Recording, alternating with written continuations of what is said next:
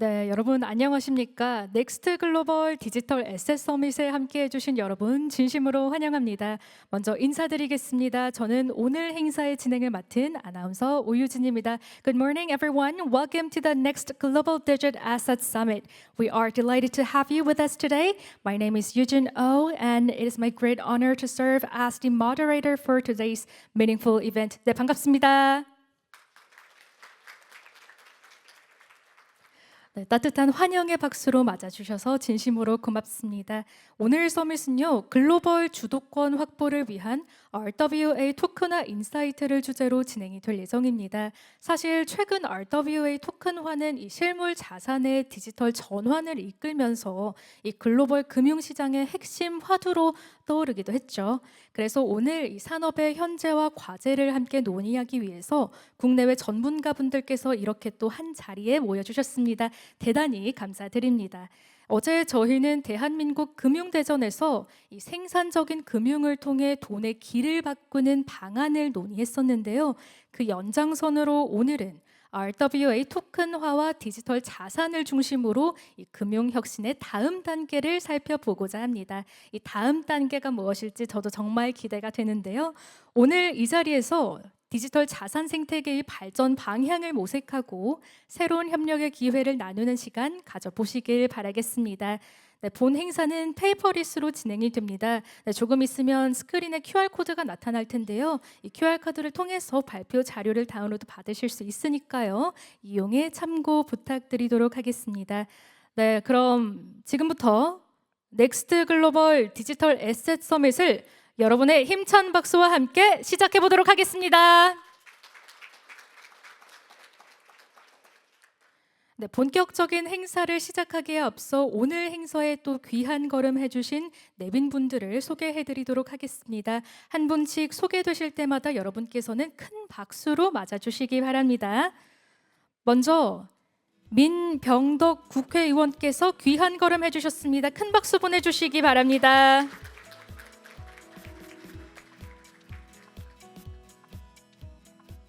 디지털 에셋의 코파운더이자 CEO이신 유발 루즈께서 참석해 주셨습니다. 큰 박수 보내주시기 바랍니다.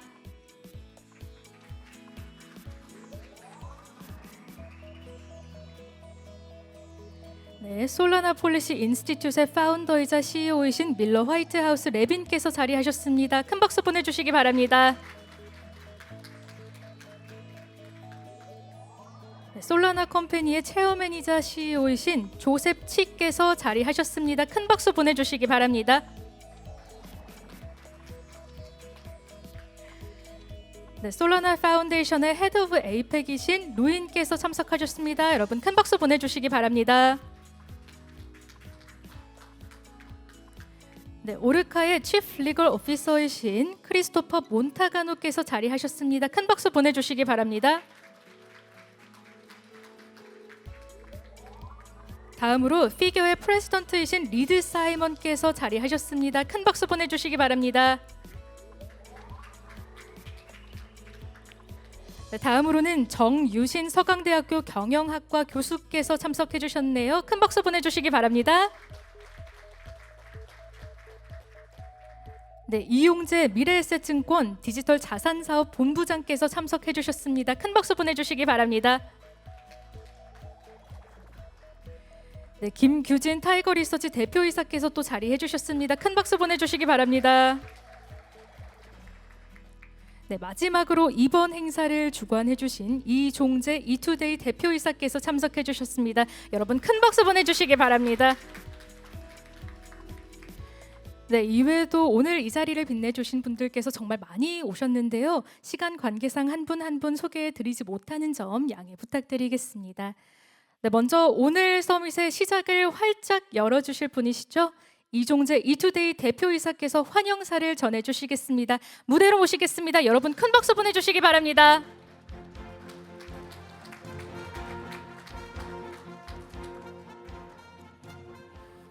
예, 안녕하세요. 이종재입니다. 감사합니다. 이런 시간, 사실 오늘 이 자리 꽉 채우는 참석자분들이셨는데 좀 이따 킥오프할 월드컵 때문에 못 오시는 거로 합니다. 그럼에도 불구하고 이렇게 자리해 주신 여러분 진심으로 감사드립니다. 특히 대한민국의 디지털 자산 산업 제도화와 혁신을 위해서 앞장서고 계신 민병덕 의원님 감사합니다. 아울러 글로벌 디지털 자산 분야를 대표하는 연사로 오신 각국분들 일일이 소개를 드려 제가 준비는 했습니다만 일일이 말씀을 안 드리겠습니다만 정말 감사합니다. Thank you for joining this summit. Thank you so much. 적절히 한 건가요? 아무 말씀들이 없으시니까. 네, 여러분 다시 한번 큰 박수 보내주시기 바랍니다. 특히 오늘 이 행사 사실상 오거나이저이신 타이거리서치 김규진 대표님 감사합니다. 그리고 오늘 좌장을 맡아주시는 정희순 교수님 감사합니다. 최근 디지털 자산 시장은 블록체인 기술을 기반으로 금융과 산업의 패러다임을 빠르게 변화시키고 있습니다. 아울러 새로운 경제 질서를 만들어가고 있습니다. 특히 세계 각국은 디지털 자산 산업을 미래 성장 동력으로 인식하고 이를 뒷받침할 제도적 기반 마련에 속도를 내고 있습니다. 이제 디지털 자산은 단순한 투자 대상을 넘어 금융 혁신을 견인하고 글로벌 경제를 연결하는 핵심 인프라로 자리매김하고 있습니다. 이처럼 중대한 전환의 시기에 개최되는 이번 넥스트 글로벌 디지털 에셋 서밋은 매우 뜻깊은 자리라고 생각합니다. 창립 20주년 맞은 이투데이는 넥스블록과 함께 디지털 자산 산업이 신뢰와 투명성을 바탕으로 건전하게 성장할 수 있도록 깊이 있는 정보와 통찰을 제공하면서 디지털 자산 산업 발전의 든든한 동반자가 되겠습니다. 다시 한번 넥스트 글로벌 디지털 에셋 서밋에 참석해 주신 모든 분들께 깊이 감사드리며 오늘 논의와 풍성한 성과가 함께하는 성공적인 행사가 되기를 진심으로 기원합니다. 감사합니다. 네, 좋은 말씀 또 가득 전해주셨습니다. 다시 한번 큰 박수 보내주시기 바랍니다. 네, 고맙습니다. 이어서 오늘 이 자리를 축하해 주시기 위해 자리해 주신 민병덕 국회의원께서 축사 전해 주시겠습니다. 무대로 모시겠습니다. 여러분 큰 박수 보내주시기 바랍니다.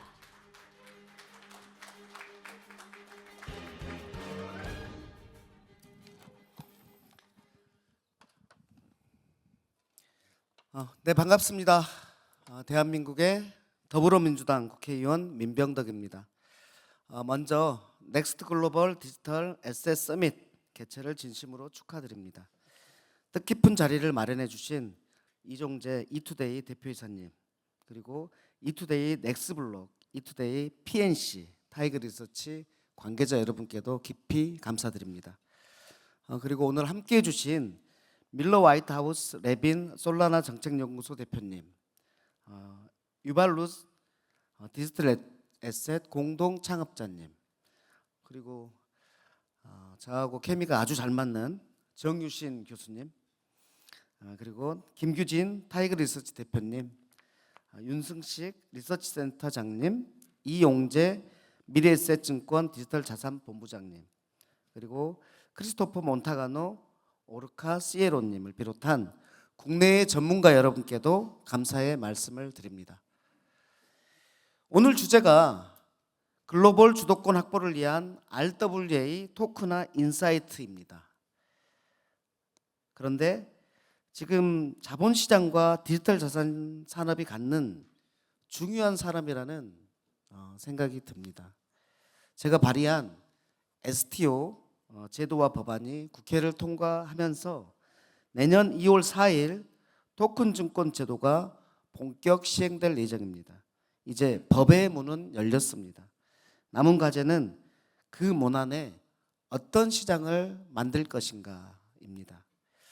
저는 한국과 글로벌 시장의 격차를 단순한 기술 격차라고 보지 않습니다. 한국에도 기술이 있고 투자자의 관심도 높고 증권 인프라도 강합니다. 문제는 기술을 실제로 금융상품으로 만들어내고 기관 자금이 들어오게 하고 발행과 유통, 수탁과 결제, 공시와 투자자 보호를 하나의 시장 질서로 연결하는 힘이 중요합니다.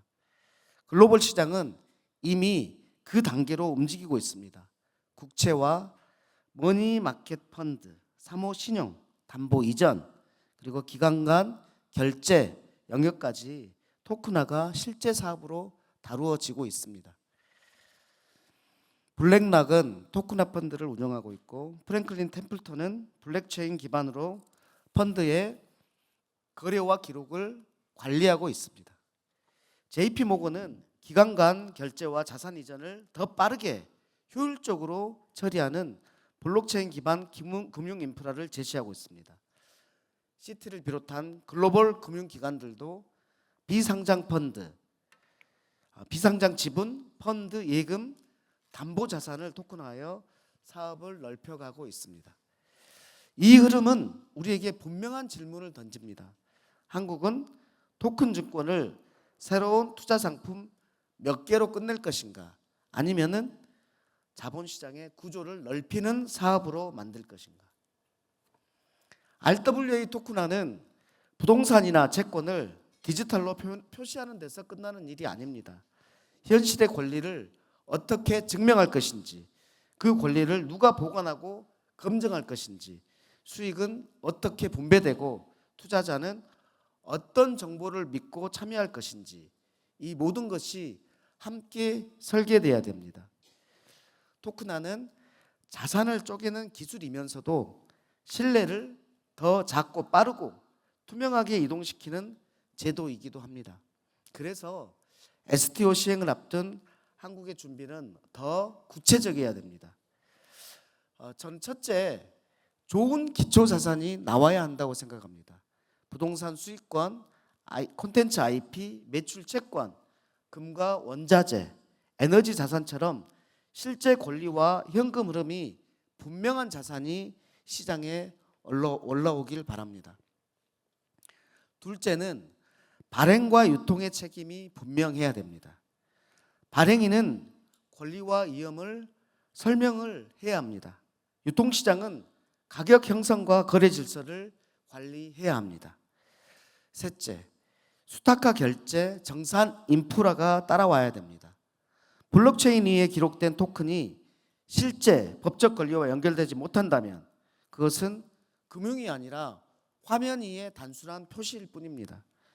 넷째, 투자자 보호가 시장 설계 안에 들어와야 됩니다. 공시, 내부 통제, 예상중 관리, 불공정 거래 방지 이런 장치들이 함께 갖춰져야 됩니다. 한국 디지털 자산 시장에 대한 기대는 분명히 있습니다. 하지만 기대만으로는 산업이 완성되지 않습니다.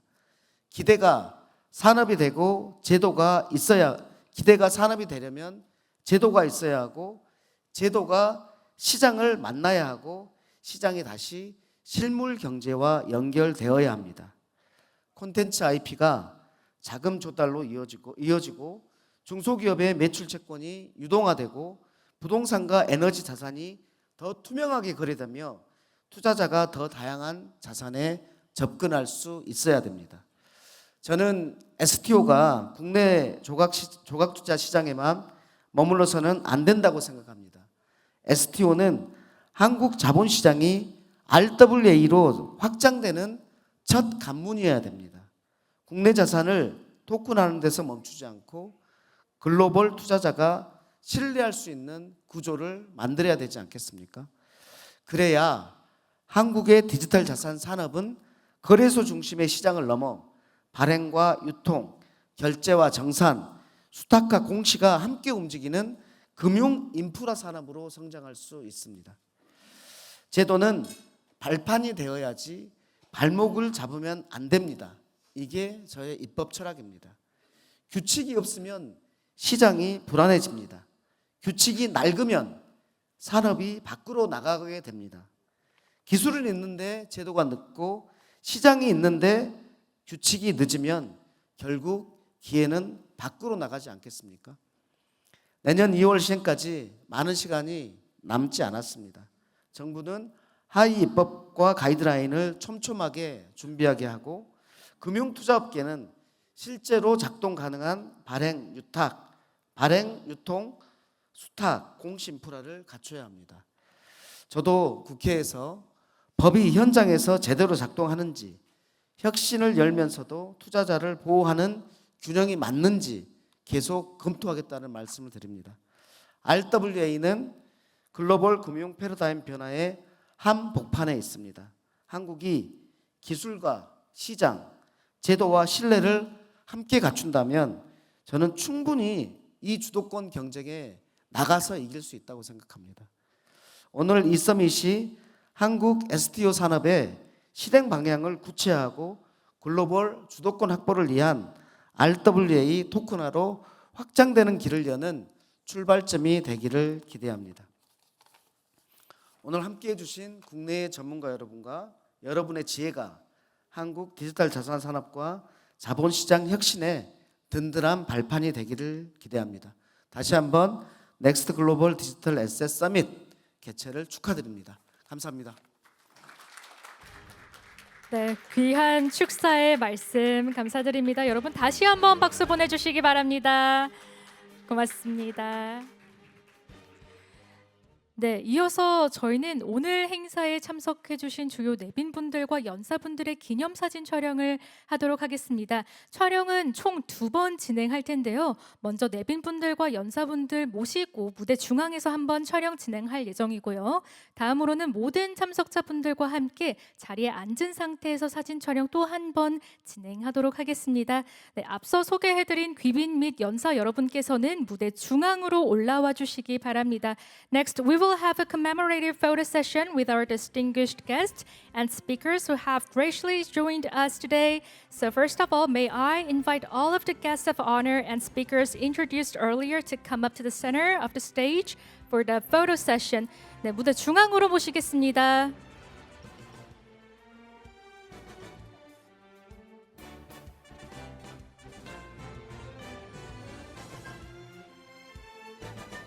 네, 도열 한번 정리해 주시고요.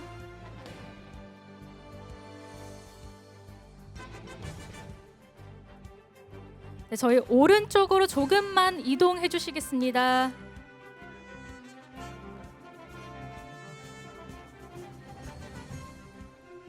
네, 좋습니다. 정면에 카메라 한번 바라봐 주시고요. Please look at the center of the camera.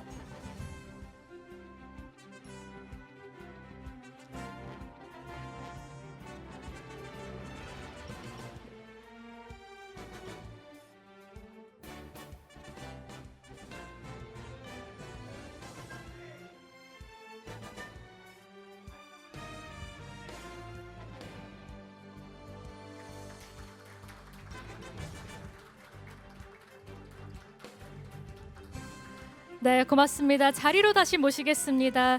저희 자리에서 앉은 상태에서 모든 참석자분들과 함께 사진 촬영 진행하도록 하겠습니다. 자리에 조심히 착석해 주시기 바랍니다.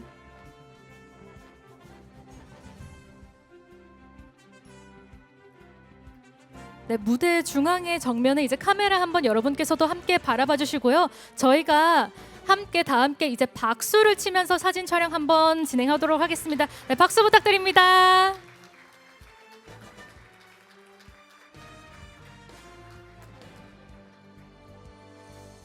네, 손 한번 흔들어 주시기 바랍니다. 네, 고맙습니다. 다시 한번 큰 박수 보내주시기 바랍니다.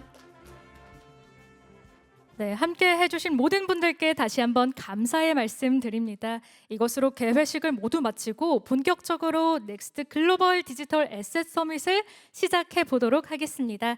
네, 오늘 행사의 첫 번째 세션은요, 웹3가 만드는 토큰화 생태계, 미래를 설계하다입니다.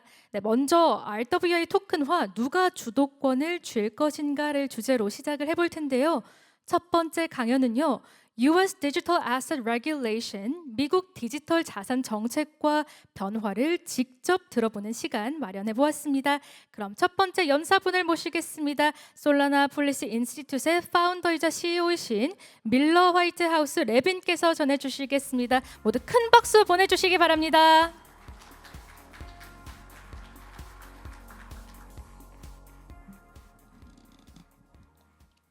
Good morning. Thank you all for being here. Thank you to Next Global, Next Block, and Tiger Research for hosting today. And thank you to all our distinguished guests for being here. I'm very excited to be here to share what is happening in the United States on the exact same questions that Representative Min mentioned. The U.S. is trying to figure out the same thing, and we've seen the development of some of the answers to those questions in the Genius Act, which passed last year, and the Clarity Act, which is being developed as we speak. So today we're going to give a broad update as to the status of those legislations, and in particular dive into the Clarity Act and what it would mean if it is enacted later this year. To start, the Clarity Act is a market structure framework for on-chain financial services. So it does a lot and is a broad piece of legislation that touches on not just token-based fundraising, but real-world asset issuance and trading, and that will be the bulk of the presentation today. The second part is the Genius Act. The Genius Act passed last year and is law already, so I'll provide an update on the implementation of that bill and where it is heading. So to begin, the first thing to keep in mind is how U.S. legislation is enacted. The Clarity Act, which is the market structure framework, passed the House last summer. It is currently under consideration in the Senate. The Senate has made many edits to the legislation already, and so if the Senate passes it later this year, the House will need to pass it again in order for the president to either sign it or veto it, and if he signs it, it'll become law. So the process to date has been the House passed it last year. The Senate has been considering it for the last 12 months and editing it since. If it passes the Senate later this year, it will go to the president for either enactment or his veto. But I think if it reaches the president's desk, our expectation is that he will sign it and it'll be law.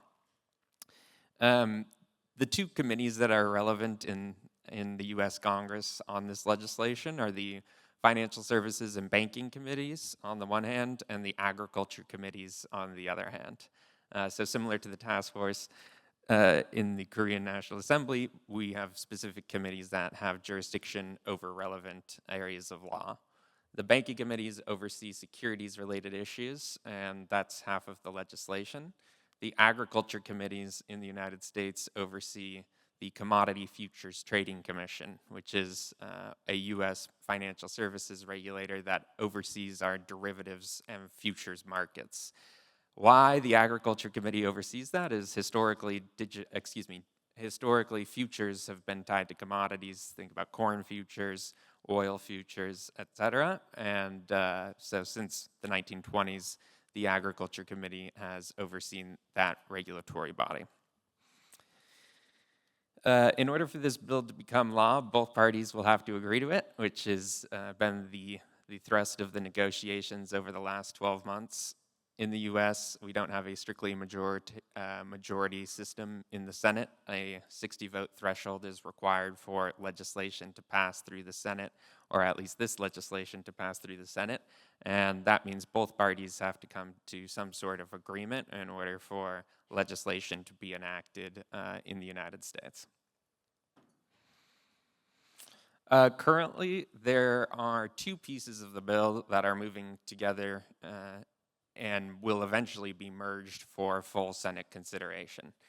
So the Clarity Act is the majority of the bill. It covers token fundraising, disclosures, the jurisdictional divide between securities and commodities, and how real-world assets will be traded on-chain. The Digital Commodity Intermediaries Act covers commodity spot market regulation, which we will get into here in a bit. As I mentioned, the House passed the Clarity Act last year. Last summer, the Senate Agriculture Committee passed its half of the bill through committee in January of this year. The Senate Banking Committee passed their half of the bill last month, and now we're in the process of merging those two bills together into one legislative package, which hopefully we'll see a Senate floor vote at the end of July, early August. So from here, to the extent everything goes well, which rarely happens in politics, the bill will go to the floor in the Senate in late July, early August. The House would pass it again in September, October, and then the president would sign it around then. Again, that's if everything goes to plan, and you never know. All right, so the three big buckets thematically that the Clarity Act attempts to do are what I have listed here. And this is a simplification. It's a 500-page bill, so there's a lot going on in there. Take it all with a bit of a grain of salt, but offering my perspective here. So the first big bucket is that the bill will establish a regulatory framework for crypto commodity spot markets. Where a crypto token is not a security, which the bill will decide which tokens are commodities, which tokens are securities, it would establish for the first time in the United States a regulatory framework for the trading of commodities. Historically in the US, the CFTC and federal regulators have not regulated what we call commodity spot markets. When you go and buy a commodity in a grocery store like corn or something else like that, there is no federal regulator for that on the financial services side of the US federal government. Of course, we have consumer protection laws and like the FDA, health and safety regulations, but there's been no market regulator for commodity spot markets historically. I think broadly Congress views that as being problematic or in need of clarification in the United States for a few reasons. Crypto markets, to start, operate much differently than traditional commodity markets. Crypto tokens are traded on exchanges. They operate and look and feel a lot more similar to financial assets than they do to traditional commodities. And they're traded on exchanges that operate and function quite similarly to traditional financial services intermediaries. That is also where price discovery happens on the spot markets in the US, unlike traditional commodities as well. So taking those two things together, I think Congress is committed to ensuring there's consumer protection framework implemented for the intermediaries that operate those markets. Decentralized crypto exchanges like Coinbase, like Kraken in the US, would be federally regulated and licensed for the first time. So that is the commodity or agriculture portion of the bill. And the obligations would fall on three categories of intermediaries in the crypto space. The first are exchanges. So exchanges would have listing requirements. They would be obligated to conduct disclosures about the assets they're listing for their consumers. So, for example, if you list Bitcoin, you would be required to post the Bitcoin white paper, explain to people how it works, what the inflation schedule is, the risks of investing in it, etc., if you're an exchange operating in the space. The second broad category of intermediaries that would be newly subject to regulation are digital commodity brokers. So similar to traditional brokers in financial services, they would have fiduciary obligations to their customers to act in their best interest for crypto trading. And then the third is custody. So custody of spot commodity crypto assets would be newly regulated by this bill. If you're a consumer and holding crypto assets at a financial institution today, that's not federally regulated, and the bill would create a new category, digital commodity custodian, and subject them to the same types of regulations that custodians in the securities markets and futures markets are already subject to. So broadly, I would say that that portion of the bill is perhaps the most novel in that it would establish the first commodity spot market regulation in the United States, but the least controversial in that everyone agrees these businesses should have federal regulation, should be subject to consumer protection obligations, should be subject to disclosure obligations to their customers, and it's really, devil is in the details, so to speak, but there isn't a broad disagreement that those businesses should be subject to federal oversight. Moving along to the Clarity Act, so the security side of the legislation, I would say that is where the vast majority of the excitement is and where a lot of the debate has been around over the last 8 years. The first bill to try and regulate the crypto markets was the Digital Commodity Exchange Act back in 2018. And this process has been going on for quite a while and obviously has built up a lot of momentum. But the core issue that this portion of the bill has been trying to resolve is when a crypto asset is a security and subject to the securities disclosures laws, securities secondary trading laws, and when they are commodities not subject to those types of securities regulations. And what the bill does is currently really tries to punt on that issue and say all of these things are digital commodities, but under certain conditions, they are going to be subject to securities-like disclosure requirements and securities-like secondary trading requirements, which we'll get into in a second. So I would say the net effect of what the second part of the bill is trying to do is to end all the debate that has been plaguing the United States legal system for the last 10 years around when is an asset a security, when is it not, and put that to bed, so to speak. The last and I would say newest bucket, which is perhaps most relevant to the topic of conversation today, is it would direct the federal regulatory agencies, in this instance, the Securities and Exchange Commission and the Commodity Futures Trading Commission, to figure out how the assets within their jurisdiction today can trade on public blockchains. So, for example, Section 601 of the bill directs the Securities and Exchange Commission to conduct a series of rulemakings that would create a framework for the secondary trading of tokenized securities on-chain. So think about today, those assets are traded on the New York Stock Exchange and NASDAQ. The bill would tell the SEC that it needs to figure out how those those tokenized assets can trade on public blockchains. The same is true for futures and derivatives markets. Today, those are all traded on venues like ICE and CME, and the bill would direct the CFTC to create a pathway for those assets within their jurisdiction today to trade on public blockchains and to fill in all the details as to how that will work. The third portion of the third part of the bill is specifically targeting banks in the US and what they would be able to do on-chain. So unlike most other businesses in the US, banks really can't do anything without having prior authorization from their federal regulators and the government. And so even if banks want to be using public blockchains today, they aren't allowed to until Congress or the federal regulators give them explicit permission to do so.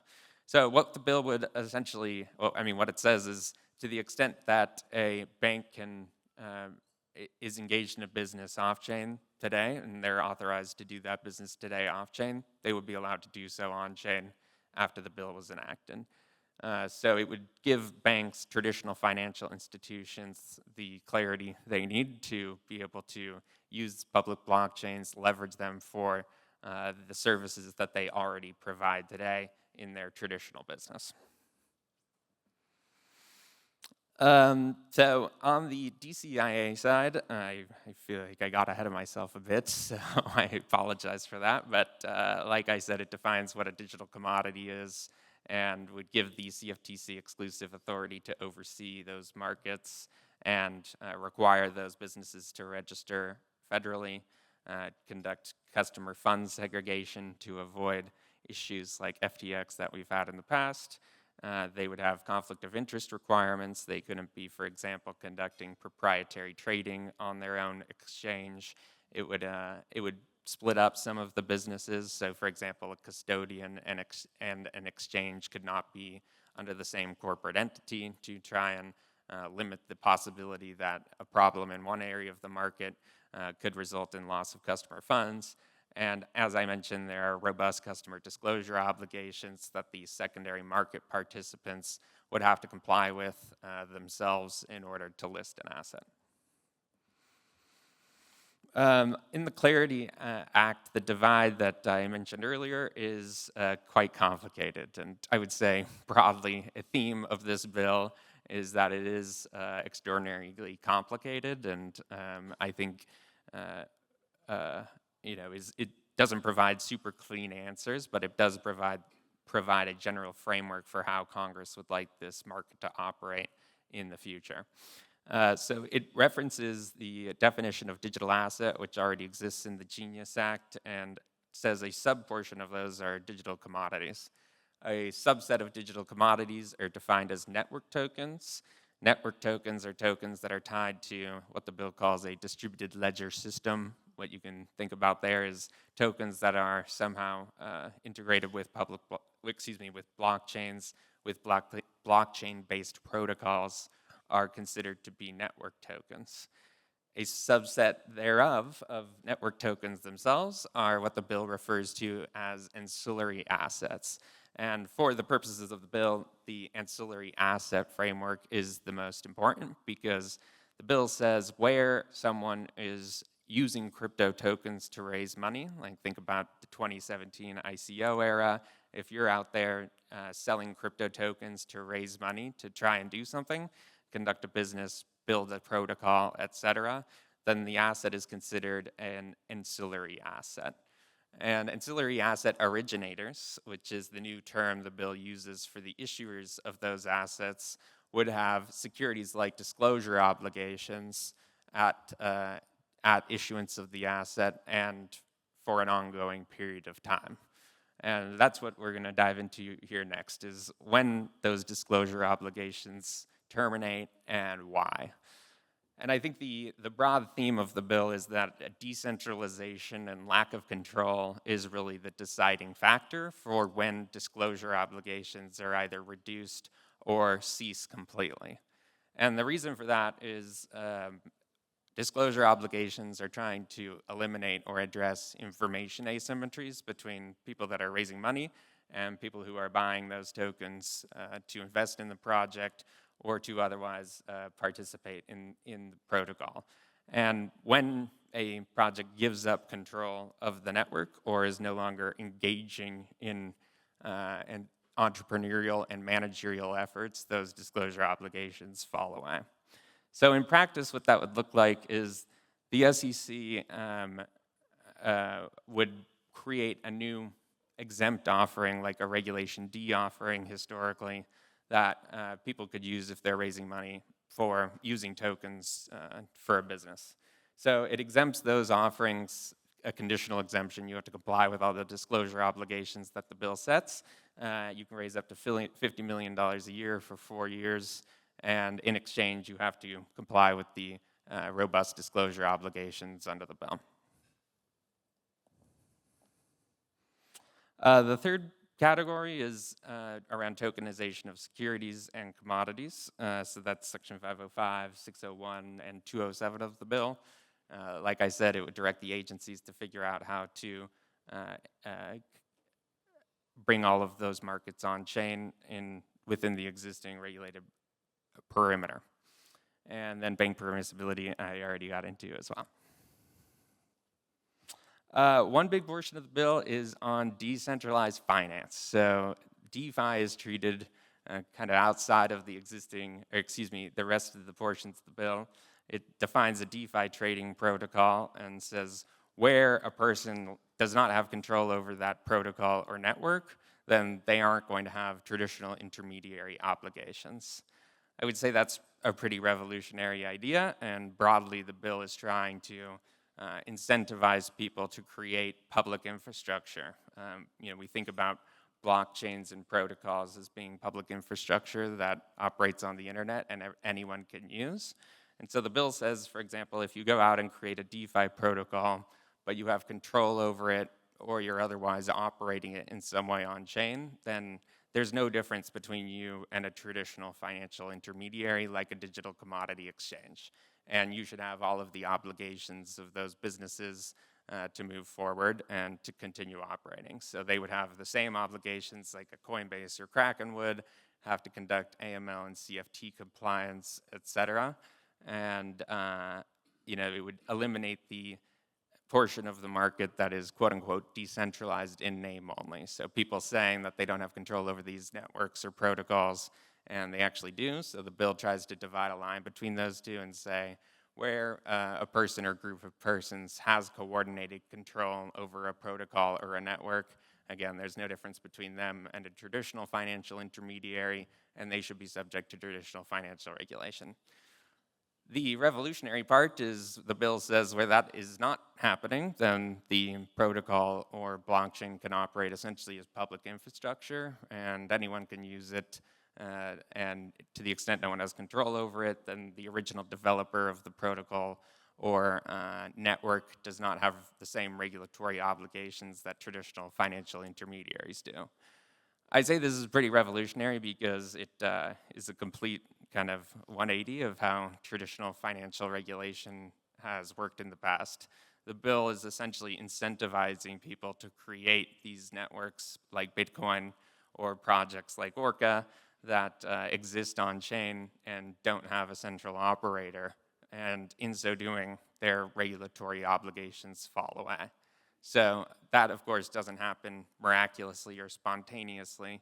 People have to raise money to build these things and work on them for several years. But to the extent after progressive decentralization and a diminishment of control, then they could just operate as like the internet does today, and anyone in the world could use them, and the US would be essentially endorsing that and trying to incentivize the creation of those kinds of technologies via this bill. So I would say that that is perhaps the most exciting portion of the bill and is very revolutionary. The other portion of the bill that has been subject to much discussion recently is it empowers law enforcement to police crypto markets in a way that they traditionally haven't had the authority to do. So, for example, to the extent a DeFi protocol or blockchain protocol is controlled, like I mentioned, they would have the same obligations that traditional financial intermediaries do to conduct AML and CFT. The second big development in the bill is it would subject front-end interfaces. So to the extent you're using a DeFi protocol on chain using a website or a wallet interface, those websites and wallet interfaces will be subject to US sanctions obligations if they're serving US persons. That's also a new authority that the Treasury Department would have if this bill is enacted. The third is around DeFi risk standards. So there's a section of the bill that asks the Treasury Department to create a list of best practices in consultation with the industry to try and reduce security vulnerabilities across on-chain markets. So Congress and the industry would be required to come up with best practices to, for example, prevent hacks and make sure that the protocols operate as they are supposed to, and incentivizes people to implement those standards if they're operating a protocol on-chain. The clock keeps running. So the bill, directs over 40 rulemakings, and I think that's an important thing to keep in mind. The legislation is takes quite a macro view of the issues and doesn't really get into nitty-gritty details like financial regulation in other areas of the market. So for a lot of these issues, like bringing RWA assets trading on-chain, it says the federal agencies need to figure this out and fill in the details themselves via rulemaking. So the bill has many deadlines for all of those rulemakings, but I think no one expects those deadlines to be respected. For example, after the 2008 financial crisis, the US passed major legislation that directed the agencies to conduct a bunch of rulemakings. This is now 18 years ago, and I think only 80% of those rulemakings are done, even though the deadlines for them to be completed were over a decade ago. So I think to the extent the bill passes, we'll be looking at over a decade of rulemaking to fill out the implementation details, and I think that's important to keep in mind. Like, even if this bill passes, not all of the answers will be immediately available, or not all the legal questions will be immediately resolved, but the gist or the macro direction of how the the U.S. Congress wants those questions to be answered will be established. That's also the most important part of why the bill is important for financial institutions and for people working in crypto. Right now, I think the big fear of financial institutions is that because there is no statutory framework in place, you can't make long-term decisions with any certainty that the legal framework and regulatory framework that you're operating under today will survive through the next administration. So I think for businesses to really invest and start using these things, we have to eliminate the fear that come 2028 or the next election, if a administration comes into power that doesn't like crypto as much, they're going to say all of this needs to stop and put you out of business. So I think that certainty is what the markets are looking for, and certainly what developers are looking for. Next is the Genius Act. So this one is a bit more boring because it already passed, and I think broadly people are familiar with how it works. What the bill is trying to do, in my view, is create new demand for the US dollar and new demand for US treasuries and debt. It says permitted payment stablecoin issuers can issue US dollar stablecoins, sets reserve requirements for those assets, and also, has a section on foreign issuance and how foreign issuers of dollar stablecoins can operate. That bill had a bunch of rulemakings as well that are currently in process of being implemented. So, for example, the OCC, the Treasury Department, FinCEN, all have open rulemakings right now, filling in the details of the Genius Act. The Genius Act was an example of legislative simplicity. I think it was only 60 or 70 pages, and there's, I think, 10 or 12 rulemakings directed through it. I expect at least half of those to be done on deadline, which is January of next year. So the Genius Act is implementation of the Genius Act is moving quite quickly, and I think will be largely done by the end of this administration. Whether the Genius Act has worked or not is a good question, and I think the direction of travel is quite clear. I think issuance of dollar stablecoins has tripled since the Genius Act was implemented and continues to accelerate. So there is certainly, I think, the Treasury Department and Congress is pleased with how the markets have reacted to the bill to date, because again, it's in the U.S.'s national interest for more people to be buying dollars, using dollars, buying U.S. debt, and that is happening. So I think the legislature and the administration is pleased with how it's going so far, and we'll see, if that trend continues. The comment periods are open, so if you have thoughts for the U.S. Treasury Department, now's the time to tell them how to implement the Genius Act.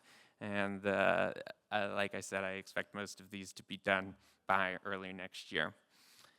There is a treatment for foreign issuers of dollar stablecoins in the Genius Act, and that is also subject to rulemaking. So if any folks in the room are interested in issuing a dollar stablecoin, happy to discuss further, and there are things you should be thinking about if you are interested in doing that. So I think the story that this Congress has been thinking about is the U.S. broadly adopted a two-track path, one for dollar stablecoins and how they're regulated, and the other for crypto markets themselves and how traditional financial services can operate on public blockchains. So the idea is those are two pieces of the same picture, and will be integrated if this bill passes later this year. And here's the year ahead. So, to the extent the legislation is passed, which I would say has about 50-50 odds this year, I think it would happen in Q4. And then we would begin a 10-year rulemaking process, and I think Congress will be ready to not talk about crypto for at least a decade, because there's definitely crypto digital asset fatigue in Congress at this point. It's been subject to debate for many years now, and I think Senator Warner, a senator from Virginia in the United States, recently said that he's in crypto hell. So I think everyone's ready to get the bill done and move along. Thank you. 네, 유익한 강연 감사드립니다. Thank you for your insightful presentation. Thank you very much. Please return to your seat. 여러분 다시 한번 큰 박수 보내주시기 바랍니다. 네, 오늘 강연을 통해서 이 미국 디지털 자산 정책의 최근 변화와 또 규제 환경 그리고 글로벌 시장이 바라보는 RWA 토큰화의 가능성에 대해서 살펴볼 수 있었는데요. 특히 이 RWA 토큰화 시장의 성장 속에서 미국에서는 어떤 제도와 정책이 마련되고 있는지 그리고 왜 이 규제와 제도가 중요한지 생각해 볼 수 있었던 시간인 것 같습니다. 네, 이어서 저희는 패널 토론을 진행해 볼 예정인데요. 이번 토론에서는 이런 글로벌 흐름을 바탕으로 RWA 토큰화 시장의 현재와 미래를 더욱더 심도 있게 살펴보는 시간 가져보도록 하겠습니다. 네, 또 저희가 전반적으로 현재 다루고 있는 얘기가 RWA 토큰화 누가 주도권을 줄 것인가이기 때문에 이번 토론을 통해서 다양한 시각과 전망을 또 살펴볼 수 있을 것 같습니다. 그리고 그 해답도 한번 엿볼 수 있지 않을까 싶습니다. 과연 앞으로 글로벌 시장의 주도권은 누구에게 향할지 또 한국은 어떤 역할을 준비해야 할지 함께 고민해보는 그런 의미 있는 시간이 될 것으로 기대가 됩니다. 네, 이제 얼추 자리 정돈이 마무리된 것 같은데요. 네, 그럼 저희 자리 정돈 한 번 더 다시 진행해 보도록 하겠습니다. 잠시만 기다려 주시기 바랍니다. 네, 이제 곧 저희는 패널 토론을 진행할 예정이니까요. 모두 자리에 착석해 주시기 바랍니다. Please take your seats as we are going to proceed the panel discussion.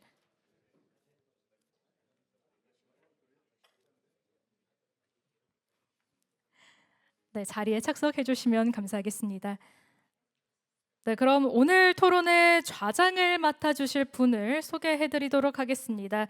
디지털 금융과 블록체인 산업 전반에 폭넓은 식견을 가지고 계신 정유신 서강대학교 경영학과 교수께서 좌장을 맡아주시겠습니다. 또 함께해 주실 패널 두 분 역시 글로벌 토큰화 생태계의 최전선에서 활약하고 계신 전문가 분들이십니다. 솔라나 폴리시 인스티튜트의 밀러 화이트하우스 레빈 CEO 그리고 솔라나 파운데이션의 헤드 오브 에이펙 루인이십니다. 여러분 큰 박수로 맞아주시기 바랍니다.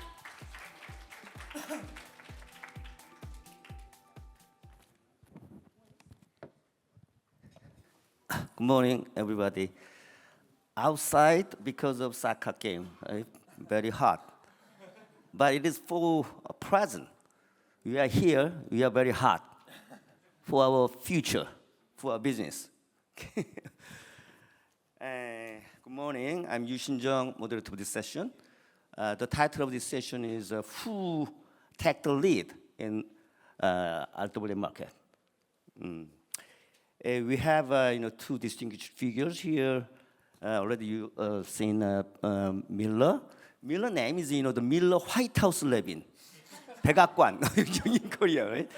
You know what I'm saying? Yeah, Miller White House, the vice chairman of Solana, and also the head of the policy institute, right?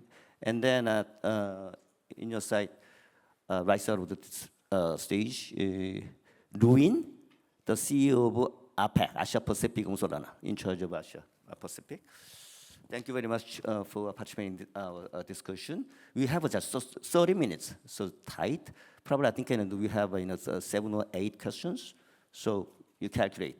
3 or 4 minutes a question. To begin with, anyway, globally, RWA market is very fast growing.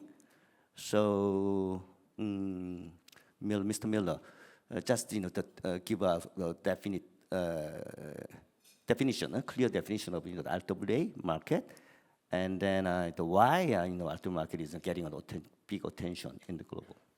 Sure, happy to. Thank you all again for hosting us here today. I would say that there is no clear definition of what an RWA is, but and I think if you ask someone or anyone, they would have a different answer. My answer is an RWA is the tokenization of any asset that exists off-chain and creating a representation of that asset on-chain via a token. Tokenization is that process. You're taking, for example, a security and putting it on a blockchain, or you're taking a title to a house and putting it on a blockchain.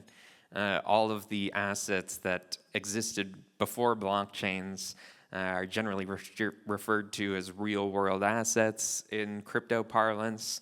And the implication of what tokenization is we're just putting those traditional assets or assets that exist outside of the native blockchain ecosystem on chain, so that they can be traded on chain, they can be traded against each other, and you can use the efficiency and global reach of a public blockchain to trade those assets, leverage them, collateralize them in a way that you couldn't in the traditional financial system. Why those are becoming very popular, I think, has broadly two answers. I think number one, at least in the U.S., there's less hostility and now quite an open embrace of crypto rails as financial rails in the United States. The administration is focused on developing the space domestically, and institutions, of course, have to follow the lead of the government to a large extent, especially financial services businesses who are subject to comprehensive regulations. So I think on the one hand, the improving regulatory environment, the improving clarity that in the legal system is giving financial services institutions the confidence they need to start experimenting with these things. I think the second is, for several years, financial institutions have been, I think, a little reticent or scared or skeptical of blockchains, and I think that is changing at the same time. So many large U.S. financial institutions are investing in experimentation with public blockchains, trying to figure out how public blockchains can make their businesses better or more efficient. And I think those two trends together is why there's been such a major interest in it in the U.S. at least. If I add that, the technology blockchain, right? Anyway, it is that contributes to efficiency, right? Efficiency of our financial system. So I think it's kind of RW market is one of the key things to fixing all the problems of traditional financial the market, right? Exactly. That's what RWA refers to, is just how can we use the efficiency gains and distribution advantages of blockchains and apply them to traditional financial markets. Anyway, you given the excellent presentation about the regulatory framework, particularly in USA. So we move to the regulatory framework. I think the RWA market is just you emphasized, and also the 민명덕, the 더불어민주당, the congressman emphasized as well. Regulatory framework is pretty important, particularly for new market or new industry to grow. And the USA RWA market is fast growing right now. So I think probably it's because of the regulatory framework. How is the the USA digital asset, including RWA policies and regulatory framework, as the shaping right now, and where are they heading? So as I mentioned in the bill directs the federal agencies to figure out how those RWAs should trade and operate on-chain in the context of securities and derivatives. It doesn't really talk about anything beyond those kinds of assets. So I think that would be the next stage, and we'd figure it out after the Clarity Act. But really, securities and derivatives markets are the focus right now, because they're already within the jurisdiction of the U.S. federal financial regulators, the SEC and the CFTC. I think one thing to keep in mind is, even if the Clarity Act does not pass this year, knock on wood, the SEC and the CFTC are still going to do those kinds of rulemakings without the mandate from Congress to do so. They are able to do that because they have plenary jurisdiction over those markets today and can conduct rulemaking to bring those markets on chain with or without new legislation. So my expectation is they will do that this administration, regardless of whether the bill passes or not. The big question is, how durable will those frameworks be if they're not mandated by statute? Again, and to the extent, for example, Senator Elizabeth Warren in the U.S., a politician that does not like crypto, becomes the president, then she could rescind those rules on January 20th, 2029, and you can operate those markets on chain anymore. So I think that's going to happen, at least for securities and derivatives markets, which is nothing to sneeze at. That's, we're talking about over, I think, $100 trillion in assets. And I think that's going to happen this administration no matter what. The durability of those frameworks beyond this administration is what will be, I think, determined by whether or not the Clarity Act passes. I think, the Clarity bill, right? Many people in this area in Korea are pretty much interested in the Clarity bill, whether it is passed through the USA Parliament this year or not. But probably I think even though it is not passed through this year, but first half of next year, as possible. I don't think so. I think, unfortunately, I think if we have an election in November of this year, the midterms, and everyone's expectation is that the Democratic Party will win at least control of the House of Representatives, if not both the House of Representatives and the Senate. They are less interested in legislating on this issue, and so I think to the extent the bill is not passed this year, then it will probably not pass this decade. So it's quite important we try to get it done now, because I think we'll be talking about the Clarity Act in the 2030s if it doesn't happen this year. And like I said on the stage, I think it's about 50-50 odds, which is extraordinarily high in my opinion for a bill's prospects. It's at the level of national politics already. We have Jamie Dimon commenting on it and cabinet members commenting on it. So it's certainly close, but the world keeps turning even while crypto legislation is being considered. So, for example, if there's some new crisis or something that the Senate needs to respond to between now and August, then they're going to have to respond to that, and maybe there won't be time for the bill to be even considered on the floor of the Senate. So, you never know what's going to happen or what's going to pop up that's going to throw a monkey wrench into the works of the plan, but we are hopeful and it's close. Thank you. But anyway, it is passed through the bank committee, right? So it's a marvelous thing. Yes, it's already passed the House. It passed both the Agriculture Committee and the Banking Committee. Now it just needs a Senate floor vote. And I do think if it passes the Senate, it will become law before the end of the year. So I think the date to be looking at, the deadline to be looking at is August 7th, because that's when the Senate leaves for to go campaign for re-election in November. But I do think if it is passed through the Senate by August 7th, it will become law this year. Anyway, the political things is very complex, Congressman here. But I think anyway, the clarity bill is progressing. And you say TTCC, right? Giving guideline already, and then we understand at the beginning of next year, right? Genius Act will be enacted. I think probably after that time, the market, the digital asset market and the RW market will be, I think the USA booming, right? Let's move to the insider market. Insider market. I think how can I say?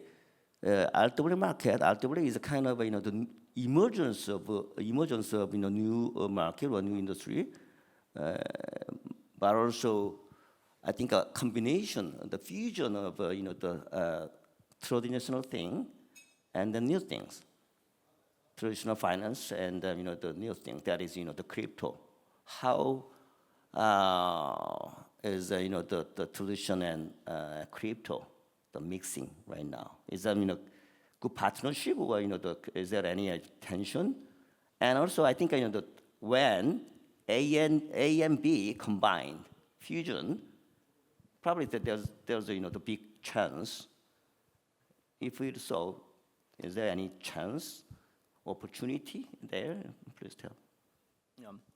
I think right now there's absolutely, from what we see, there's two markets existing.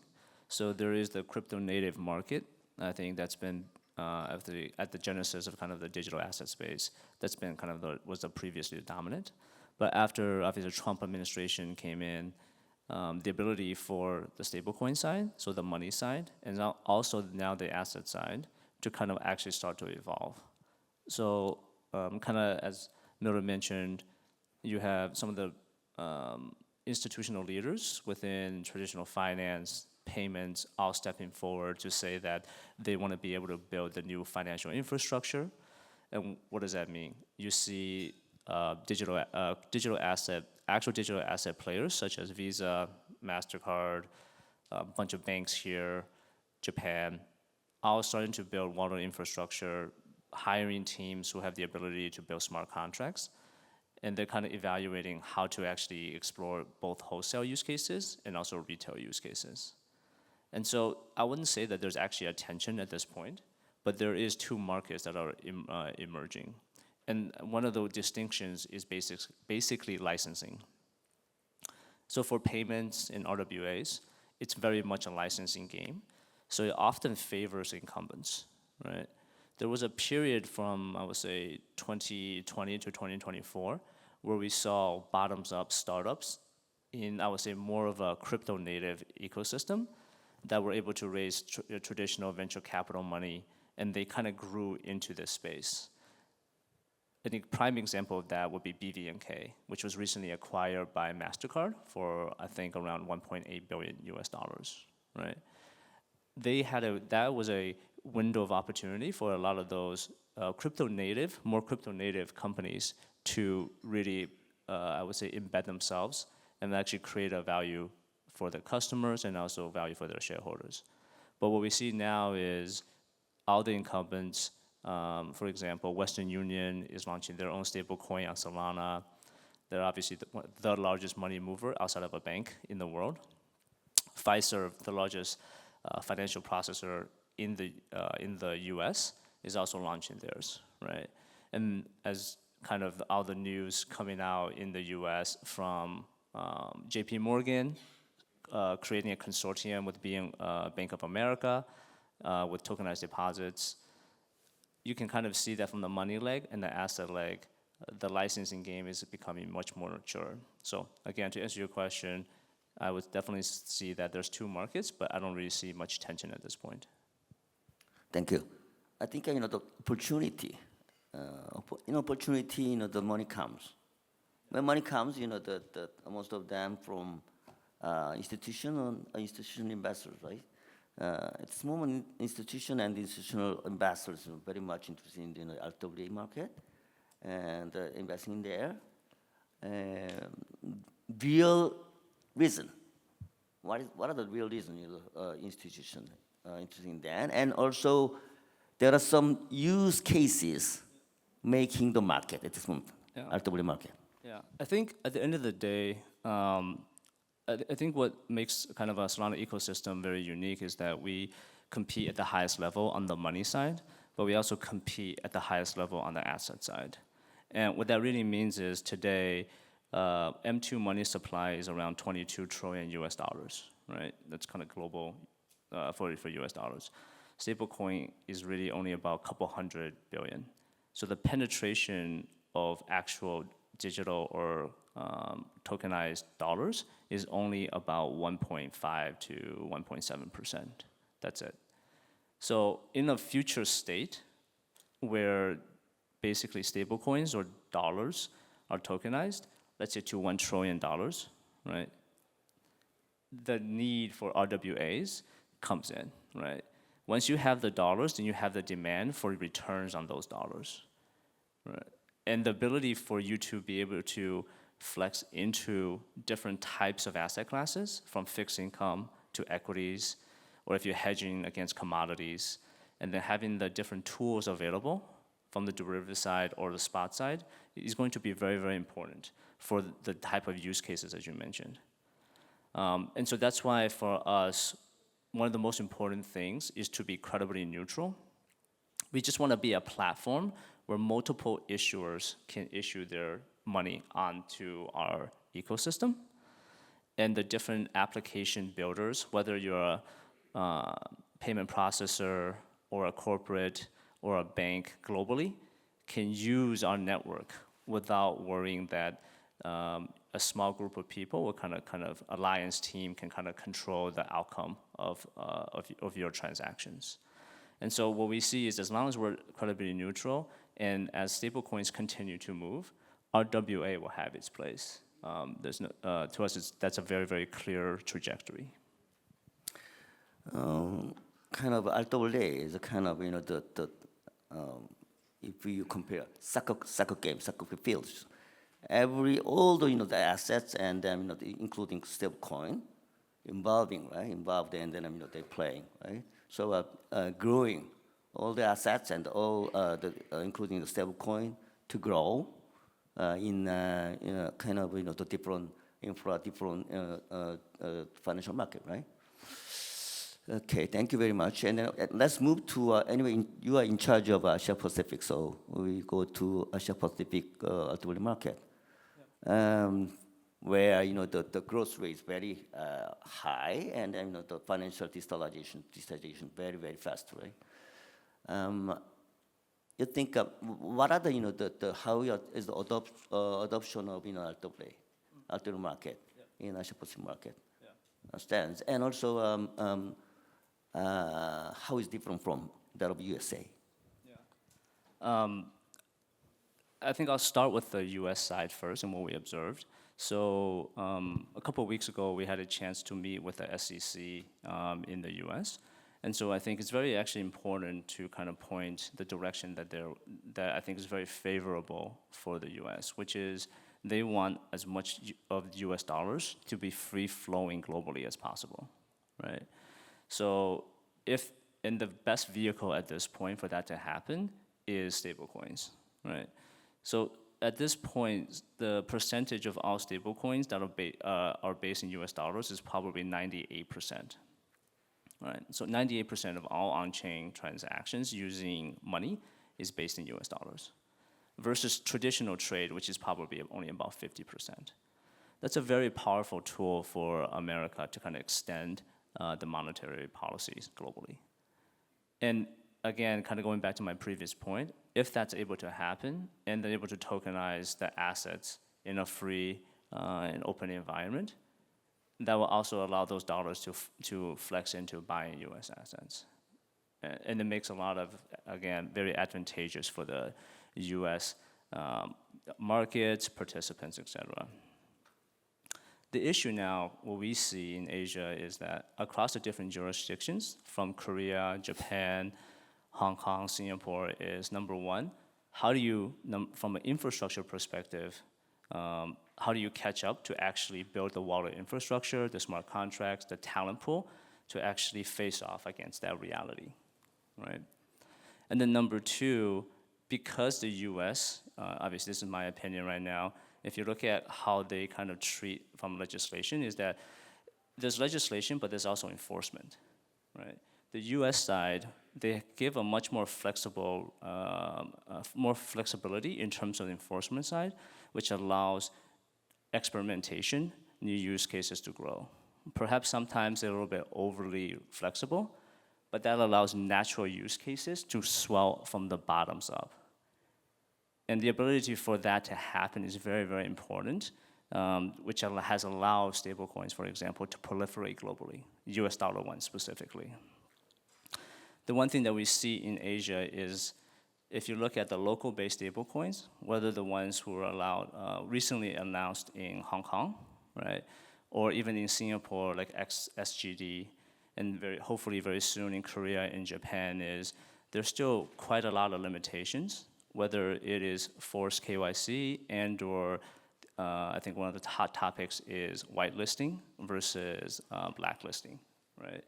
Those are kind of, I would say, things that different jurisdictions need to have more clarity on, so financial operators, payment companies can have the ability to actually figure out how do we play off against the US dollar stablecoins.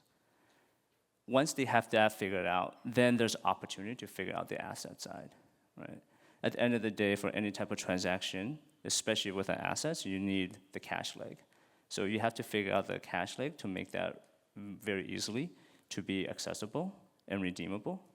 And then the assets will have the ability to have liquidity, right?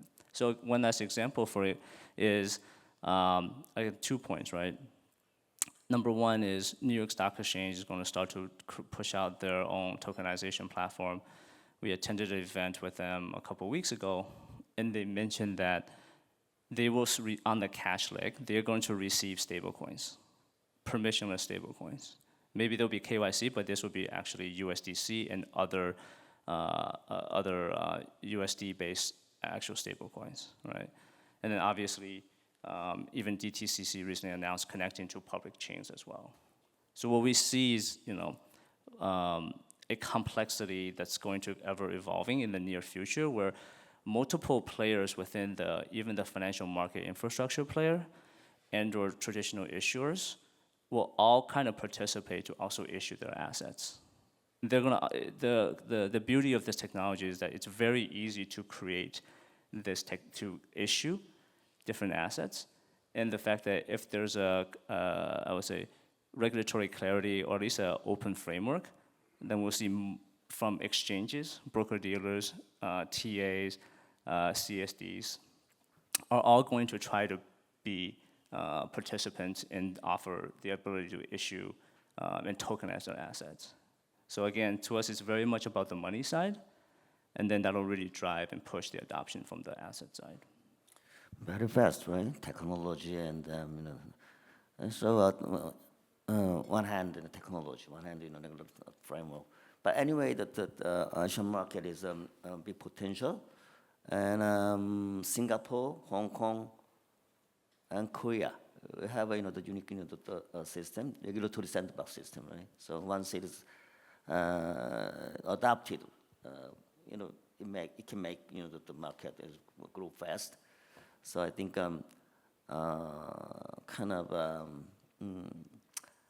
as far as the blockchain network company is a concern, right?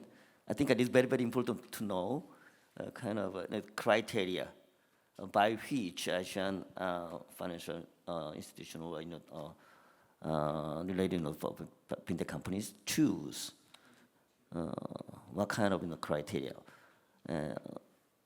How do you think? What are the criteria, the critical criteria, and then what does it mean for Asia Pacific region?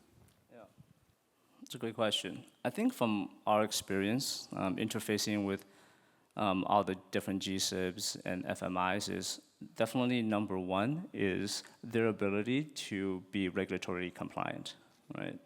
That's, I think, it's a hygiene factor that you must hit, or JP Morgan will not work with you, right? The Shinhan banks in Korea will not work with you. The DBSs of the world will not work with you. So that's number one.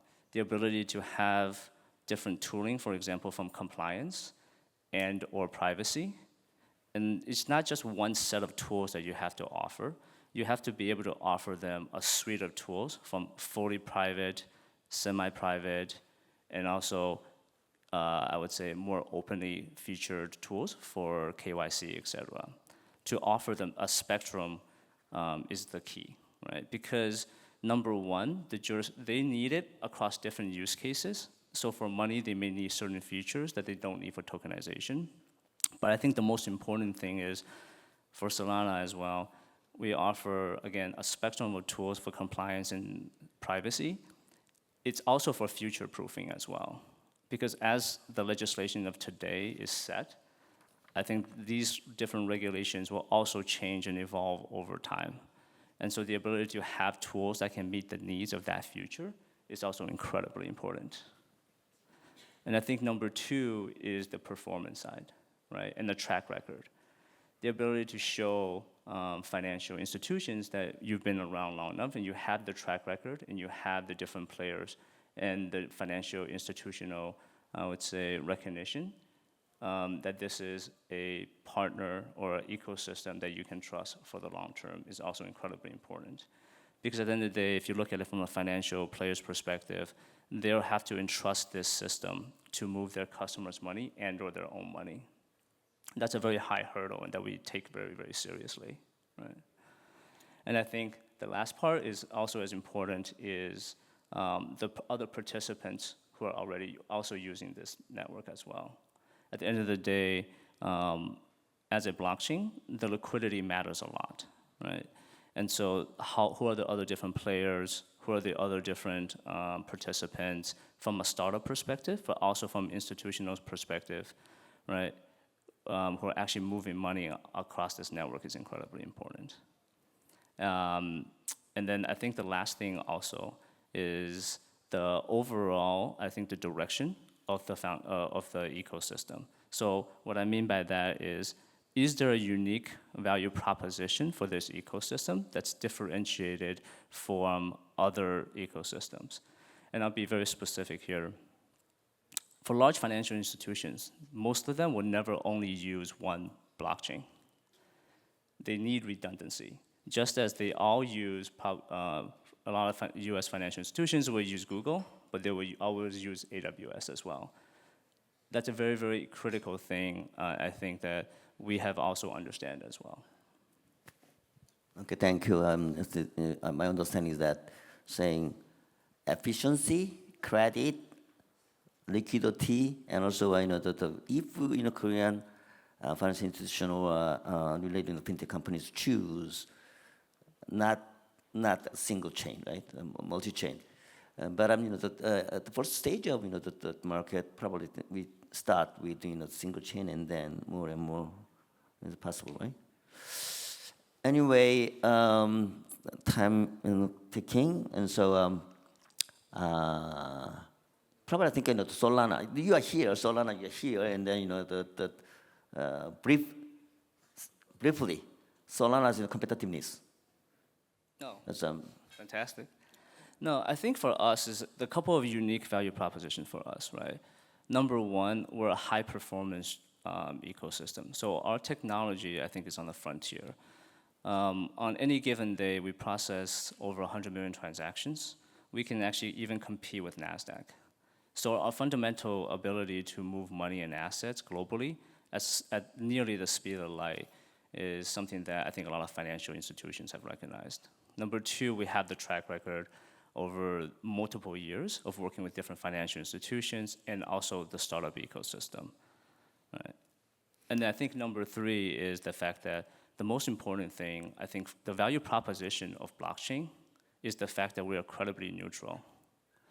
And we welcome all different financial institutions to build on top of Solana, whether you're in Korea, Latin America, Middle East, you can freely join, but we obviously offer permission and privacy tools that allow financial institutions to execute transactions with high confidence and degrees of freedom as well. It gives signal, and but time is tight, bit tight. But the final question to you. I think give a kind of key factors of the RWA market. For the people, market participants here together. The capture market, right? What are the key factors? And then what should Korean financial institution or relating to fintech companies to prepare for that briefly? Yeah. I think for Korea, I think based on all the conversation we've had with Korean institutions, I think they're doing the right thing. The most important thing is the ability to build the actual fundamental infrastructure today, and then you can't do anything until the regulations are clear, right? But the ability to experiment, run different POCs is quite important. But I think the other part of that is to be able to work with the government and potentially create the use cases as necessary. I don't think the different use cases today in Korea can be sustainable over the long term if it's just done by the private sector. This really needs to be a public-private partnership. Because again, what's happening outside of Korea on a global scale with the US dollar stablecoins freely moving and the assets freely moving is something that at this point the regulations is not really prepared for. So I think the feedback and the communication between the private and the public sector will be the most critical point for RWAs to be able to take off.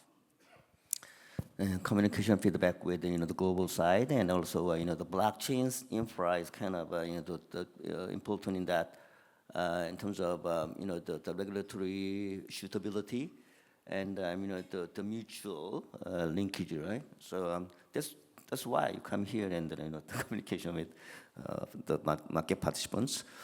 And time is tight, but we want to some question or opinion or comments from audience. Just one, if any. Raise your hand, please.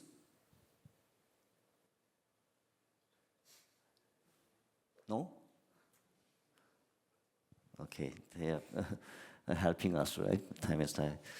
Okay, thank you very much. This session, that's it for this session, and give a big hand to the distinguished two people. Thank you very much. 네, 다양한 인사이트 전해주신 세 분 진심으로 감사드립니다. 자리로 다시 모시겠습니다. Please return to your seats. Thank you very much.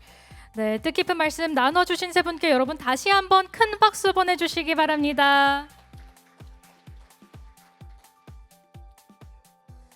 네, 저희가 토론을 통해서 이 RWA 토큰화를 둘러싼 이 정책 방향과 시장 가능성에 대해서 또 많은 이야기를 나눠주셨습니다. 네, 지금도 반갑게 또 감사의 인사 서로 나누고 계시고요. 오늘 토론에서도 여러 차례 언급되었듯이 이 RWA 토큰화는 이미 글로벌 금융시장에서 현실이 되어가고 있습니다. 아무래도 각국에서 규제 환경이 또 명확하게 자리 잡아가는 과정에서 이 신규 시장이 많은 관심을 가지고 있는 것 같습니다. 네, 특히 레빈께서 말씀해 주셨듯이 미국에서는 클래리티 액트를 비롯한 디지털 자산 관련 법안 논의가 활발하게 진행되고 있는 것 같습니다. 네, 저희는 좀 정리를 한 후에요. 바로 다음 발표로 이어지도록 할 테니까요. 조금만 기다려 주시기 바랍니다. 고맙습니다.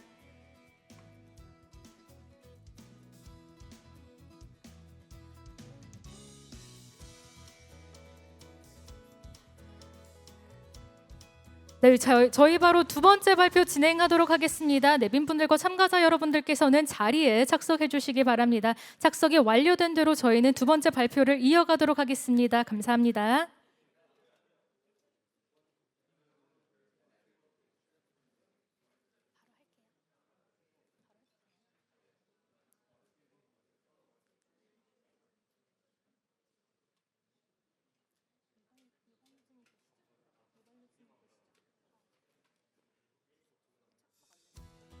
네, 저희 이제 곧바로 두 번째 발표 진행할 예정입니다. 참석자분들께서는 모두 자리에 착석해 주시기 바랍니다.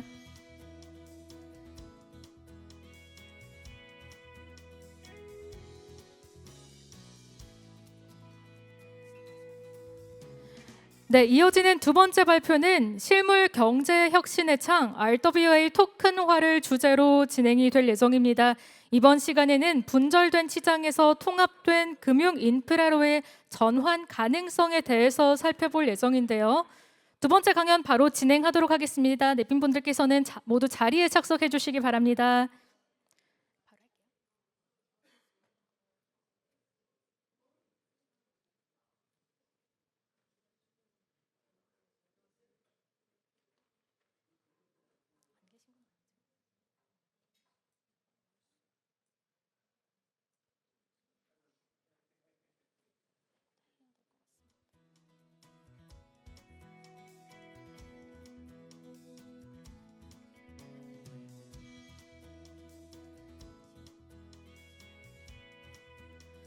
네, 저희 곧바로 두 번째 발표 진행하도록 하겠습니다. 참석자분들께서는 자리에 착석해 주시기 바랍니다.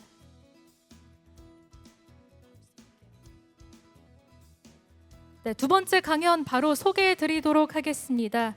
From Fragmented Markets to Coordinated Financial Infrastructure이라는 주제로 디지털 에셋의 co-founder이자 CEO이신 유발 루즈께서 발표를 진행해 주시겠습니다. Please welcome Mr. Yuval Ruz to the stage with a big round of applause.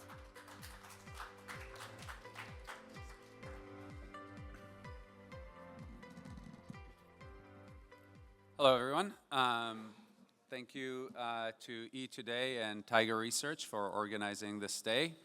Thank you for the minister for the opening remarks. And just a quick update, the game is still 0-0. So hopefully South Korea is going to win by the end of my panel. As we talked about, we're here to talk about coordinated market, but just real quick background.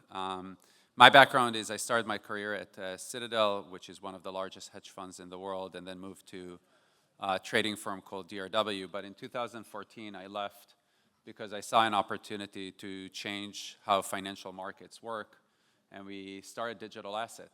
And the question is, a lot of times people are surprised when I say that I started digital asset to create Canton already 12 years ago. And why are we hearing about Canton just today? And my view is that although a lot of people in crypto thought that just publishing a white paper can change the whole global financial system, my view as someone who practiced and actually participated in capital markets was that it's going to take a long time to shift how financial markets operate and behave. And in 2014, we left to start this journey. We actually wrote the white paper for Canton only in 2016, but as you see, we only launched the network in 2024. And the reason is that we believe that in order to run financial markets on chain, there's a lot of features that today don't exist in public chains.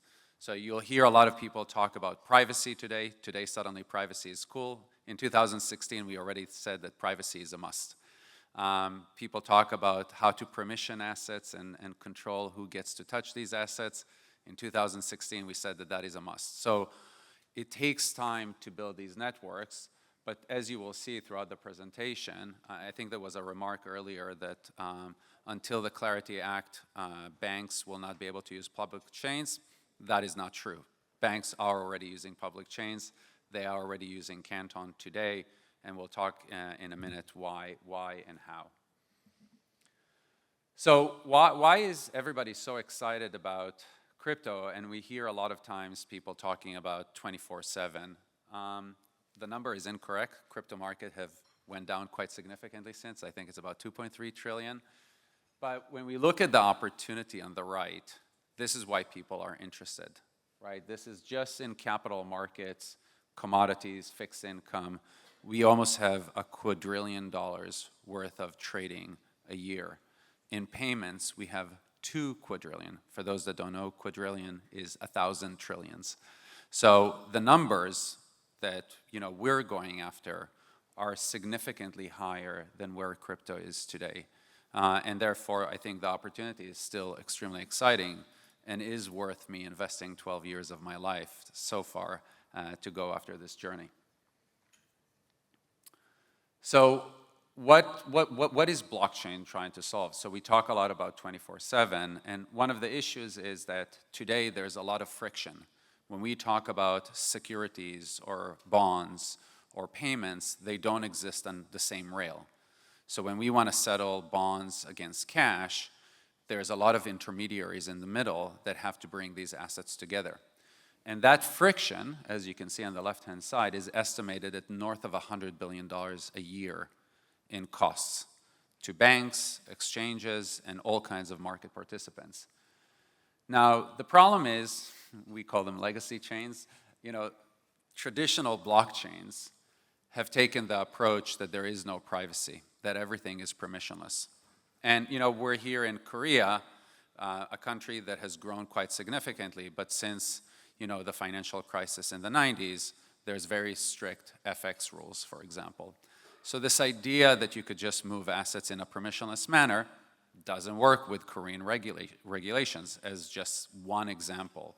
This idea that you could just move things in regulated markets in a permissionless manner without privacy just doesn't work. The other component is how do we govern these networks? So if you are going to put some of your significant infrastructure on some of these networks, you as a regulated organization need to have a lot of trust that the way that these networks will govern themselves is something that you can trust. That's why, for example, Korean banks trust the SWIFT network, even though they don't control the network, but they trust the technology because they trust the governance of that network. So when we launched Canton, and we started thinking about it already 10 years ago, our view was that the world is just not the same. The rules that exist in Korea are not going to be the same rules that exist in the US. They're not going to be the same rules that exist in Switzerland, and they're not going to be the same rules that exist in many other countries. And therefore, having one single network that is just going to be fit for everything is not going to work.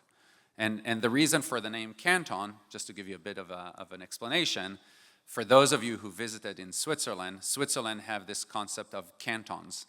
So Switzerland is broken from many cantons, and these cantons even are not spelled the same way. Canton with a C is more in the French side of Switzerland, like Geneva. If you go to Zurich, they would spell it with a K. They have different languages, different taxes. Yet when you take a train from Geneva to Zurich, you're still in the same country. So the idea of Canton was to create a global network of networks, that every network can have its own rules, its own sovereignty. So a Korean canton can enforce FX restrictions, can enforce all kinds of privacy rules, but whenever they want to interoperate with the US canton, they could do it as if they existed on one network. You could have configurable privacy, you could set what can people see, what they cannot see, and you don't lose this global connectivity. And that's, to us, was an extremely important features as we were building this global network. So, these composable, so when we think about Canton, the way I kind of try to describe it in a very simple way is if you have composability plus privacy with the right aligned economics, you have effectively the three key components, in our opinion, to build a very successful global blockchain network. And, earlier it was said that, some of these features like privacy, control, are table stakes. Table stakes means if you don't have those as a minimum, you will not be able to get regulated financial institutions to use a public or a blockchain. Then there was a comment that they don't even use public blockchain, so I would venture to say that that is incorrect. These are some of the organizations today that are already using Canton. These are, as you can see, some of the largest financial institutions in the world. DTCC manages 100 trillion in assets and have selected Canton as the first blockchain to put US equities and US treasuries on chain. And we're actually, in July, we'll have the first set of trades, and the system will go into production this October. JPX, the largest exchange in Japan, just announced together with Mizuho and Nomura that they're going to tokenize JGBs, so Japanese sovereign bonds, to actually do collateral management on Canton. LSEG, which is the largest exchange in the UK, is taking tokenized deposits and putting them on Canton. Circle is doing USDC, but you're seeing also some of the largest financial institutions in the world are already using Canton, and we can talk in more detail on some of these use cases. But again, to me, what I'm trying to say, and it's really where I started, is when we started 12 years ago, our view was that there is a very big opportunity. A lot of times when you think about crypto, you think about the narrative of Bitcoin. Crypto will liberate the retail, and we'll get rid of banks and exchanges. And we've seen that that's just didn't happen in crypto, and in my opinion, was not necessarily a good promise to make. Because at the end of the day, when we think about our money, we want to use companies that are regulated, that will be held accountable, and do manage our financial assets very securely. We actually thought that the bigger opportunity is how to enable these large institutions to actually manage financial system in a much more efficient, much more fluid way. And as a result of that, we, the consumers, will benefit from having better products. No different that when Apple created Apple Pay, we got a much better product, right? It's not that Apple Pay as a technology was to the end consumer, but the end consumer at the end of the day benefited from having better technology offered by these large organizations. So very similarly, what we think will end up happening is we will see much better products being offered to the retail because these large organizations can run their businesses much more efficiently and much more real time. So what does this mean for Korea, for example? Like just thinking about Korea as a market. So I personally am an investor in the Korean market. I mean, if you think about what is happening in recent years with geopolitical, I think the whole situation between US and China have made the Korean market and the Japanese market extremely attractive markets. So when you look just at Korean manufacturing, Samsung, the whole boom in AI, the defense industry in Korea is creating a massive opportunity in the world. Now again, accessing Korean markets today is not very efficient. It's not as smooth. I mean, there's a few ETFs in the US, but again, the exposure to the Korean market from the outside is not very easy. Also, when you think about Korea as its own standalone market, it is quite a significant market. So when you just think about, for example, the repo market, how banks finance each other in Korea, it is a fairly large market. Yet the settlement of Korean treasuries is not real time. You can't move Korean treasuries in real time. And that's just an example of one very big opportunity. Wholesale settlement, again, moving bank wholesale settlement, and I know the central bank here is thinking about opportunities of how to introduce CBDC. That's another great opportunity. But then, as I said, how do you connect Korea into the global markets more efficiently is just another very large opportunity. So, you know, we've recently, you know, so digital assets have been very active. Just recently we signed a MOU with Hanwha, who actually also participated as an investor. Last week we were announced that we did a very large investment round with Andreessen, and Hanwha participated. But also the foundation signed MOU with KB, with Shinhan, and a few other organizations that you'll see in the coming weeks. So we're very excited about some of the opportunities that exist here in Korea. And then again, just something that is worth thinking about in terms of where is Korea located from just a regional position, not just global position. The opportunity just in Asia is enormous for the Korean market. And again, I think that one of the opportunities that is worth for institutions here in Korea to think about is how do you actually connect yourself more efficiently into the local APAC region. And I think that Korea and Japan will have an unfair advantage as a result of some of the transformations that are happening in your local economies. And again, what we're seeing is, again, on-chain cash. So the idea that a lot of the banks here are thinking about both CBDC, tokenized deposits, and stable coins represents quite a significant opportunity. If you look at some of the structuring of most of the conglomerates here, they all have offices or businesses in Singapore, Indonesia, Vietnam, Japan, and therefore there's quite a lot of opportunity on creating much better connectivity locally in the region. Similarly speaking, again, just on the asset side, there's quite a lot of opportunity to bring and tokenizing some of your local assets, whether it's treasuries, securities, to allow better collateral movements across the region. So again, just to recap, I mean, to us, you know, a lot of times when crypto networks have been talking, they have described, let's just put everything on one ledger. And not only that, in my view, there were comments about scaling. Even NASDAQ today does not have one single matching engine. NASDAQ have many matching engines. They have many matching engines, and they can spin more matching engines. And the reason that they do that is because parallelizing is a much more powerful way to scale networks. Even the internet today, when we talk about the internet, although it sounds like a singular word, the internet is not a singular network. It's actually a network of networks, right? When Netflix showed up on the internet, they didn't go to the Internet Foundation and said, hey, internet, can you become bigger? No, they just added more servers to the internet, and they were able to scale the internet. So this idea that we can run the global financial system on a single ledger is just not connected to reality. Physics just doesn't agree with it. So there's many reasons why we want to have a network of networks. One is scalability. One is the ability to have different rules by different jurisdictions and use cases, but the ability to have one single protocol that connects all of these networks to give the same user experience that we get with the internet today.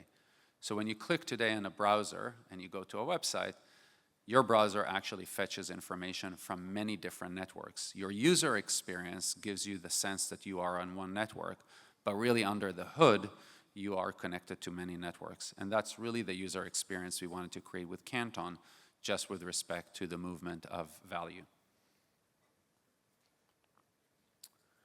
So here is, again, just examples of some of these, network of networks. So what we are doing with DTCC, or for example with iCapital, is we're introducing already 100 funds that exist on Canton.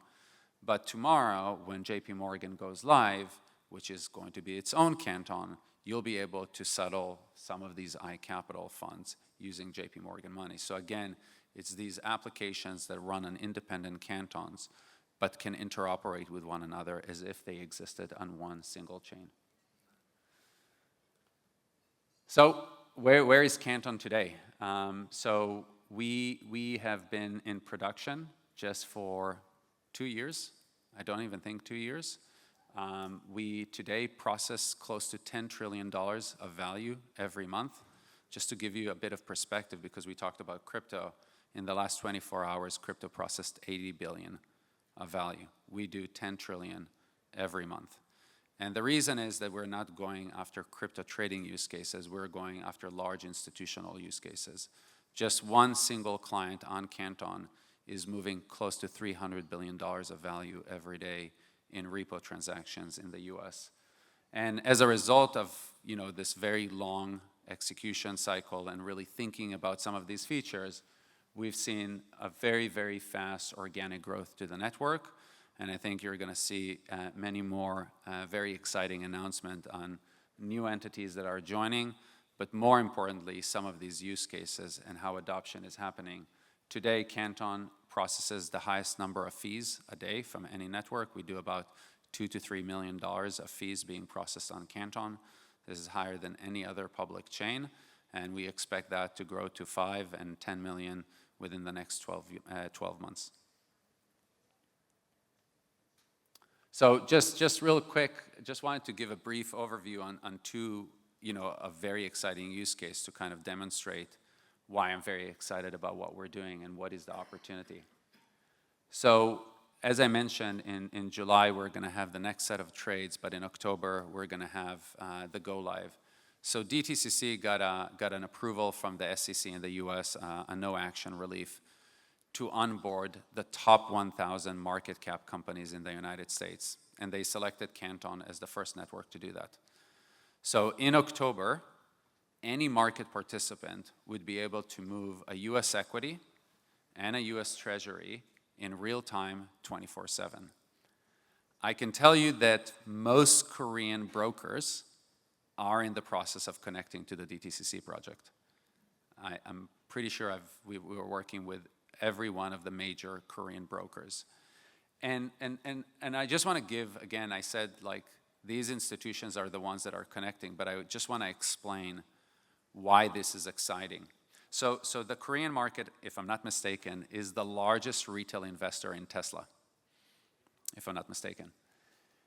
But today, if you wanted to land your Tesla stock, you are beholden to your broker going through what I would call an agent lending desk in the US. And those agent lending desks take a big part of how much you would get for lending these stocks. And where I get excited is that what I think we're going to start seeing is that you're going to be able to hold your Tesla stock in your wallet, and you're going to have things like Aave or Morpho, or the equivalent of those things, where you would actually be able to pledge your Tesla stock directly to a person that would want to borrow it, where you would get directly the yield of lending those stocks. And again, like I said, this is not necessarily that it's going to be offered to you through service provider, but you as the customer would be the main beneficiary of that technology. So we're seeing today on the DTCC project already 50 software vendors that are building new applications on top of the DTCC offering, all the way from securities lending, for repoing securities, for creating, NASDAQ is building a new exchange for tokenized equities. We mentioned New York Stock Exchange. So we're seeing 50 different vendors that are going to build new applications on top of Canton when DTCC goes into production in October. And I'm extremely excited. Again, the US equity market plus the US Treasury market, if I'm not mistaken, is close to $70 trillion in size. So we keep on talking about TVLs in the billions. I think we need to readjust kind of the numbers that we as an industry are shooting for. And then, as you can imagine, today we're very excited that we have Circle, but I think that one of the things that, again, in order to have institutional adoption, and as a result of that, really good consumer benefits, is that today, although stable coins are still becoming popular, and they are still being accepted in different places, they are definitely not accepted as much as banks or Visa or MasterCard or those type of networks. So having the likes of JP Morgan, but HSBC, Lloyds Bank, and now recently Visa selected Canton to build a network, a payment network on top of, having those type of institutions issue money on chain is creating a very unique opportunity. And hopefully in the next couple of months, we will share a very exciting update where one of the largest companies in the world will actually start using tokenized deposits with treasuries on Canton to start managing their treasury. So they're actually going to start managing their balance sheet on Canton in order to drive better utility for themselves. But again, I think we're also going to see a lot of very exciting consumer use cases where, again, if you just take and think about let's just imagine, and I'm just picking up, let's say Shinhan did tokenized deposit. Imagine you'll be able to pledge your Tesla stock into a lending protocol and in real time get a Shinhan money into your wallet, which you could use in real time. Those are the things that I think we're going to see in the very near future as a result of us bringing all of these assets on chain. So, it's been a long journey. Like I said, I got into crypto in 2012, 13. I left at 14 to start the company. And like I said, it's been pretty interesting cycles, a lot of assets. But I think what we're seeing is where we're entering right now is this idea of coordinated markets. We are now starting to have very interesting assets globally, and we're going to start seeing these transactions going across networks, and we're going to see these markets being coordinated in a way that we haven't seen to date. So if I want to just leave you with one thing, because I know that people need to focus on the game and listen at the same time, is that the way that we think about Canton is having this global composability, 24/7 atomic value exchange with privacy, and again, aligned incentives, how people actually get to participate in the market, is really the three components that you need in order to create a very successful global blockchain network. Thank you. 네, 유익한 강연 감사드립니다. Thank you, Mr. Yuval for sharing your valuable insights with us today. Please return to your seat. Thank you very much. 네, 여러분 다시 한번 큰 박수 보내주시기 바랍니다. 네, 유발루즈께서 이 RWA 토큰화의 미래와 함께 캔톤의 역할과 또 중요성을 또 곱집어 주셨습니다. 이 보다 효율적이고 연결된 금융 인프라의 미래를 함께 또 그려볼 수 있었는데요. 또한 DTCC를 비롯한 주요 금융기관들이 이미 캔톤과 같은 새로운 금융 인프라를 활용하고 있다는 점, 그리고 한국 기업들 또한 캔톤과의 협력을 계획해 나가고 있다는 점을 미루어 보았을 때 이러한 변화가 미래가 아닌 또 현재 진행형이라는 점도 확인할 수 있었습니다. 네, 이번 시간에는 저희는 대담을 진행해 보도록 할 텐데요.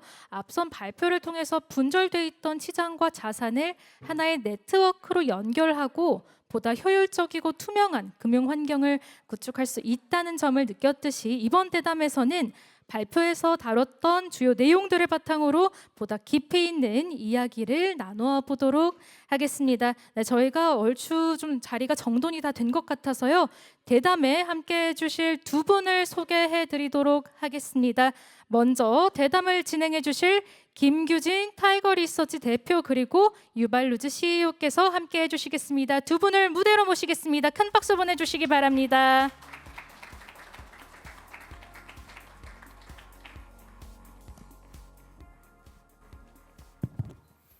안녕하십니까. 타이거리서치 김규진입니다. 아주 국가적으로 중요한 순간인데도 이렇게 사진도 찍어주시고 이렇게 경청해 주셔서 감사합니다. 지금 1대0인데요. 이 세션이 끝나면 아마 2대1로 저희가 이기고 있지 않을까 생각하고 있습니다. 아무래도 이제 유발이 미국 분이시기 때문에 오늘 대담은 이제 영어로 진행하겠습니다. Well, thanks so much for insightful speech, and I didn't know Canton was doing this for 13 years. Wow, a lot of grit in there. Almost 12 years, not 13, almost 12.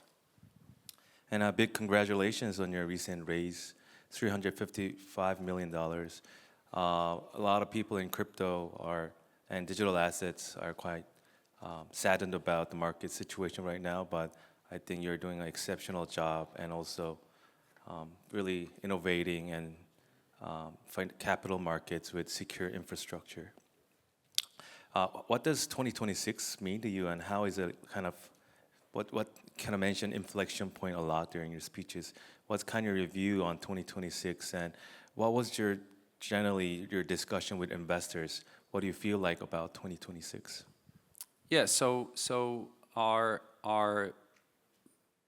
thesis, generally speaking, is that crypto networks, the way I think about a successful crypto network is like a distributed company, right?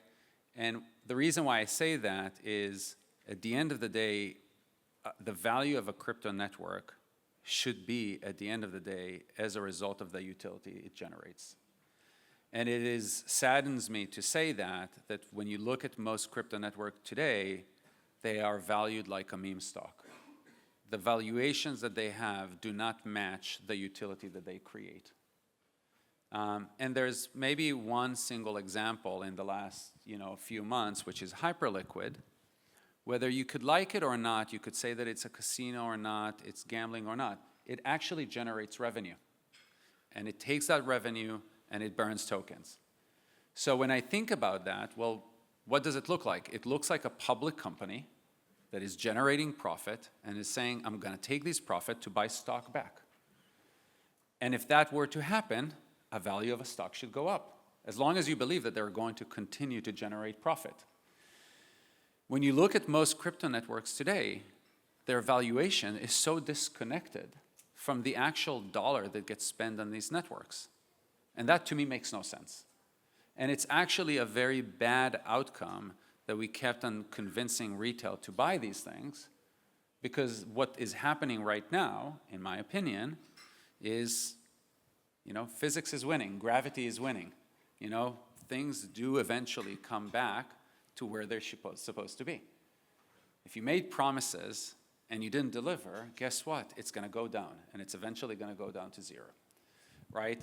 So having that ability for us to be very consistent, and as a result of that, unpopular, to be clear, right? A lot of the things that I'm saying right now is not usually what you would hear from a crypto founder, right? What I'm saying right now. And it has caused me to be very unpopular. If you found me on X, there's enough people that don't like me there. But it's done very well for us with investors because being consistent over 12 years and having a very, very similar narrative and very similar execution and sticking to what you think is the value proposition gives investors a lot of confidence, right? We heard people talking here about privacy and control, where 2 years ago it was all about permissionless and no privacy. And this zigzag of the industry, these changing narratives, is what you're seeing now in the market. Yeah. At some point, the consumer gets tired from the stories. There's just so much that you can accept these stories and say, I still believe you, right? So for us specifically, being very consistent with our story, going after the same clients with the same architecture, not changing the narrative, allowed us, within the last 24 months, we almost 3x our valuation. And the reason for that is because we are continuing to execute on what we're doing. And it's 3x the valuation in a market that has been down like 40% over the last year, right? So to us, that is kind of like what have been 2026 to date, and we are extremely honored to have Andreessen lead this round, but have an incredible names like Apollo, CME, HSBC, SoFi, SBI in Japan, Hanwha in Korea. We might surprise people with more Korean investors, right? Like to us, that has been extremely exciting, but we still have a lot of work to do to execute and continue to deliver on all of these exciting projects that we're working on. I mean, I actually agree with you that we've been, I'll use the raw word, scammed and rug pulled and then be disguised around all these narratives and unexecuted promises. So I respect what you meant. And I think that's why Canton is resonating with the capital markets. It was also very interesting to learn about, you talk about valuations. If I ask a tricky question, does that mean Canton and digital asset, I would say digital asset also has, is making revenue or is preparing for commercialization? So let's just start with just put a bit of things in perspective. Canton right now, if you look at how much dollar fees it generates annually, is trading at roughly an 8 multiple compared to the fees. Wow. I just want to put it in perspective. Is that gas fees or? Yeah, gas fees compared to the value of the network is roughly 8x. Now I'm just going to give you just the understanding. Cardano trades at roughly 10,000 multiple. Ethereum trades at roughly 2,500 multiple. Solana, I think, trades at roughly 1,500 multiple, just to give you a sense. So I think we're in a healthy place. Can our multiple be higher? Sure, maybe. But I'm actually okay with where it's at, right? At the end of the day, I believe that as long as we can increase the utility on the network, things will take care of themselves. Digital asset as a company is very profitable. I mean, our revenue is in the hundreds of millions of dollars already. And, it's grown, in the 3 digits for the last few years. I think this should be known for much more because a lot of people ask me, what is the only profitable chain or project in crypto? They say Hyperliquid. I think you're really undervalued in some ways. Well, you should look at the only 2 networks that have gone up in the last 6 months. That is true. A bit more about blockchain networks. There's all controversies with monolithic blockchain would be a good fit for capital markets, or modular, or as you said, network of network is much more fit. What's your view on this? And do you think only one blockchain will win the market? Do you know why GPUs became so popular for AI? Sorry, it's maybe a bit out of left field why I'm answering it. But do you know why?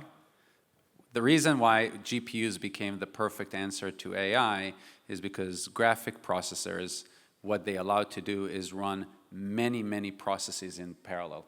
So the whole idea of a GPU was rather than running one core that can just run a process through it, was this idea that you can run multiple cores all in parallel. And that was why, NVIDIA was like number one in graphical processors, which when you do graphics, you can do a lot of things in parallel. Generally speaking, the world today in technology showed that having things run in parallel is just much more superior to just running things in a centralized thing. Now, Solana has done an incredible job scaling, but even Solana, during the meme craze, when Trump launched Trump Coin, ran out of capacity, right? So to think that you could just run the entire world financial system on one ledger is crazy to some extent. And it's just not connected to reality. It just doesn't work like that. And there is no financial system today that runs anything on a monolithic architecture. There isn't. So why would blockchain be the one that does it? Like, that's just, to me, insane. So the internet doesn't run on a monolith network. Matching engines don't run on monolithic networks. AI doesn't run on but crypto should. I know we think we are special, but we're not that special. Kind of moving on, Canton is powerfully known as a chain that prioritizes and respects privacy, as you mentioned. But there's also, on one hand, blockchain purists, or I would say crypto natives or degens. They say blockchain should be permissionless, transparent. So in that sense, how would you argue with that? Because of course you say traditional banks and our financial markets would not accept such non-transparent, permissionless. But what's your kind of argument around privacy going over the transparency? Sure. Maybe I'll pose a question to the audience if they're all, because it's a test to see who's listening to me and who's looking at the game. So who here would be comfortable with their employer telling all of your colleagues how much you're making every month, and then also to show everyone in the world how much money you spend at any place in the world? Like, who would be comfortable that everybody would see all of their money and everything that they do with their money? Cool. So hopefully some agreed with me and some are still just watching at the game, but nobody raised their hand. And the reality is that I think that to some extent people say that, but then I would go and ask the people that are being kidnapped in France, because everybody knows their crypto holdings and know that they have a lot of money, and I would ask, would they have appreciated having privacy? And the answer is yes. But the reality is, whether we like it or not, the regulation says financial institutions must have privacy for their clients. So I actually think, on a personal level, I find it a bit ludicrous. Every one of us wants to have privacy. In some cases, we're okay not to have privacy. Sure, do I want to show everybody my NFT? I personally don't have any NFTs. But yeah, if you want to show up with your NFTs, cool. There are certain things that we want to show off, some, social status and whatnot. But there are many things that we want to have privacy. So again, I'm not necessarily like this privacy zealot. Like, I'm not this person that says everything needs to be private. But having the option to have certain things private is a good thing, right? It's not, again, you could build things on Canton that are not with privacy, that everybody will be able to see. You could do that, but you could also build things with privacy. So I actually think it gives much more optionality to the consumers. There are certain things that I will want to have no privacy, and there are certain things that I will want to have privacy. But most importantly, it actually allows these institutions that I showed on the slide to actually build something. Because today, imagine if the internet had no privacy capabilities, meaning if you wanted to build a bank connected to the internet, everybody would be able to see all of your accounts. The regulator would never allow that.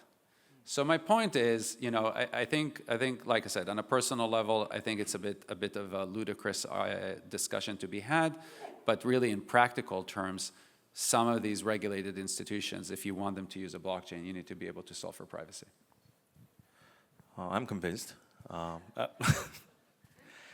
Okay, so you have you're quite adamant on your thoughts, and I respect that. Then, in executing that, you're executing the project, you're building revenue, you're convincing institutions, and I don't believe in things that only goes well. So, what are the obstacles that you're facing today? Oh my God, I wish everything went well. A lot have gone wrong. When I posted last week, when we posted about the round, I said, we've made a lot of mistakes. We had a lot of fails. But what I'm very proud of is that we haven't, under pressure, have caved to what could have been very easy things to do. I'll give just an example.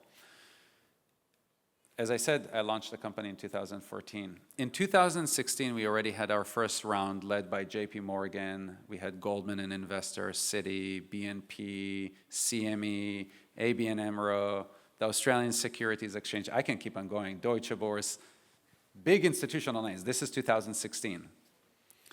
In 2017 was the ICO boom, for everybody who remember, anybody who's been in crypto in 2017. Do you know how easy it would have been for me to write a white paper and raise a ton of money and just walk away and be rich and never deal with this? It would have been very easy. But we were very, very honest with what we were trying to build, and we didn't. We didn't launch, we didn't do an ICO. Do you know in 2020, 21, the era of pre-mines, we had even more investors, even more impressive. Now we had already success. We had people using. I could have done a pre-mine, and we didn't. And the reason we didn't is because we felt the technology is not ready. We're not ready to launch the network to do all the things that we were trying to do. And by the way, even when we launched the network, again, this is not a very typical thing for a crypto founder to do, is the founders didn't get any token allocation in our name. And the reason for that is a few things.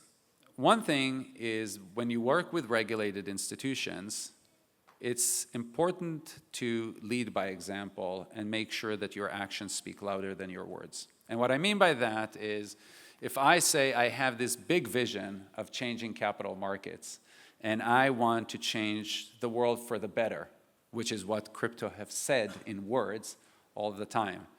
But then I have this massive crypto position that I can liquidate at any given point of time.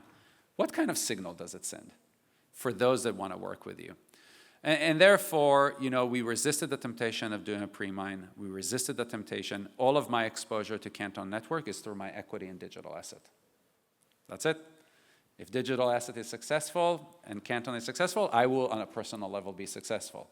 And I have no regrets because, again, if you think about the investors that have invested, a big part of the reason why they have invested is due to all of these things that I said to you. Yes, it's the commercial success, but it's also them being very comfortable aligning with us ethically, right? Like they feel comfortable working with us as a result of these things. When we launched the network, we start thinking about governance. Well, how do people get comfortable running mission-critical infrastructure if someone like Yuval can just, with a magic wand, change everything? So when we launched the network, we took the entire code base, moved it to the foundation. So we don't control the code base as digital asset anymore. When we launched the foundation, it could have been very easy for me to become the chairman of the foundation. I am not the chairman of the foundation. It's DTCC and Euroclear that are the chairs of the foundation. It would have been very easy for me to make my CTO the chair of the technical part of the foundation. We are not the chairs of the technical part of the foundation. It's actually the CTO of TradeWeb. We could have been the chairs of the tokenomics committee that change and decides all kinds of things around tokenomics. We are not also there. And I think that, the reason for doing that is I've looked at crypto projects over the years and I've seen, a lot of people with very good intentions that eventually got blinded by money. And I just didn't want to put myself in that position because although I believe I am not that person, that is not something that I want to test myself with, right? It's not something that I wanted to even be in that position where I have all this money available to me that I can just have a bad day and just go like, it's just not worth it, right? It's just not worth it. Let's just take it and go away. And so back to your start, we've made many mistakes. We've lost big projects. We failed on some projects. But I would say that what I am extremely pleased is that we've never lost our North Star, and we've stayed pretty true to it. Personally speaking, I think Koreans have very high standards on ethics. Our regulators and our politicians get very big scrutinization on ethical issues, and I think you're going to pass with what you have said. Yeah, Because it's a big courage, You're not owning a single token of what you have founded. So yeah, and I think sometimes people ask me about the regulation here in Korea, and they're like, "Oh, Korea is not moving as fast as the rest of the world." I sometimes don't buy into these arguments. First of all, there's historical context here of after the financial crisis and things that have happened that have made Korea a much more conservative country. And can it become less conservative? Maybe. But I always think that these things come from a good place of trying to protect people's money, right, and trying to give customer protection. And again, the reality is that I always prefer assuming the best and invest in these type of relationships, because like I said, what I want to happen is that in 30 years I will be able to say, look, these are some of the roots that we have planted are now shaping the global economy.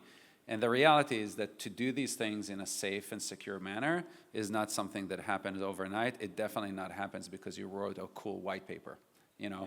And therefore it's okay to be patient and kind of allow things to run their course. It's something that I don't personally mind.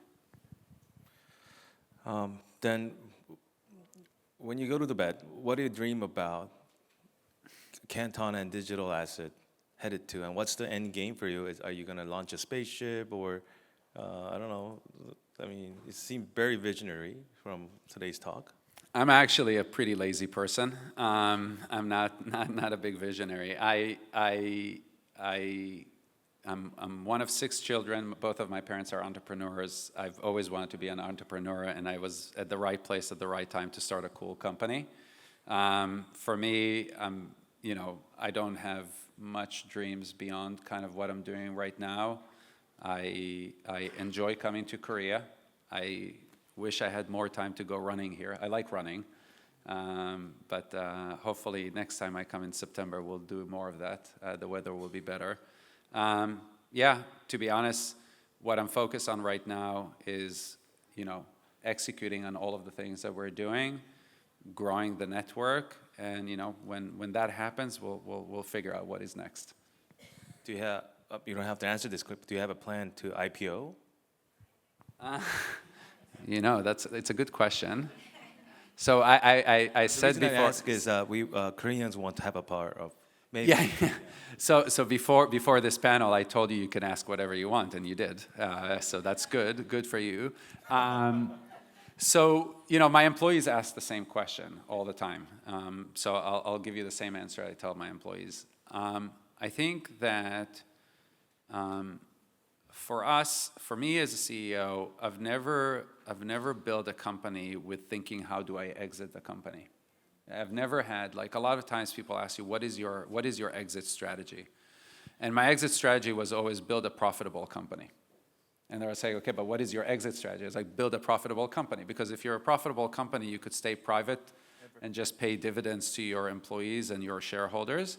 You could be acquired at a very attractive price, and you can also go public, right? You have all the optionality in the world. So my view is that we are going to continue to focus on how to grow ourselves and become even more profitable. We are profitable already now, but how to become even more profitable and grow the size of the company.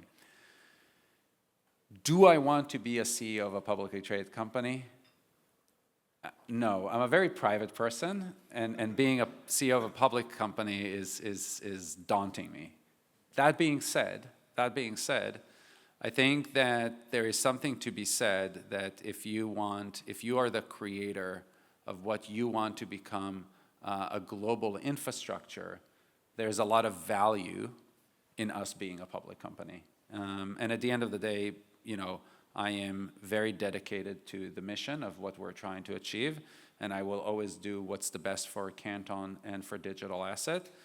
And therefore, we are, of course, being approached, and we are considering all of our options. I'm embarrassed. This is as good as you're gonna get. This by is the way. so. There's a saying in Korean: "Masters answer stupid question into a very smart answer," and I do feel like a stupid one. Time is clicking. So a little bit about Korea. I know it's not your first visit. I know there's. I think on public news, Hanwha made an investment this round. How's your discussions with Korean companies? And I know we had a previous discussion. You're very excited. You believe this is one of the biggest capital markets in the world. Where is your excitement and anticipation around Korea is today? First of all, my biggest excitement is when I'll be able to do a temple stay again. You already did one. Of course. Wow. Of course, But beyond that, I think that, like I said, if you look at the growth of the Korean investor into the U.S. equity market, it has been phenomenal. I think something like 10x over the last 3 years. It's a pretty massive growth. So, first of all, we are having very fruitful conversation. It's nice to be privileged to be the first selected by DTCC to tokenize U.S. equities. So we are already talking to pretty much every one of the major financial brokers here on how to connect to the DTCC in the U.S. And that's an easy conversation because we're the only option, right? But again, I think that I would break down the discussions with Korean entities into 3 components. One is the U.S., what we just talked about. The other one is that a lot of the Korean companies have overseas business outside of the U.S. And there's a lot of conversations with them on what are the things that we can do in other markets. So that would be like the second component of the conversation. And then there's, again, the long-term view of what can we do here in Korea. And that's why, we're going to talk to the regulators here. We're going to talk to the government here. We're going to educate, and we're going to make the investment needed because, again, we always, as you could see, take a very long-term view on the opportunity. So I would say that, the conversations with the institutions span those three type of topics. Is there any particular story or I would say incident, good or bad, with your discussions with Korean institution? The intention is to share, maybe if you can share a message to Korean regulators or financial institutions in a positive way for us to accelerate our space. Bad? Okay. I am so uncomfortable with selfies, and the fact that I have to take a selfie in every meeting is extremely bad for me. How about a regular photo? What? Regular photo is okay? A regular photo is like, you guys like your photos so much. But other than that, I mean, all of my interactions with Korean entities so far have been pretty incredible. I mean, again, the minister said there's no lack of knowledge and technology here, and you're seeing the excitement. Again, do I wish things move faster? Of course, who isn't? I'm an entrepreneur. I have no patience. But again, I still think that doing it the right way is more important than doing it the wrong way. And if that takes time, that's fine. So most of our interactions here in Korea have been extremely positive. There's a lot of opportunity. There's also a lot of education because Canton, as I've described, although I started this in 2014, the network have been in production for 2 years. And, and the Korean market was not waiting for us. So also trying to educate a lot of organizations that made technology decisions, kind of like, hey, I understand why you've done things in a certain way because that's all you could have done with that technology, and explaining that there are now alternatives that can do things much better is already another part of the discussion. In some cases, it's an easier discussion. In some of them, it's a harder thing, but that's just natural for it to happen this way.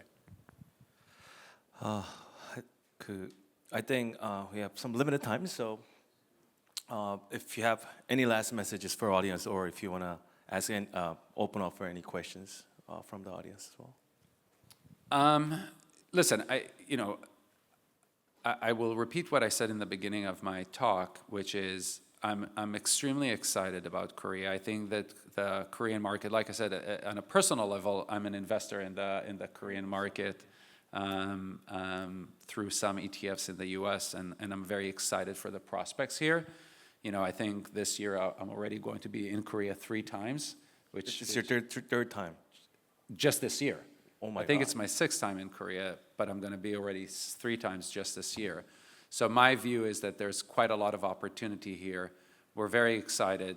Again, we are going to invest here long term. We're not expecting everything to happen overnight.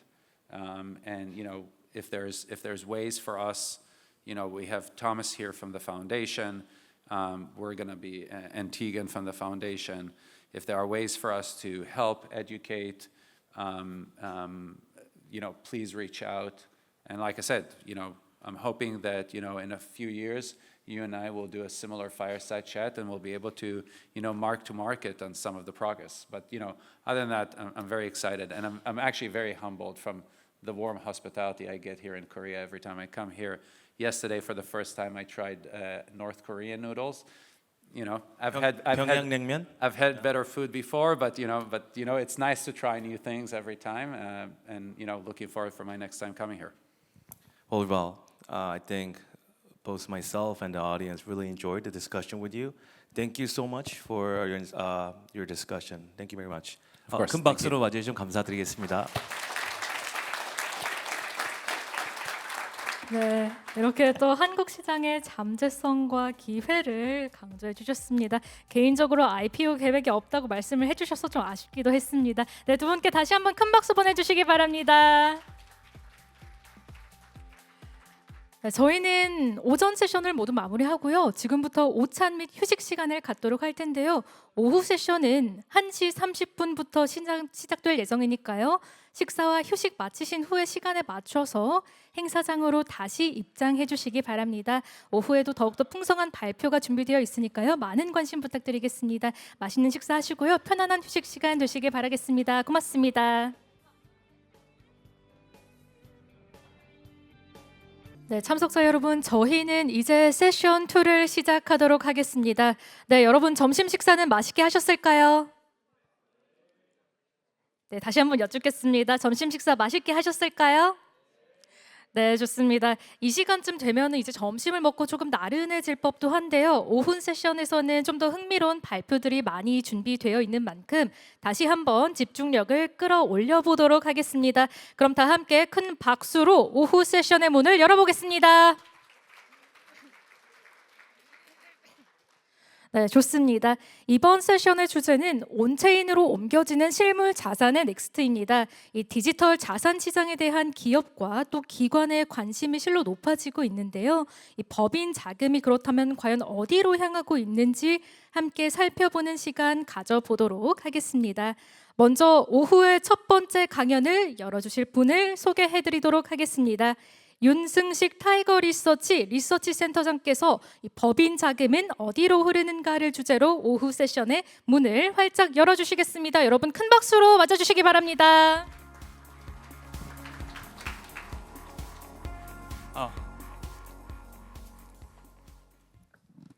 감사합니다.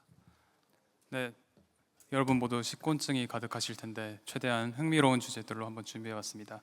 저는 타이거리서치에서 리서치 리드하고 있는 라이언 윤승식이라고 합니다. 반갑습니다. 저희가 최근에 많은 질문들을 받고 있습니다. 기관들은 어디에 투자하고 있고 무엇에 관심이 있는지 여러 질문들을 받는데 저는 이 블록체인 시장의 최근 시대를 대기관의 시대라고 항상 말하곤 합니다. 그 어느 때보다도 기관들이 관심이 많고 시장 내에서 무언가를 조성하려고 하는 움직임들이 계속되고 있는 지금인 것 같습니다. 타이거 리서치는 이런 시간을 분명히 기다려왔던 것 같습니다. 계속해서 기관들과 접점을 만들려고 노력해왔고요. 리서치 자체도 기관들이 당장 할 수 있는 것들, 없는 것들도 정말 솔직하게 리서치에 담아내면서 실행 가능한 전략들을 지금까지 제시해왔습니다. 저희가 리서치를 통해서 계속해서 경험했던 것들을 한 슬라이드에 담고자 좀 노력을 많이 했었고요. 이번 시간에는 법인들이 어디에 관심을 가져야 하는지 그리고 앞으로는 더 어떤 전략들을 가져야 될지를 개괄적으로 모두 설명드리려고 합니다. 앞서서 계속해서 말씀드렸던 내용이 조금은 반복될 것 같은데요. 현재 시장은 실험 단계를 지나서 상용화 단계에 접어들었습니다. NFT 굉장히 오래된 시대지만 NFT 시대에 우리가 관심을 끌었던 건 분명한 것 같습니다. 하지만 그것은 분명한 실험에 가까웠고 지속 가능한 산업을 만들지 못했습니다. 그것을 지나서 현재는 RWA 혹은 스테이블 코인 그리고 그것을 넘어서 현재 한국에서는 적용하지 못하지만 프레딕션 마켓 등 다양한 산업들이 실제 PMF를 찾은 상황이고요. 단순히 우리끼리 하는 커뮤니티, 우리끼리 하는 투자 이런 것들이 아니라 기관들이 실제로 진입하고 산업으로서 말할 수 있는 것들이 점차 생겨나고 있는 현재입니다.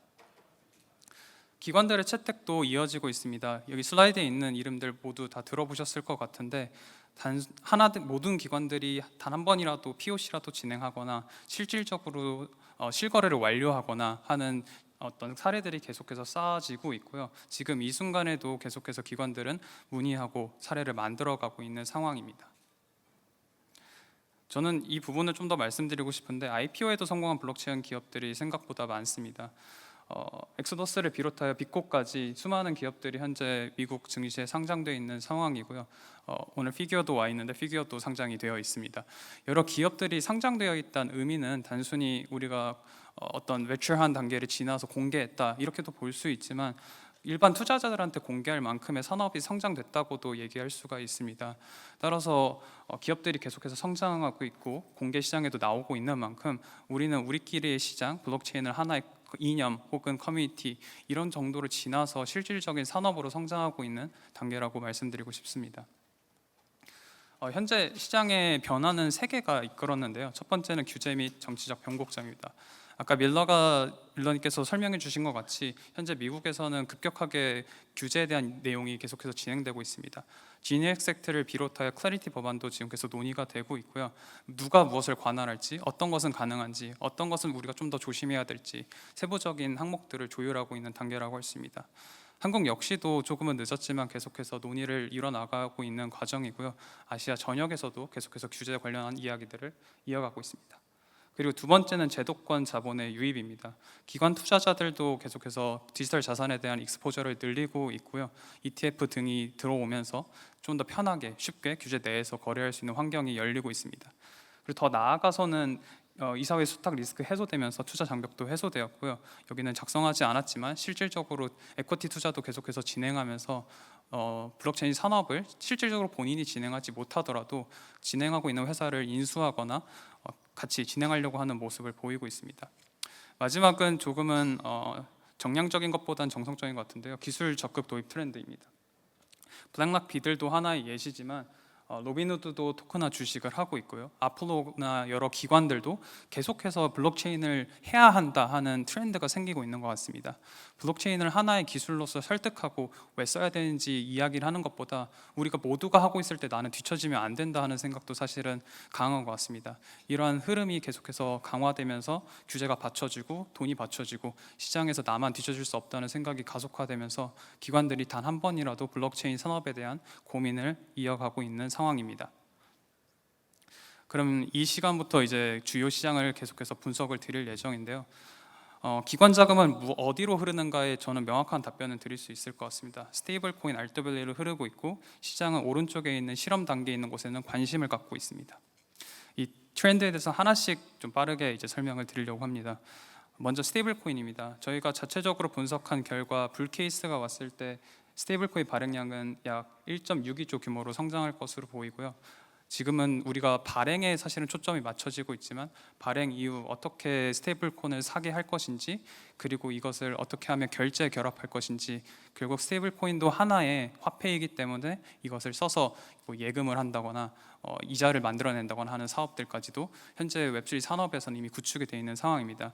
그래서 우리는 단순히 발행만 보는 것이 아니라 그 위에 쌓여져 있는 레이어 전체를 봐야지 사실은 산업을 본격적으로 시행할 수 있는 단계라고 말씀드립니다. 사실 그래도 스테이블 코인에서 그 레이어 중 가장 큰 거는 발행 사업인 것 같아요. 그리고 발행 사업에서 많은 포션을 갖고 있는 거는 테더, 서클 중심이고 이들이 거의 90% 이상을 갖고 있습니다. 그리고 달러와 스테이블 코인이 시장의 99.9999%를 이미 점하고 있는 상황이고요. 하지만 그 와중에도 사실 여러 기업들이 스테이블 코인 발행 사업을 준비하고 있습니다. 아마 여기 분들은 기관의 움직임 이런 것도 궁금하겠지만 제가 여기서 말씀드리고 싶은 거는 스테이블 코인 발행 사업의 본격적인 수익 모델은 그 리저브, 제가 맡겼던 금액에서 국채나 여러 곳에 투자를 하고 이자를 수취하는 그런 산업이 그런 수익 구조가 아니라 여러 가지 수익 구조가 만들어지고 있다는 점을 제시해드리고 싶은데요. MJO 같은 경우에는 미국에 있는 화이트 라벨링 스테이블 코인 회사로 스테이블 코인을 발행하려면 어느 정도의 규제 라이선스가 필요합니다. 근데 그 라이선스를 갖고 있지 못한 회사들이 자금이 있다면 이 회사에 돈을 맡기고 스테이블 코인을 발행하게 되면은 그 필요한 생태계에서 이것을 다시 가져가는 이런 구조를 만들었습니다. 그래서 이들은 그 와중에서 수수료를 수취하는 사업을 하고 있고요. 트레이덱스 같은 경우에는 동남아 싱가포르에서 거점을 두고 운영하고 있는 회사로 단순히 스테이블 코인을 발행해서 그 리저브에서 수익을 거두는 것도 있겠지만 결제에서 일부 수수료를 거두는 모델도 가져가고 있습니다.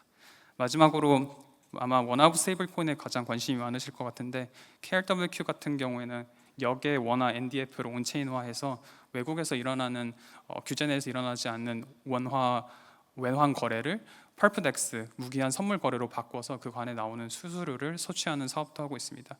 이렇듯 발행 사업이 굉장히 중요하지만 우리가 알고 있는 리저브를 맡기고 거기서 나오는 일드 사업이 하는 게 아니라 여러 가지 수익 모델도 만들어지고 있는 시장의 현재 현황을 선말중입니다.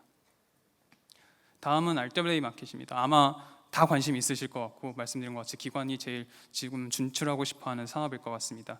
현재 자산군들은 크게는 이렇게 나눠져 있고요. 미국채, 국채 토크나 원자재, 프라이빗 크레딧, 그리고 뭐 회사채, 비미국 국채, 주식 토크나 부동산 토크나 정말 모든 자산들이 현재 온체인으로 올라오고 있는 상황입니다. 그 중에서 현재 가장 트렌드하게 사람들이 팔로우하고 있는 내용은 아마 주식 토크나일 것이라고 생각을 하는데요. 현재 온도나 엑스탁스 중심으로 해서 주식이 실제로 토큰화되고 있고 현재 CEX, 바이낸스나 OKX 여러 거래소에서는 이미 주식을 다 지원하고 있는 상황입니다. 그리고 더 말씀드리고 싶은 건 디파이 상품들이 RWA 상품의 큰 손이라는 점인데요. 상품을 만들면 결국은 누군가는 사야 됩니다. 사실 많은 사람들이 토큰하고 자 끝 이런 식으로 생각하시는 분들도 많은데 사실은 누군가 구매해야 되고 누군가가 리퀴디티를 집어넣어야지 사실은 금융시장이 흘러가는 거라고 생각을 합니다. 그 시장에서 우리가 주목해야 될 것은 기존에 우리 갖고 있었던 고객이 아니라 어쩌면 디파이를 운용하는 재단들일 수도 있는데요. 현재 과거에는 디파이 재단들이 익스포저를 좀 더 크립토 네이티브한 자산들을 많이 가져갔다면 이제는 현실 자산들, 그러니까 과거에 좀 더 전통적이고 리스크가 좀 더 낮고 하지만 일들은 좀 더 낮을지라도 재단을 정말 정확하고 예상 가능하게 움직일 수 있는 그런 구조를 만들어 나가려고 하고 있는데요. 큰 예시로 비들의 블랙락 미 국채가 현재 디파이 생태계에서 굉장히 많이 사용되고 있는 자산입니다. 약 70% 정도가 이 디파이 생태계에서 사용되고 있고요. 나머지는 전통 자산군에서 구매를 하고 있는 것으로 보입니다. 이렇듯 우리가 토크나이제이션을 할 때 제가 이 토크나 과정을 모두 설명드리기보다는 여러분이 놓쳤던 부분일 것 같아서 말씀드렸던 건데 고객들이 어떤 것을 구매할 때 단순히 우리가 생각했던 자산 구매자들 혹은 패밀리 오피스 이런 것들도 하나의 고객이 될 수 있지만 어쩌면 이런 재단들도 여러분들이 고민해 볼 수 있는 하나의 접점일 거라고 생각이 들어서 한번 페이지에 넣어봤습니다. 지금부터 말씀드릴 부분들은 기관들이 진출할 수 있는 분야는 사실은 아니긴 합니다. 하지만 시장에서 분명한 관심을 갖고 있는 분야라서 하나씩 설명드리려고 하는데요. 펄프덱스는 무기한 선물 거래소입니다. 일반적인 선물은 롤오버가 있고 기한이 있습니다. 하지만 펄프덱스 같은 경우에는 무기한 선물로 실체가 없어도 바로 상장을 한다거나 하는 빠른 시장이라고 생각을 해주시면 될 것 같은데요. 펄프덱스의 특징은 24시간 거래 가능하고 높은 레버리지가 가능하다는 점이 있습니다.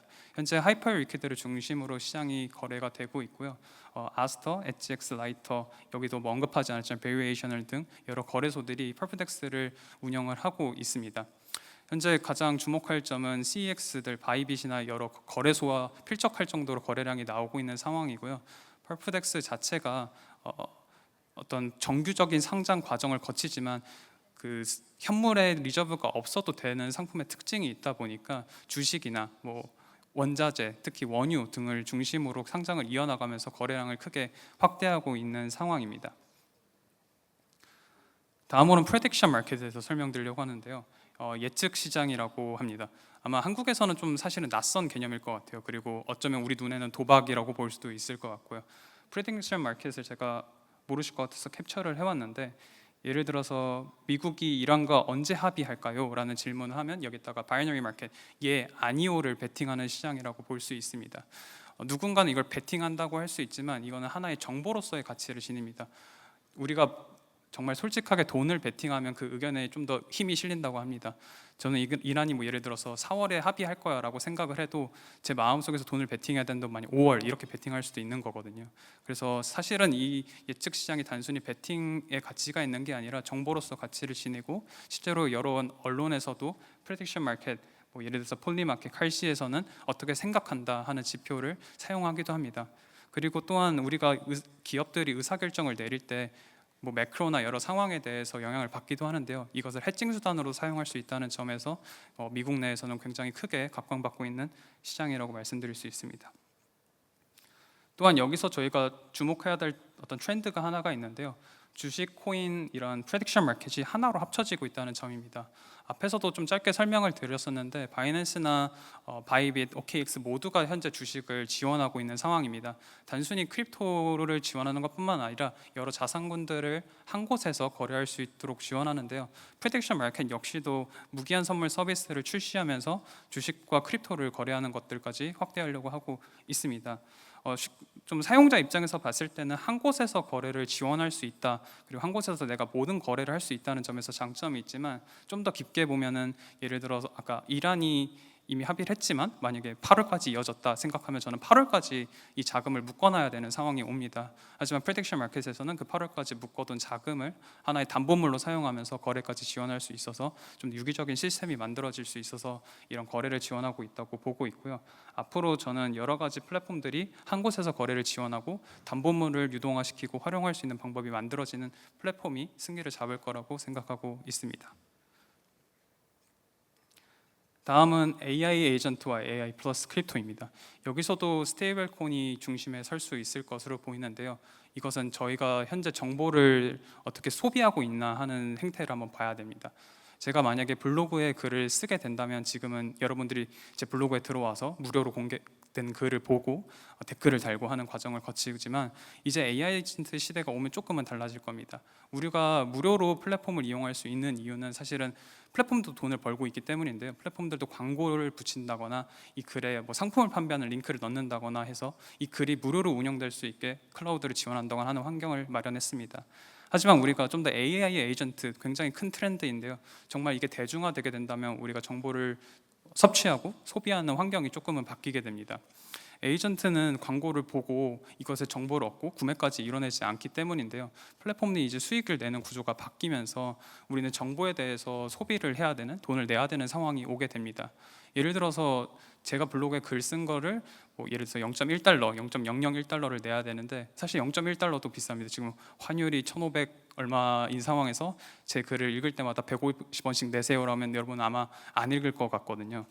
그렇기 때문에 0.00001원, 0.00001원 이렇게 좀 더 낮아져야 되는 상황이 오는데, 그 상황에서는 페이퍼 콜이라는 개념이 들어오게 됩니다. 그때 이제 스테이블 코인이 좀 더 작용하는 어떤 개념이 될 것 같고요. 현재 법정 화폐는 쪼갤 수는 있지만 그 쪼개미 끝까지 가진 않습니다.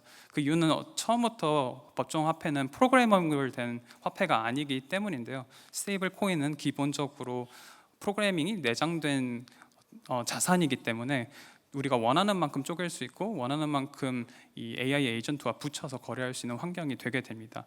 따라서 우리가 정말 미래지만 에이전트 커머스를 넘어서 페이퍼콜로 넘어가게 된다면 이런 스테이블 코인을 활용한 에이전트 시대도 엿볼 수 있을 것 같습니다. 실제로 최근에 샌프란시스코에서 스트라이프가 굉장히 크게 행사를 했었고 해당 행사에 샘 알트먼도 나와서 발표를 했었습니다. 그만큼 단순히 뭐 웹3 재단에서 원하는 개념들 이런 것들이 아니라 실질적인 변화가 일어나고 있는 과정이고요. 물론 이 시대가 오기 위해서는 단순히 오늘이 아니라 우리 모두가 에이전트를 쓰고 내 핸드폰에서 에이전트가 활동하는 환경이 무조건 마련되어야 된다고 보고 있습니다. 대표적으로 뭐 구글, 오픈 AI, 뭐 스트라이프, 비자, 마스터카드 등이 이런 걸 하고 있고요. 그 에이전트 커머스를 가장 먼저 만든 거는 코인베이스입니다. X40이라는 개념을 만들었고 X40이 기반으로 페이먼트 레일을 현재 구성하고 있습니다. 이외에도 서클, 이더리움, 스트라이프 있는데 코인베이스와 서클이 최근 가장 에이전트 시대와 맞물려서 각광받고 있는 상황이라고 보시면 좋을 것 같습니다. 마지막으로는 CEX 체인입니다. CEX 체인을 설명드리기 위해서 현재 거래소의 상황을 좀 봐야 될 것 같은데요. 이제 아까 법인 자금이 우리 시장에 흘러오고 있고 계속해서 산업은 성장하고 있지만 정말 아쉽게도 이 가격에는 조금 우리가 이슈가 있습니다. 즉 CEX 역시도 크립토 거래에 대해서 큰 불안감을 느끼고 있어서 주식 거래까지 도입한 상황인데요. 계속해서 암호화폐 거래량이 지금 낮아지고 있는 상황이다 보니까 수익을 다양화하고 다이버시케이션 해야 되는 상황에 와 있습니다. 그래서 이제 계속해서 주식 토크나 혹은 프레딕션 마켓 여러 가지 거래를 지원하고 있는 상황인데 이렇게 혼자서 했을 때는 조금 제한성이 생깁니다. 그 거래소 중심으로 내가 어떤 상품을 출시하고 하는 것은 너무 속도가 오래 걸리고 블록체인에서 사업에서 말하고 싶은 거는 확장성 그리고 모두가 와서 할 수 있는 산업을 만들어야 된다는 생각이 있습니다. 그래서 이들이 갖고 있는 거래소 환경을 인프라 레벨로 내려서 체인을 만들고 그 체인에서 우리 모두가 거래를 지원할 수 있도록 만드는 게 CX 체인의 기본적인 개념이라고 보시면 좋을 것 같고요. 코인베이스에서는 대표적으로 베이스, 바이낸스에서는 BNB, 바이브에서는 멘틀 이런 체인이 있고 여러분들이 좀 아직은 좀 확정된 건 없지만 업비트의 기화도 하나의 포인트가 될 것 같습니다. 현재 계속해서 내러티브를 만들고 어떤 것을 하겠다 발표는 하고 있지만 좀 구체화된 건 여전히 없습니다. 하지만 제가 생각했을 때는 원화 스테이블 코인을 중심으로 산업을 전개할 것 같고요. 업비트가 네이버 파이낸셜과의 어떤 정리, 증권사들과의 지분 정리가 완료되는 대로 실질적인 사업이 전개될 것 같습니다. 혹시나 여러분들이 사업을 전개하게 된다면 하나의 주목할 점이라고 보고 있습니다. 지금까지 좀 빠르게 시장을 한번 쭉 봤었는데 제가 아마 오늘 발표자 중들의 장표가 제일 많은 것 같아서 좀 와다다다 쏘는 것 같기는 합니다. 제가 생각하는 기관의 자금을 다시 말씀드린 것 같이 스테이블 코인 및 RW 생태계에 흘러가고 있고요. 현재 한국에서도 이것을 선점하는 것이 가장 중요하다고 생각합니다. 스테이블 코인이 발행뿐만 아니라 운영 그리고 결제 여러 가지 레이어가 쌓인 만큼 만약에 우리 기관들이 발행하는 거에 적합하지 않다면 그 위에서 우리가 할 수 있는 플레이는 무엇인가를 좀 고민해 봐야 할 것 같고요. RW 시장 자체는 미국 국채를 중심으로 가다 보니까 우리는 어떤 자산을 갖고 이곳에서 익스포저를 가져갈 수 있을까를 고민하는 것도 합리적일 것 같습니다. 또한 현재 법적 명확성이 사실은 한국은 부족한 상황입니다. 따라서 한국에서 우선 진행하는 것이 아니라 좀 더 법적으로 명료한 홍콩이라던가 싱가포르, UAE 쪽에서 산업을 우선 진행하면서 경험을 쌓고 한국으로 돌아오는 것도 하나의 방법일 것 같아서 여러분들이 만약에 스테이블코인 RW 생태계를 선점하고 싶으시다면 이러한 전략을 사용하는 것도 하나의 예시일 것 같고요. 그리고 두 번째, 세 번째는 아직은 시장에 관심이 있지만 우리가 적용하기는 어려운 단계에 있습니다. 두 번째가 실직 수익 창출 센터로 PMF가 검증된 펄프덱스와 예측 시장인데요. 아직 동남아에서는 사실은 그 예측 시장은 굉장히 어려운 시장이고 펄프덱스 같은 경우가 혹시나 이제 다른 퍼널을 파고 그 VBI의 법인을 만든다거나 하면 진출할 수 있는 것이지만 추천드리지는 않고 사실 관심만 가졌으면 좋았을 것 같은 분야이라고 말씀드립니다. 그리고 차세대 온체인 인프라 같은 경우에는 AI 결제망과 CEX 자체 체인 융합 같은 경우에는 굉장히 빠르게 올 것 같다고 생각을 하고 있습니다. 10년 내에 올 수 있는 미래라고 생각을 하고 있고요.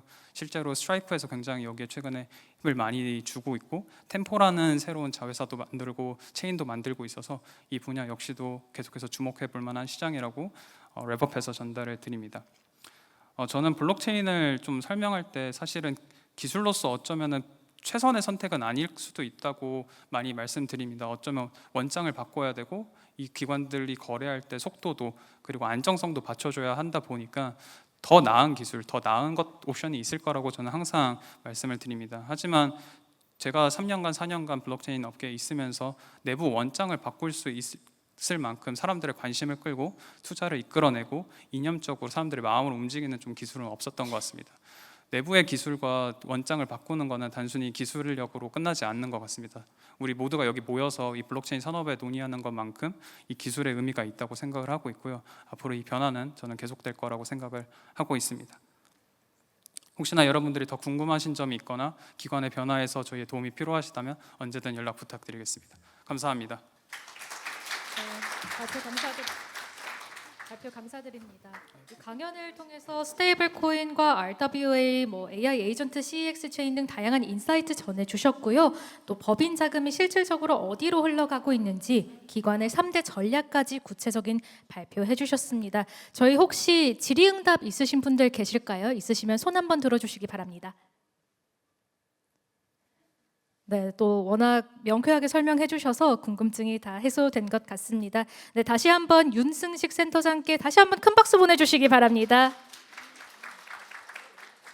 네, 계속해서 저희는 다음 발표를 진행하도록 하겠습니다. 이 블록체인 기술과 디지털 자산은 이제 어떤 새로운 투자 수단을 넘어서서 금융산업 전반의 혁신을 이끄는 핵심 요소로 자리 잡고 있는데요.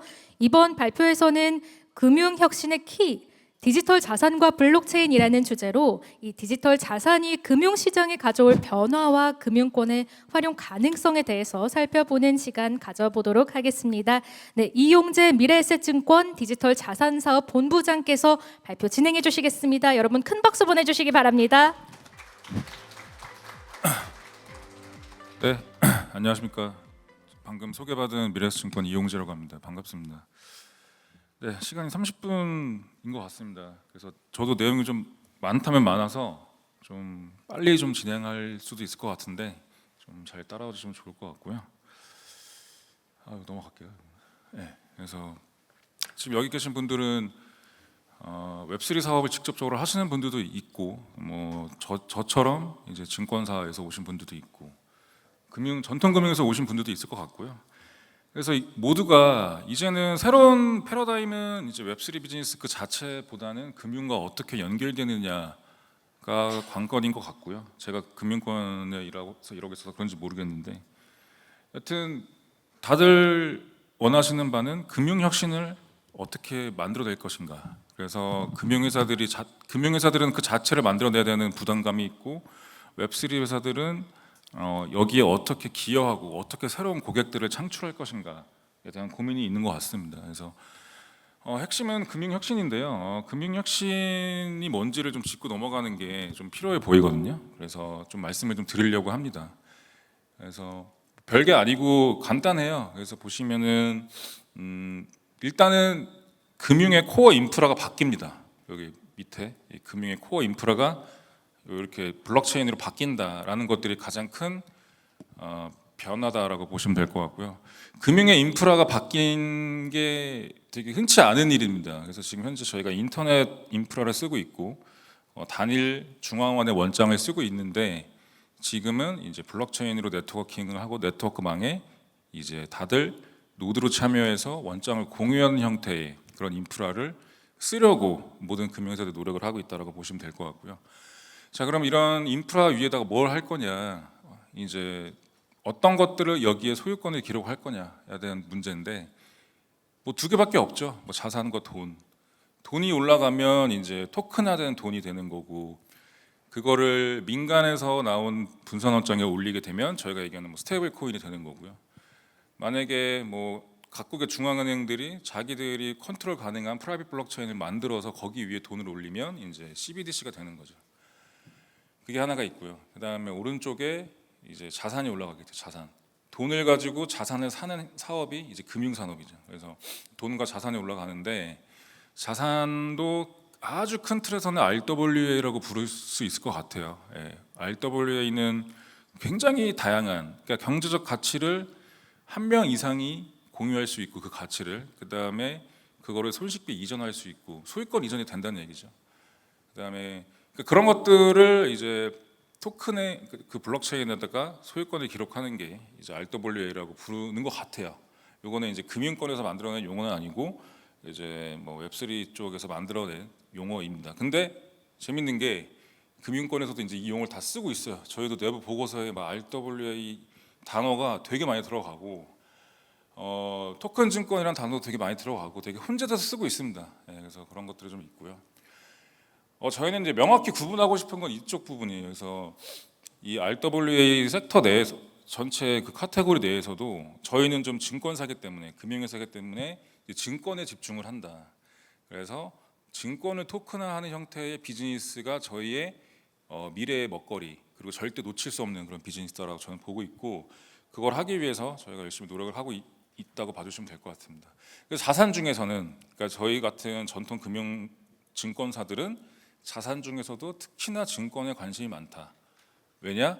이 증권 비즈니스는 우리가 이미 잘하고 있고 잘 해야 되고 이미 시장이 크기 때문에 여기서 코어 인프라를 바꿔서 저희가 더 뭔가 내부 효율화를 추구한다든지 아니면 더 많은 고객들을 모은다든지 이런 쪽에 이런 베네핏을 좀 기대하고 있는 거죠. 그래서 다 저런 증권의 토큰화에 관심이 많다라고 보시면 될 것 같고요. 그래서 혁신을 저는 계속 하는 얘기예요. 이게 여기서 처음 하는 얘기는 아니고 이 주제 관련된 얘기로 계속해서 강의를 할 때마다 그냥 좀 이걸 명확히 아셨으면 좋겠다라는 것들 때문에 많이 말씀드리는 주제입니다. 그래서 여튼 금융 혁신을 목전에 두고 있고 뭐 웹3 회사든 CEX든 뭐 덱스든 아니면 저희 같은 금융회사든 은행이든 어찌됐건 금융 혁신을 좀 하려고 하고 있는데 이 혁신의 모습을 좀 잘 봐야 될 것 같아요. 혁신이 뭐 어떤 본질이 있는지 이게 혁신의 모습이 뭐냐, 본질이 뭐냐.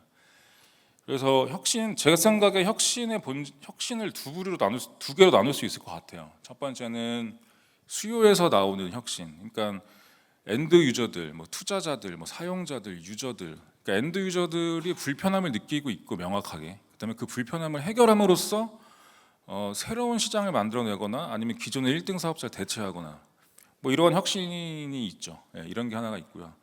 두 번째는 엔드 유저들이나 뭐 소비자들, 투자자들은 잘 몰라요. 나는 그냥 불편함이 없는 것 같아. 그냥 나쁘지 않아.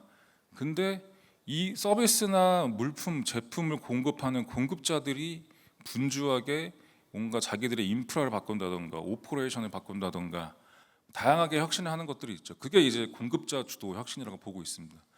근데 저희가 맞닥뜨린 이 웹3 디지털 자산으로 인한 금융 혁신의 모습은 제 생각에는 공급자 위주의 혁신인 것 같아요.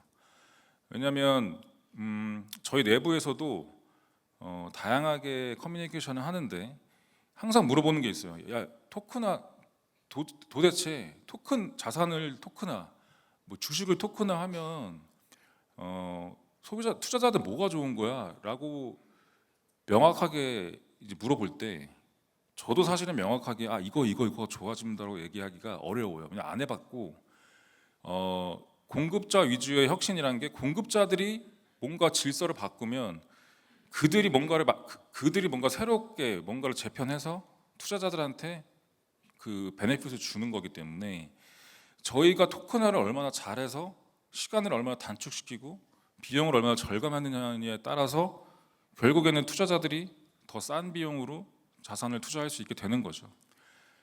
그래서 공급자 위주의 혁신이라는 것들을 보는 게 좀 중요한 것 같습니다. 그래서 금융회사들, 뭐 증권사, 은행, 그다음에 뭐 거래소, 뭐 그런 데들이 앞다퉈서 아까 얘기했던 코어 인프라를 바꾸고 있습니다. 그 바꾸는데 엄청난 비용과 시간을 쓰고 있고 그걸 바꿔서 이제 최초의 그 퍼스트 펭귄 역할을 누가 하냐. 뭐 그 역할이 제일 중요한 건 아니지만 그 퍼스트 펭귄 들어가고 줄지어서 이제 새로운 변화의 스테이지로 들어가는데 그 단계에 있어서 표준화를 누가 선점하고 시장을 누가 더 크게 가져오느냐 그거에 대한 관심이 되게 많은 거죠. 예. 그런 형태의 혁신이라고 보시면 됩니다. 그래서 스테이블 코인도 마찬가지, 그다음에 토큰화된 뭐 RWA나 토큰화된 증권도 마찬가지.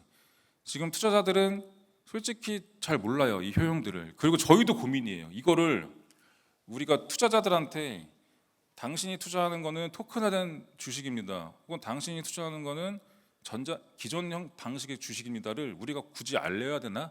라는 고민도 있어요.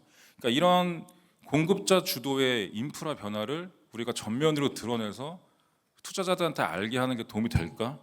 뭐 이런 생각도 많이 하고 있고요. 아니면 그냥 우리가 백엔드 단에서 토큰화 기술을 활용하고 실제 투자자들은 뭐 토큰이든 전자증권이든 뭐 알게 뭐야라고 하면서 그냥 편하게 24시간 거래하게 만드는 게 좋은 걸까? 저희도 지금 고민입니다. 예, 이게 다 이런 고민 자체가 다 공급자적 주도의 혁신이기 때문에 저희가 이런 고민을 하는 거죠. 그다음에 이제 그래서 이 혁신이라는 것들이 이렇게 혁신이 일어나잖아요. 그래서 여기서 제가 여러분들과 남은 한 20분 정도를 저 머니 사이드, 그다음에 에셋 사이드 두 개를 같이 보면서 좀 어떻게 진행되고 있는지를 좀 살펴보려고 합니다. 그래서 먼저 이제 에셋 사이드부터 좀 보면요, 일단은 RWA와 토큰 증권을 좀 구분을 했으면 좋겠다라는 생각을 하고 있어요. 지금 저희 증권사 내에서 구별 못하는 분들도 많고요. 그래서 뭐 이게 저희 같이 증권사들 중에서 요 디지털 자산 사업을 하시는 분들은 명확하게 잘 구별해서 저희랑 커뮤니케이션 하시는데 그게 아니라 이제 웹3 쪽에 계신 분들이나 아니면 이쪽에 큰 관심이 없지만 어깨 넘어 들으신 분들은 되게 많이 혼용을 하고 계시더라고요. 그래서 이런 것들은 좀 혼용 안 했으면 좋겠다라는 생각으로 좀 만든 장표입니다. 그래서 뭐 어려운 개념 아니고 복잡한 개념 아닙니다. 그래서 보시면 요 밑에 표만 보시면 될 것 같아요. 뭐 위에 글은 안 읽으셔도 되고. 그래서 여기 보면은 RWA가 제일 크게 돼 있잖아요. 요 제일 크게 이게 리얼 월드 에셋이라고 해서 그냥 모든 자산의 토큰 기록을 블록체인에 쓰면 이렇게 RWA가 되는 거고요. 요 영역들 그 중에서 이 영역 증권의 권리 이동, 소유권 이동 이거를 블록체인에 기록하면 STO가 되는 거예요. 토큰 증권이 되는 거죠. 그래서 저희도 믿음이 있어요. 모든 자산, 소유권을 기록하고 이전할 수 있는 모든 자산은 인터넷이 아니라 이제는 블록체인 원장에 기록될 거라는 저희의 뷰가 있습니다. 그렇기 때문에 이 비즈니스를 열심히 하고 있는 거겠죠. 그래서 이렇게 클 거고요. 전체 시장은 그 중에서 증권 시장은 이제 이 정도가 되지 않을까라는 거고. 그래서 당연히 분류가 되면 증권 외 그다음에 증권으로 분류가 되겠죠. 그래서 증권으로 분류되는 거고 발행 형태는 증권의 형태를 띠면서 발행이 될 겁니다. 근데 비정형과 정형 증권으로 나눠지죠. 이것도 약간 중요한 개념이긴 하거든요. 왜냐면 이제 금융권에서 이 플레이를 어떻게 하는지 계속 팔로우를 하시려면 이걸 구분하실 줄 알아야 되는데 비정형 증권이라는 거는 현재 발행과 유통 체계가 없는 증권을 얘기해요. 그래서 수익증권 중에서 비금전 신탁 수익증권, 그다음에 투자계약증권 이런 것들 발행된 적도 없고 유통된 적도 없는 시장에 정형화되지 않은 그런 증권 시장. 그다음에 정형 증권이라고 하는 건 반대죠. 발행 유통 지금 다 잘 짜임새 있게 잘 돌아가고 있다. 그래서 뭐 주식, 채권, 뭐 파생 상품, 그다음에 펀드 이런 것들이 있는 거죠. 그래서 요 영역을 이제 증권사들이 블록체인을 활용해서 비즈니스를 한다라고 보시면 되고.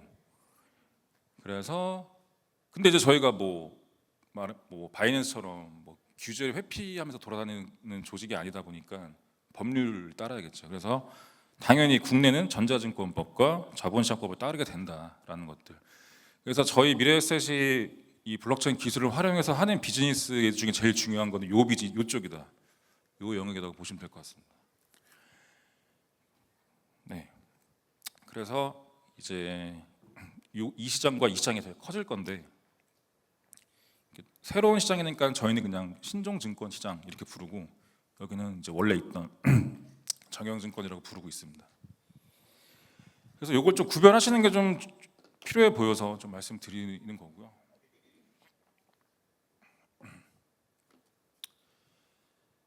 근데 이제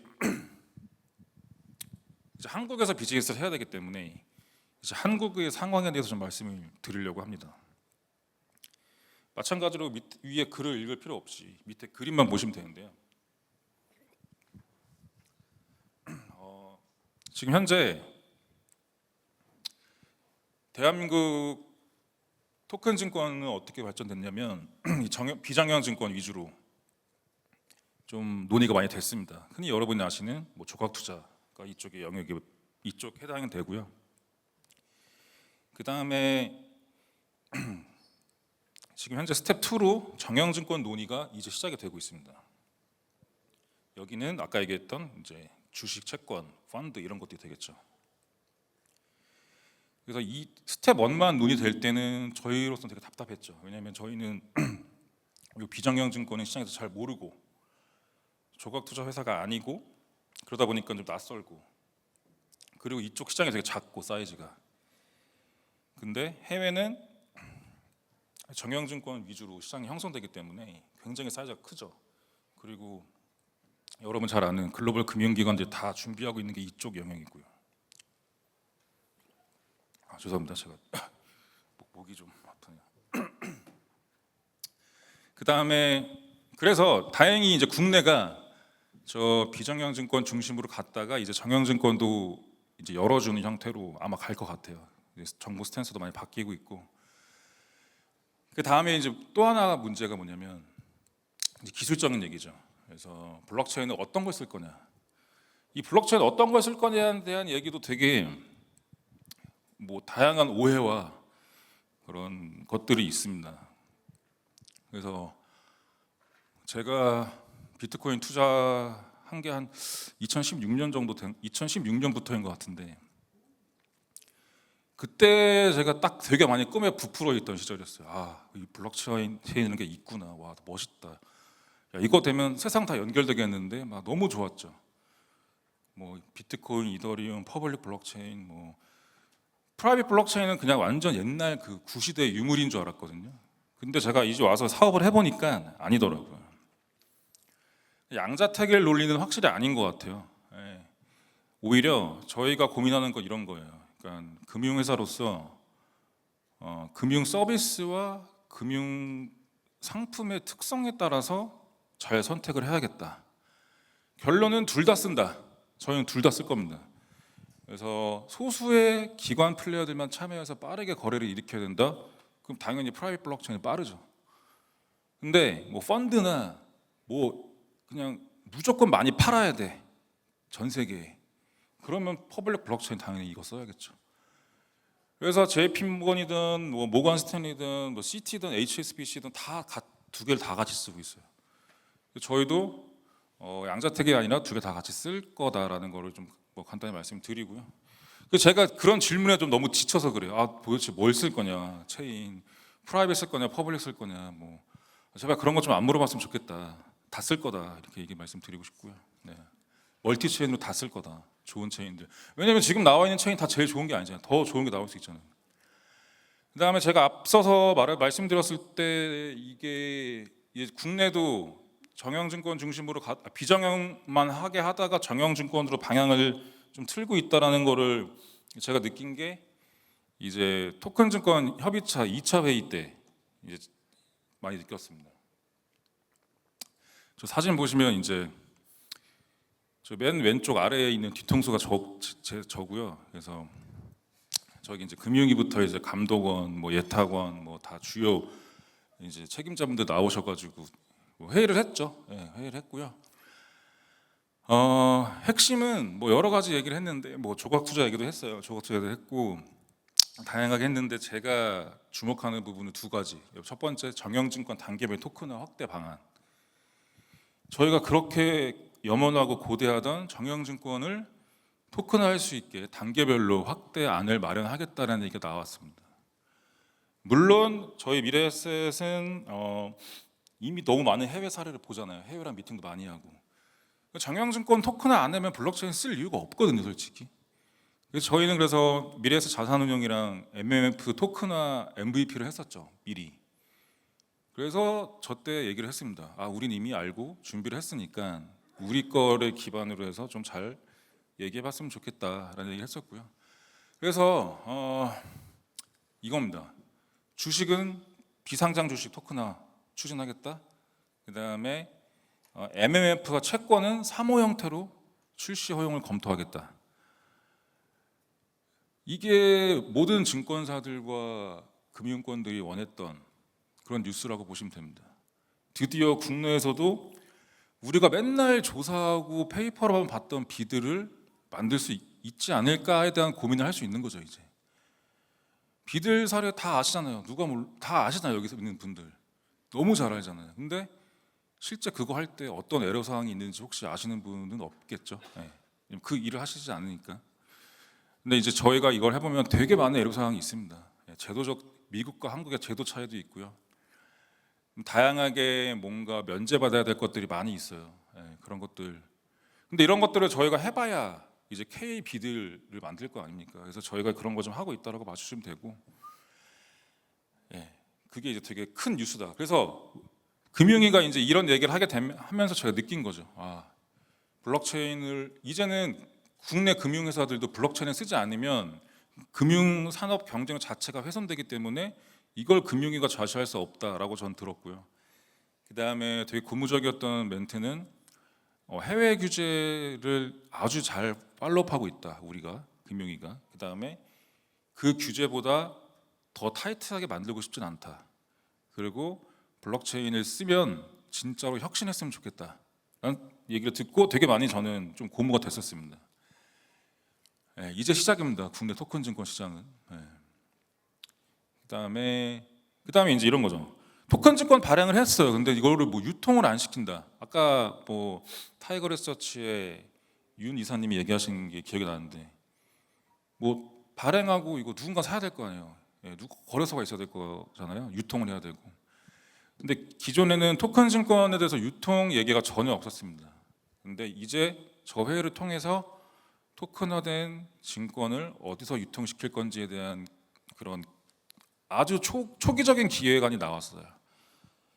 근데 이런 것들을 바탕으로 이제 토큰화된 증권들의 유통 제도까지 정비를 하려고 한다라고 보시면 될 것 같습니다. 그래서 이 모든 거를 종합해 보면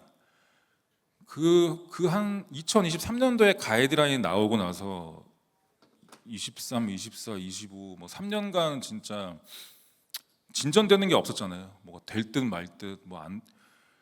근데 이제는 좀 되는 느낌이 많이 듭니다. 그래서 증권사들이 좀 많이 전담 조직을 또 세팅을 하고 또 다양한 투자를 이어 나가는 것 같고요. 뭐 거래소에 큰 규모의 지분 투자도 하시고 다양하게 하시는 것 같습니다. 그래서 금융 산업의 새로운 패러다임이 이제서야 한국에서도 열릴 틈이 보인다. 뭐 그 정도로 보면 되겠네요. 이거는 뭐 다 아시는 내용인데 넘어가도 될 것 같습니다. 그래서 뭐 토큰화 하면은 이제 투자 대상도 확대되고 뭐 어려움도 제거되고 환금성 스테이블코인이랑 붙으면 환금성도 좋아지고 뭐 다양한 장점이 있다라는 내용이고요. 그래서 저희가 MMF, MVP 이런 것들을 좀 했었습니다. 업계에서 최초로 증권사와 운용사가 같이 모여서 저희가 만든 하이퍼레저 배수 프라이빗 블록체인으로 MMF의 발행부터 소각까지 판매까지 청산까지 전 과정을 블록체인에 올려보는 그런 실험을 올해 3월에 완료를 했고요. 이거를 좀 더 저희가 고도화하고 상용화까지 준비를 해서 저희 목표는 내년에 이제 MMF를 좀 내보는 거, 정부 당국과 소통을 잘 해서 내보는 게 저희 목표가 됐고요. 그래서 보시면은 저런 분산된 펀드 생태계가 되게 분산되어 있어요. 각자 자기의 네트워크를 쓰기 때문에 저거를 다 각자 자기들의 그런 데이터베이스에 기록을 하고 마지막에 또 대사를 맞추고 전화하고 이런 것들이 너무 불편하고, 그래서 펀드 하나 만들고 청산하는데 너무 많은 시간이 걸리고 누가 안 해주면 또 누군 집에 못 가고 막 이런 것들이 많아요. 근데 그런 것들을 저희는 이렇게 블록체인으로 써서 저희가 만들어서 운영할 이 토큰 증권 플랫폼을 저희가 만들 거고, 여기에 이제 다양한 주체들이 들어와서 이제 펀드를 설정하고 환매하고 뭐 재투자하고 발행하고 이런 것들을 할 수 있게끔 하려고 하고 있습니다. 여기까지가 이제 자산 얘기를 좀 했고요. 돈 얘기, 이제 머니 얘기를 좀 빠르게 진행하도록 하겠습니다. 시간이 금방 가네요. 그래서 스테이블 코인 뭐 다 잘 아실 겁니다. 제가 커리큘럼 보니까 뭐 다양하게 앞에서 스테이블 코인 다루신 분들이 많이 있었기 때문에 요거는 좀 넘어갈게요. 그래서 규모는 계속 커지고 있고, 그 다음에 스테이블 코인 얘기할 때 제가 하고 싶은 얘기가 그겁니다. 주식을 굳이 상장 주식을 토큰화한 의미가 있나? 뭐 이런 얘기를 많이 하시잖아요. 저도 좀 그랬어요. 굳이 상장된 거 잘 발행되고 유통하고 있는데 이걸 굳이 토큰화 시킬까? 근데 저는 이제 이쪽 업을 하기 때문에 모든 증권이 토큰화되길 바라는 사람이잖아요. 그래서 상장 주식 될 것 같긴 한데 좀 오래 걸릴 것 같다라는 생각을 했는데 엄청 빨라졌죠. 갑자기. 저는 그게 스테이블 코인 시장이 커져서 그런 것 같아요. 스테이블 코인 시장이 커졌기 때문에 그 스테이블 코인 시장에 액세스하기 위해서는 토큰화할 수밖에 없어요. 그리고 젊은 친구들이나 혹은 좀 더 많은 사람들이 블록체인 쪽에 자기의 자산들이 많이 있잖아요. 스테이블 코인 형태로. 그들은 그들 나름대로의 스테이블 코인 효용을 느끼면서 점점 더 많이 스테이블 코인을 쓰고 있기 때문에 이제 주식을 토큰화하지 않으면 이제 이쪽에 있는 부에 액세스하기가 어려워지는 거죠. 그래서 이제 토큰화를 빨리 진행한 게 아닌가라는 생각도 들고, 그렇게 해서 액세스를 시키다 보니까 블록체인 망해서 모든 게 돌아가다 보니까 이제 24시간 거래해도 문제가 없겠구나. 은행망을 안 써도 우리가 결제 정산을 할 수 있구나. 이런 것들을 이제 저희가 또 몸소 느끼는 거죠. 또 그걸 느끼기 때문에 더 가속화되는 거죠. 토큰화, 주식을 토큰화하는 게. 이게 선순환이라고 봐요. 예. 스테이블 코인이 기여를 다 많이 했다라고 보시면 될 것 같고, 스테이블 코인이 뭐가 혁신이냐라고 보면, 시간이 없으니까 요쪽만 보시면, 둘이 멀리 떨어져 있어도 지구상 반대편에 있어도 같은 블록체인 상에서 이제 거래 완결성을 실시간으로 가져갈 수 있다. 현금으로 거래하는 수준으로. 그게 진짜 혁신이죠. 예. 그다음에 국채 큰 손이라는 거 다 아시는 내용이니까 넘어가고요. 실제로 결제가 되나라는 생각을 하시는 분들이 많아요. 야, 이거 그냥 컨셉추얼한 개념 아니야?라고 하시는데, A16G 자료를 보시면 진짜 많은 양의 거래량이 현재 일어나고 있다.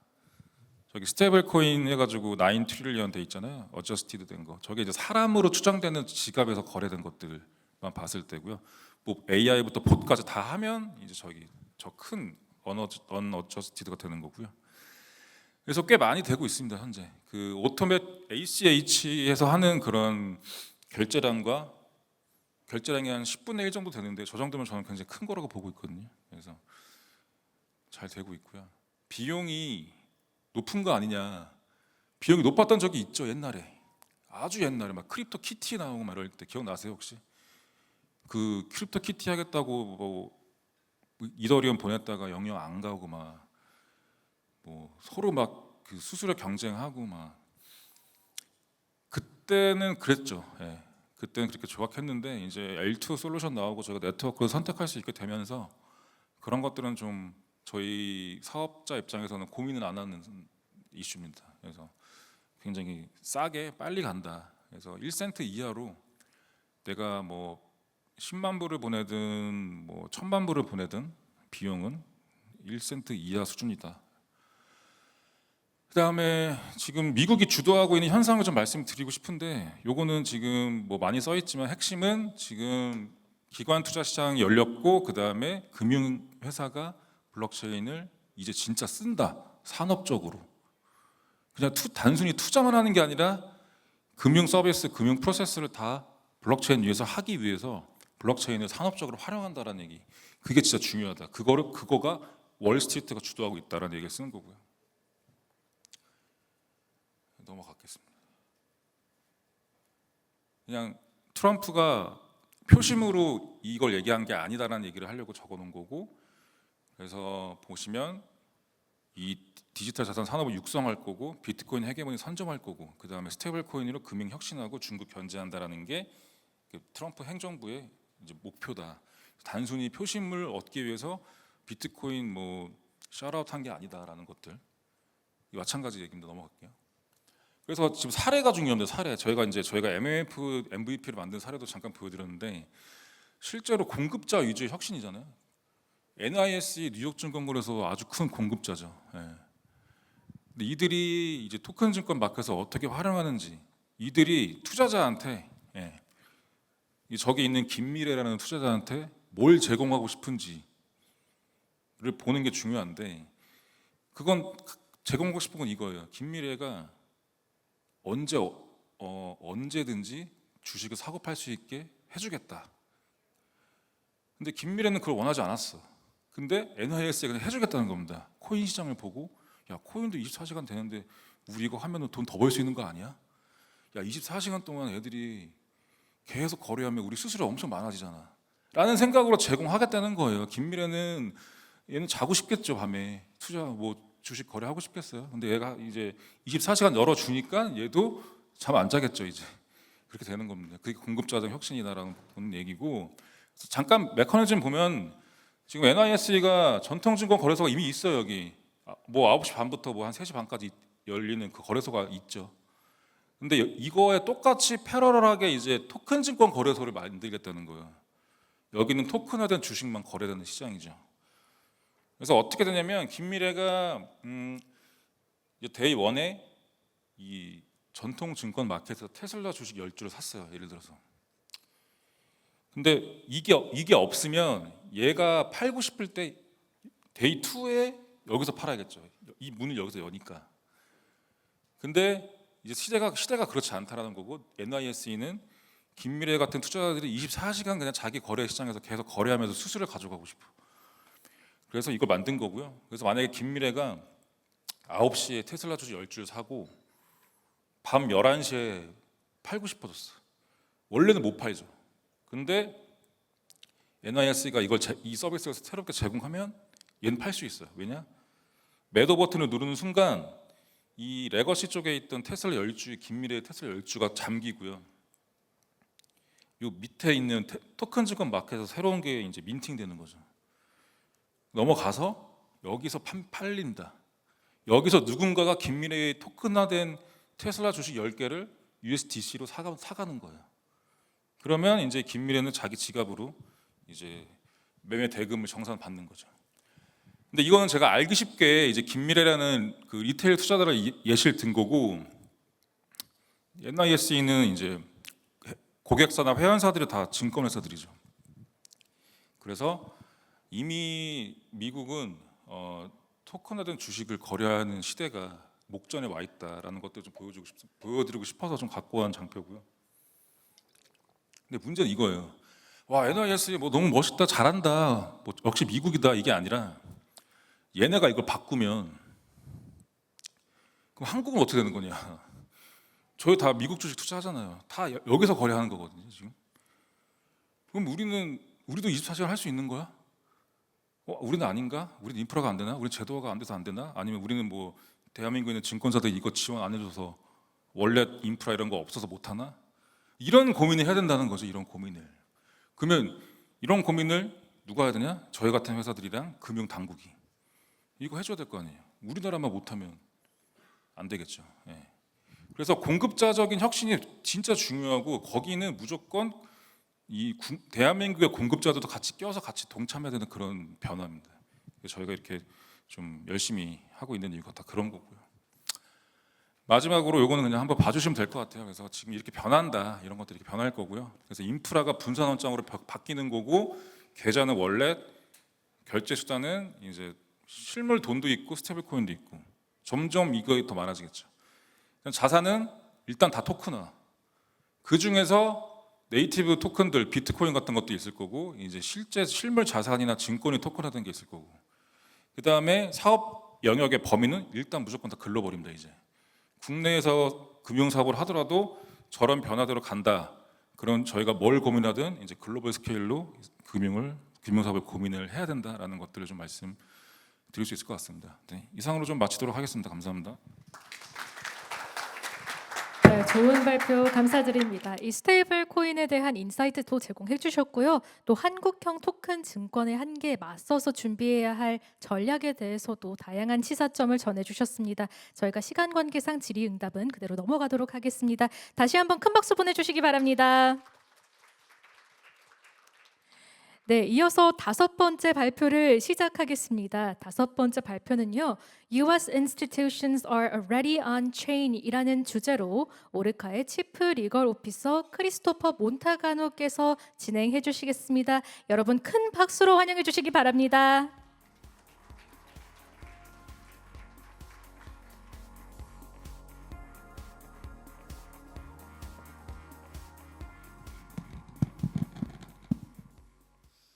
Hi there. I want to begin by thanking NextBlock and eToday for hosting us today, and Vice Chairman Lee, in particular, for his gracious welcome this morning, and would be remiss in not thanking Daniel Kim and the Taigorisearch team for helping really bring us out here, and thus far have shown us a very warm welcome to Korea. So thank you, Daniel.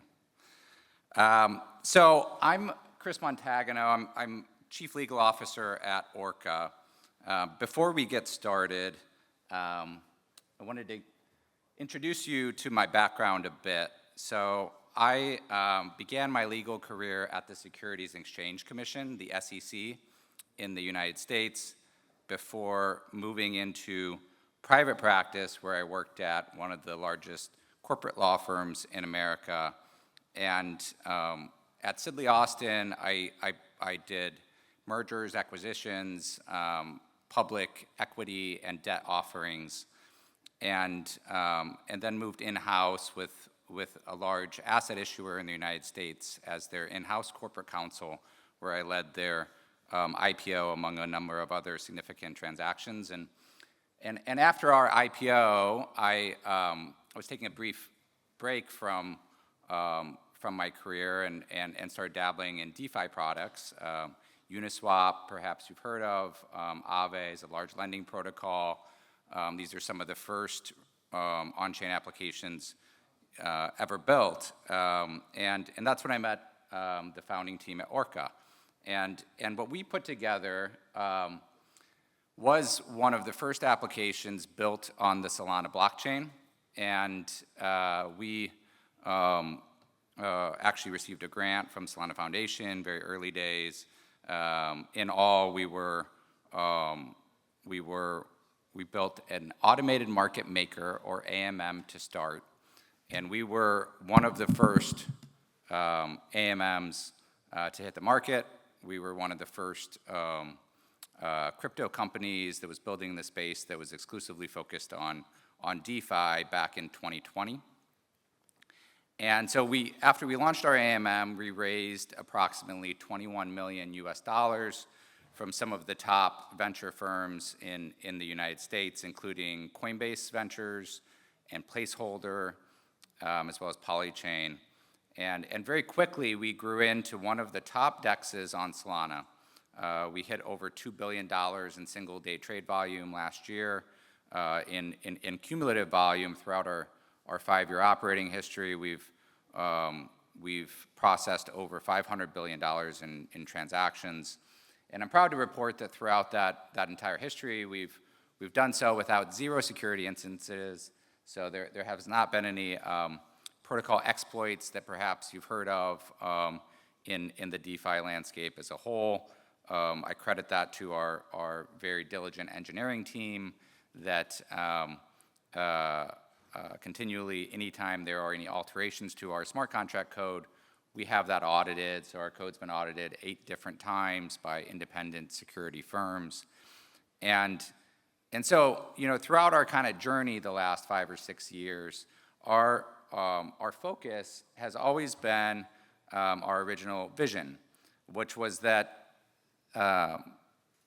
access to sophisticated financial products that have consistently yielded quite high risk-adjusted returns have been limited to the few American elite, really, as an investor class. And we wanted to democratize access to these sorts of risk-adjusted, high-returning assets. And that's why we built Orca. We think blockchain is by nature an environment that fosters open innovation as well as open access. And however, we wanted to do that in an environment that was aligned with our values as entrepreneurs and traditional capital markets participants, which included complying with anti-money laundering, or AMLs, and sanction laws in the United States. So back in 2022, we were one of the first, if not the first, DeFi protocol to integrate what's called blockchain analytics technology. And so blockchain analytics allows you to screen DeFi wallets before they're connected to your protocol and mitigate any sort of risk that those wallets are held by illicit actors. So in addition to utilizing blockchain analytics, we also implement something called geofencing of our front end or website from any jurisdictions that are included on OFAC or FATF sanctions list, which is reflective of compliance always being at the heart of our business. So it's never been an afterthought for us. It's quite literally baked into the technology itself that the tech cannot be used by illicit actors. And so we've been on this policy journey for some time. We began in depth about a year ago, and that journey began in the first instance with engaging with U.S. lawmakers in Washington, D.C. So we began meeting in person with different congressional leaders as well as their staff. That transitioned to the White House asking me to come in and walk them through our technology in DeFi, in particular how we've been able to reach a high degree of success from a user perspective on distribution of assets while maintaining true to our compliance roots. And so we, about 12 months ago, the Solana Policy Institute, you heard from this morning, the keynote speaker, Miller Whitehouse Levine, he approached me and asked me if we would help co-lead an endeavor we coined Project Open, which would be a proposal to the Securities and Exchange Commission to permit publicly traded securities in the United States. We call them national market securities or NMS securities. And so Miller asked me to be the quote unquote face of DeFi for this endeavor. And while I spent time at the SEC, I also at that point had spent quite a bit of time as the chief legal officer of a DeFi protocol as well. And I'm not sure if you're aware, but in the United States, the SEC took quite an aggressive view toward prosecuting early DeFi developers in the United States. Most notably, Uniswap was a project that was subject to a number of different investigations, and at that stage in our life cycle, right, we're still a young startup, and while we have resources, having resources to deal with those sort of investigations is a frankly different endeavor. And so I was quite nervous about being the quote-unquote face of DeFi, but we believed that in order to reach our ultimate vision of our technology, which is institutional-grade assets transacting on Orca, we would need to lean in and get recognition from the SEC about how our technology ought to be regulated. And so I went ahead and did that. And our first meeting, very ironically, was on my birthday last year. It was June 12th, celebrated my 40th birthday at the SEC. Is not something that I was particularly keen to do, but nevertheless, we had a terrific first meeting with them. They were very constructive, very inquisitive about our technology, how it operates, and in particular the non-custodial nature of the technology itself. Over the subsequent 12 months that followed that initial meeting, we met with the commission more than a dozen different times, including commissioners. We did a project demonstration with Chairman Paul Atkins in his office at the SEC, and Chairman Atkins himself is quite passionate that innovative teams like Orca technology, like the automated market maker that we built, ought to be something utilized by capital markets more broadly, and certainly innovation in our space should not be deterred by regulation. Instead, regulation ought to set a framework where technology firms like us can flourish and innovate in the space. And so you may have heard, to the extent that you follow US regulation closely, Chairman Atkins has in many recent speeches referenced something called the quote-unquote innovation exemption. The innovation exemption is our framework. So it is a reflection of Project Open. They have issued something called staff guidance, which is, I would say, about 30% of the way toward our ultimate goal.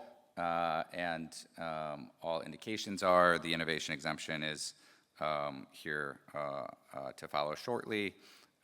It's been delayed a bit pending the negotiations regarding the Clarity Act. The Clarity Act as well, as Miller noted this morning, includes specific recognition that DeFi trading protocols like Orca ought to be treated differently than traditional financial institutions, notably because we do not take custody of user funds at all in the way the technology flows. So now that I've kind of walked you through a bit about our framework, what I'd like to do, instead of, I think we've heard quite a bit today about what is possible with DeFi technology or blockchain technology more broadly. I think the gentleman from Mary Securities, did a nice overview of, what's possible in the future. So what I want to do today, instead of talking about what's possible, is actually talk about what's happening. So there are a number of products already live in the space that I would call tokenized RWAs. I think you heard earlier from the Tiger Research team, a nice overview of many of these assets as well. And these are three assets that have launched on Orca in just the last 3 weeks. So GLDY is an asset that was issued by a publicly traded company in the U.S. listed on NASDAQ. And then SPCX is a token that was issued by a Japanese regulated exchange. And Prime is a tokenized RWA that represents yield of an institutional grade private credit product. And so I'm going to walk you through in detail a bit about each of these, what I call use cases that are very recent and very live on Orca today. So the first here, GLDY, as I said earlier, the issuer is a company called StreamX. StreamX is a NASDAQ-listed public company. And why I think it's noteworthy that these issuers are publicly traded in the U.S. is publicly traded companies, of course, are SEC registrants. They have very deep compliance departments. They take issuing an asset quite seriously. It impacts their core business as well as their future business, right? So StreamX issued GLDY. GLDY, when you mint it, you hold an equal ownership to what you invested in gold. And they work with a party that leases out that gold. And so there's yield that is generated on your asset as well. And the yield component, from a legal perspective, makes this asset a security in the U.S. And so the fact that it's a security and it's regulated by the SEC means we had to come up with a unique solution in order for it to trade on our permissionless rails. It couldn't just let loose like any crypto native asset. And the issuer, StreamX, opted for, at the start, GLDY to be issued under what's called Regulation D in the United States. Reg D is an exemption from public registration that requires the issuer to ensure holders are accredited investors. Accredited investors have to meet certain income or net worth thresholds in order to hold and transact in that asset. And so what that meant for us is we had to come up with a mechanism that would ensure GLDY did not get in the hands of someone who was not an accredited investor. And so what we built out to accomplish that was quite novel. It was the first of its kind technology in our space, and it permits the issuer to actually control, from a technical perspective, the KYC process themselves. So when you go to buy GLDY on Orca, you will get kicked over to StreamX's KYC and accreditation process. Once you submit your information, they verify that you're an accredited investor. You are returned to Orca's backend infrastructure, which is consistently pulling data from StreamX in order to confirm that each wallet who's trying to interact with GLDY has been whitelisted or deemed eligible by the issuer itself. And then that backend infrastructure communicates with information on the blockchain to again trigger the thaw or the permission element that would then permit transacting in GLDY. Once those steps are taken, boom, you can buy your GLDY, you can sell it, you can provide liquidity, you can do all of these things on a 24/7 basis, utilizing the programmatic, state-of-the-art technology that lives on chain.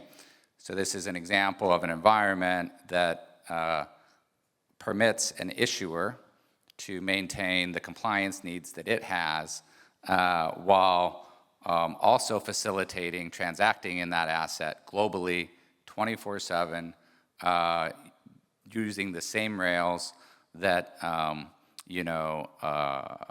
people have enjoyed for the last 5 years on Orca.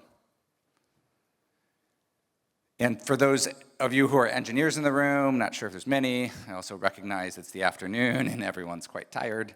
But here's the actual breakdown from a technical perspective of how our technology flows. So again, you have the KYC or whitelisting process at the top here, which is managed by the issuer itself. That communicates real-time with Orca's backend infrastructure, which is also communicating real-time with Solana blockchain architecture. And that is feeding, once the approvals are cleared, it kicks you to Orca's on-chain infrastructure.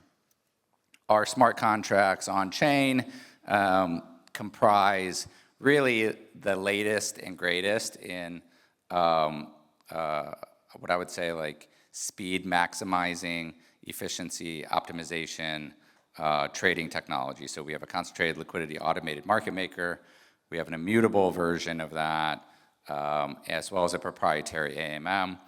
And so once you've been KYC cleared, you try to initiate your transaction. Our aggregator will programmatically determine which path is most efficient for your transaction, execute on that real time, and your trade will be settled on the Solana blockchain. So this is an example. I think we've heard multiple times today nuances between public blockchains, private blockchains, and some of the limitations that the public blockchains in particular may present. We believe this is a extremely novel solution to that quote-unquote issue that Solana as a public blockchain faces, that is not as restrictive as a general private chain like Canton. So this is a way to implement the same privacy and KYC dynamics that institutions require, that regulatory bodies require, while doing it on a public blockchain.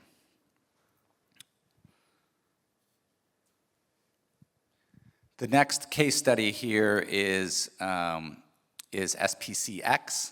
SPCX is what I refer to as an economic exposure token. So SPCX was issued by two companies in collaboration. One is Backpack, which, as I said earlier, it's a regulated and licensed exchange in Japan, as well as Sunrise or Wormhole, which is a former jump trading company that's extremely active in the United States. And so what Backpack did is it acquired SpaceX shares at IPO. And so this just recently happened, right, last week. 6 days ago on June 12th, largest IPO in history. Generally, these sorts of events are restricted access-wise, right, to those who have accounts at large brokerage houses in the first instance, and then second, American citizens and others before ultimate distribution flows offshore. Well, what was novel here is literally out of the gate, Backpack had access pre-IPO to SpaceX stock. It created a technology environment where each token of SPCX that was minted represents on a one-to-one basis shares of SpaceX stock. And it worked with Wormhole, Sunrise to tokenize that so that you could trade SPCX live at IPO anywhere in the world, 24/7, as opposed to generally an event like that being limited to those with access in America to their accounts. And so SPCX as an economic exposure token is available permissionlessly to anyone, tradable 24/7 on Orca. The last case study I'm going to walk through is an interesting one. I think the figure guys had to step out for a meeting, but Figure is a significant player in the private credit market in the United States. They're a NASDAQ-listed company as well. They were founded by a rather notorious, in a positive way, entrepreneur named Mike Cagney, who founded a company called SoFi. SoFi, of course, one of the largest credit providers throughout the United States. He subsequently sold SoFi and formed Figure. And so Figure is quickly become one of the largest issuers of home equity line credit in the United States, which is a massive market. They have issued now in a very short amount of time, a matter of 2 years, I believe, over $25 billion of home equity line credit on chain, all of it on chain. And up until about 6 months ago, when they launched the Prime token, yield from the home equity line credit that they were issuing, which is secured notably by people's homes. So this is very high quality debt, only to high quality credit worthy borrowers, was limited to really 3 institutions in the U.S. that have access to this, what we call HELOC, home equity line credit assets. And it's like Goldman Sachs, JP Morgan, right? Literally 3 of the largest banks in the world. That's it. No one else had access to this sort of yield product until Figure tokenized that yield in the form of Prime. And Prime is a token that, as I said, represents the yield derived from the private credit issued by Figure, a NASDAQ-listed company. And about 2 weeks ago, Prime began providing liquidity on Orca. It trades freely on the Solana blockchain, permissionlessly among investors who choose to partake. And so another example of an institutional grade RWA product that is available on Orca real time today. So why, I wanted to walk you through that is because, we spend a lot of time talking about what feels somewhat amorphous at times with blockchain technology, of some promise of tomorrow, promise of future technology, how we're going to hit these trillion-dollar cliffs on some day in the future, and I think it's actually quite notable that there are a number of companies leaning in that are not, kind of early stage startups that are pushing boundaries, but rather you have institutional actors, whether that be BlackRock, Franklin Templeton, Fidelity, that you've heard issuing, money market fund products, but also NASDAQ-listed companies using, a bit more novel avenues or models to make available on-chain private credit, public equity, equivalent assets, as well as fully permissioned regulated assets on public blockchains today in a manner that's consistent with guidance from US regulators and US policymakers. So our vision for the future is not a, what I would say, kind of cobbled together scenario where when you want to trade a particular asset, you have to go to open up an account at XYZ Bank, or go to another user interface, or go to this other blockchain, or take these other steps. Instead, what we envision is a single venue that's public, open access for investors to choose what types of assets they want to transact in, whether that be private credit, whether that be a public equity economic exposure token, or a regulated asset. You can go to one place and execute that trade. And we think from a technological perspective, these are a handful of models, but the possibility is really limitless, and you don't need to have a walled environment to accomplish your privacy needs. You just don't, from a technological perspective, despite what some folks may posit. That can be accomplished at the application layer. It can be accomplished at the token layer, and so that's why we've chosen to lean into a public blockchain model with a DeFi application built on top.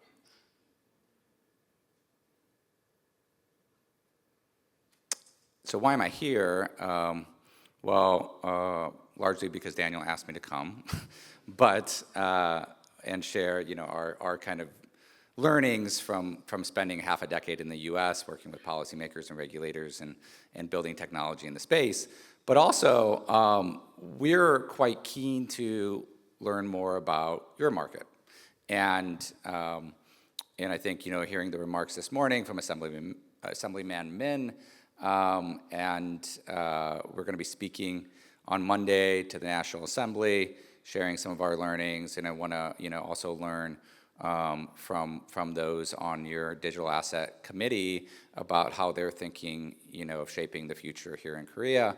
Very keen for those endeavors. Also interested to learn more from institutions such as Marriott Securities on how they are thinking about bringing regulated products on-chain, how they're thinking about structuring these products in an efficient manner to make them distributable globally, and also, in particular, my colleague Mike, who is here in Seoul, is quite keen to see if there's an avenue of us to bring more distinctively Korean products outside of Korea, right? Help distributing these products to American audiences, whether it's K-culture, IP royalties, these sorts of dynamics, we think would be quite interesting too. And And so to the extent you want to have these conversations, would love to have them. So I'm going to close with where I began. From our perspective, it's not the future. This is already here. We've have just in the last 3 weeks, right? 3 examples of institutional grade products launched by NASDAQ-listed companies that are all open and available on permissionless trading technology on Orca.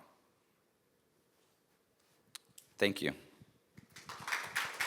네, 인사이트 가득한 발표 감사드립니다. Thank you for your insightful presentation. 네, 온체인 기술에 대한 장점과 잠재성 그리고 구체적인 use case에 대해서 설명해 주셨습니다.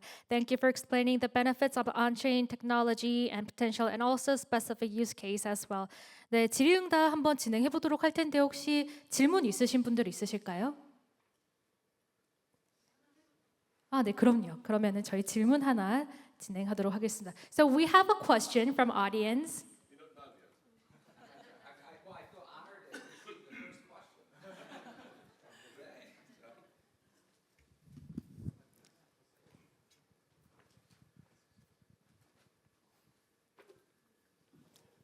네, 먼저 발표해 주셔서 감사합니다. 저는 이투데이피엔씨에 소속된 서지희 기자라고 합니다.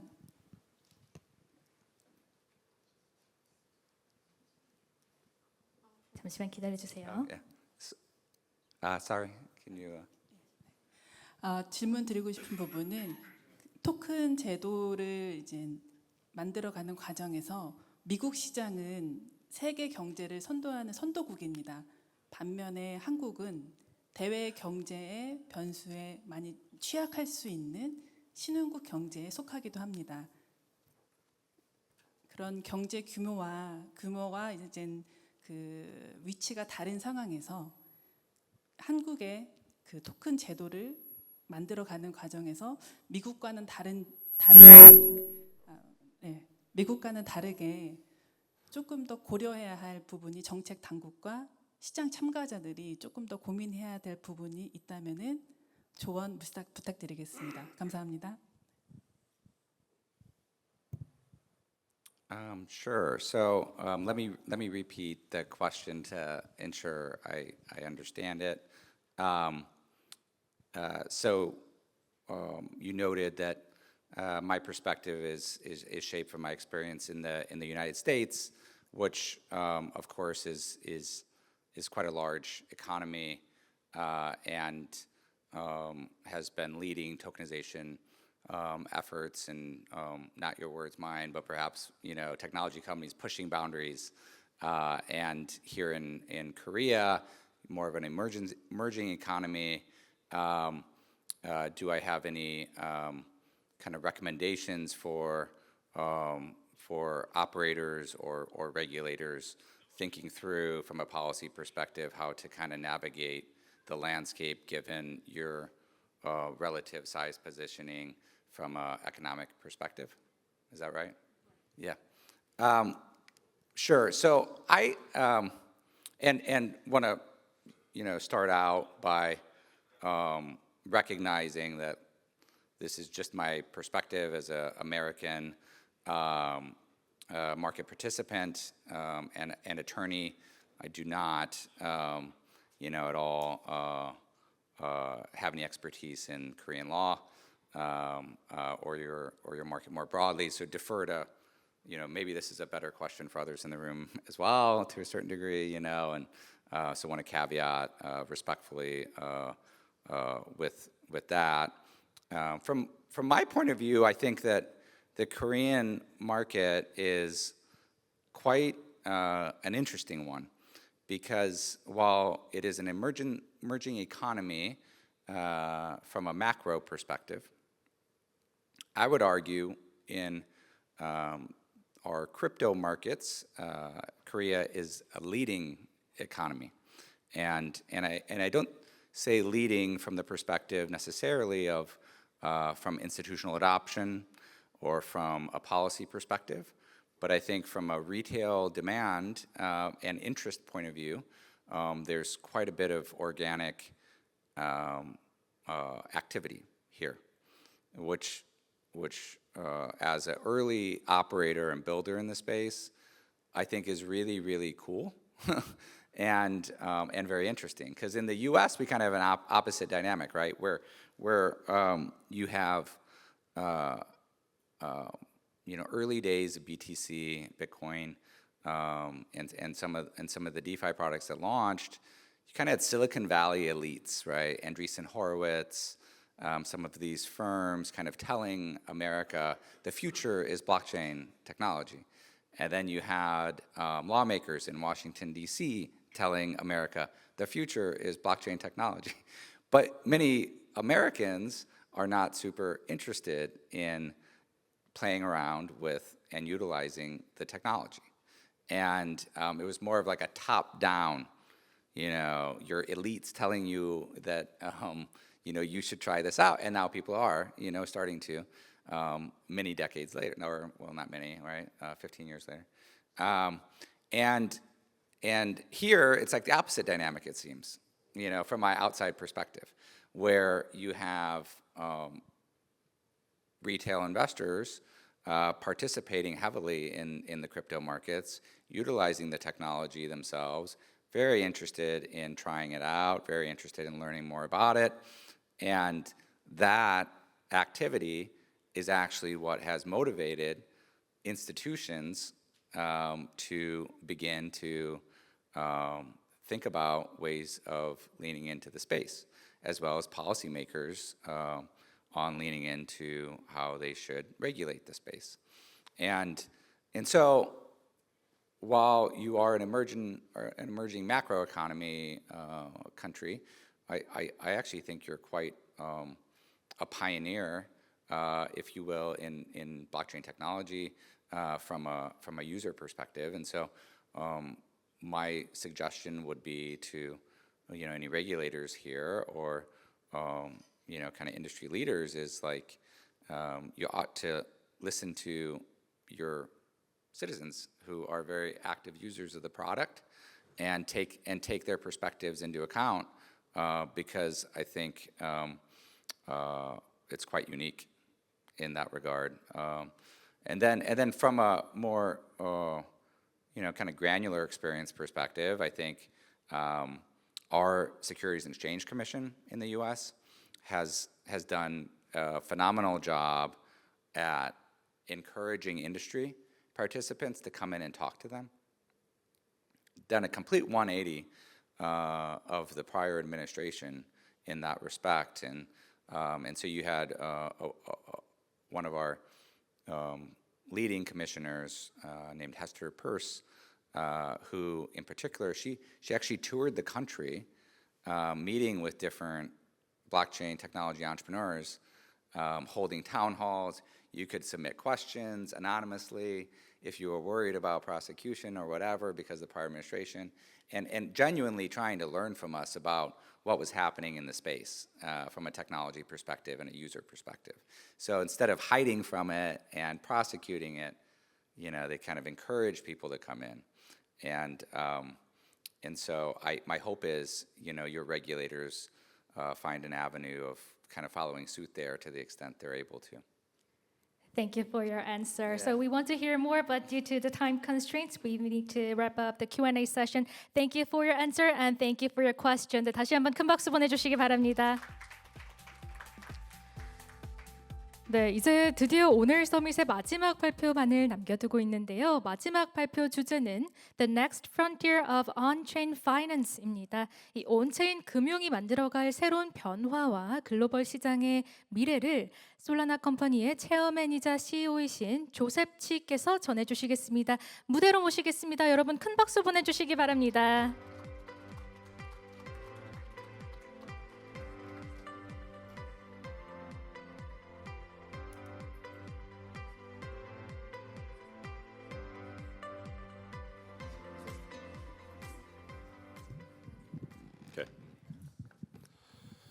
Good morning. Very, very last session of the day. I'm hoping I'm speaking louder to wake everyone up. I could see that even my colleagues was falling asleep. Chris is a very experienced in blockchain, RWA, DEX.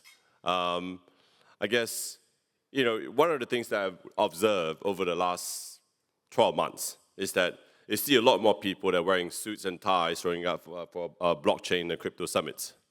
And in the past, when I dress like this, people look at me, it's like, you don't belong to the crypto community. I'm Joseph Chi. I'm chairman and CEO of Solana Company. And let me make a bit of a short introduction of myself, and then I'll share with you hopefully something more exciting. Now that we're a US listed company, this is required. I'm not sure how much Chris showed before, but I guess I got to flip it for like 10 seconds. Okay. I'm a Malaysian, and I was a banker for 21 years, a long time. I started in New York with Solomon, Citi, and then I spent 17 years in UBS. I ran the investment banking business across APAC for UBS for many years before I started my own company called Summer Capital. I just want to give you a bit background. I'm one of those TradFi traditional finance people who actually got interested in blockchain technology. I like crypto. I switched over. And Summer Capital was founded in 2017. It's licensed by Hong Kong and a few other jurisdictions. And it's definitely the earliest licensed fund management company that started investing in blockchain. We started with Bitmain. We built a bank called Amina Bank in Switzerland. It's one of the 2 crypto banks globally. And then we invested a large chunk in equity, less in token. I didn't understand all these NFTs, ICOs.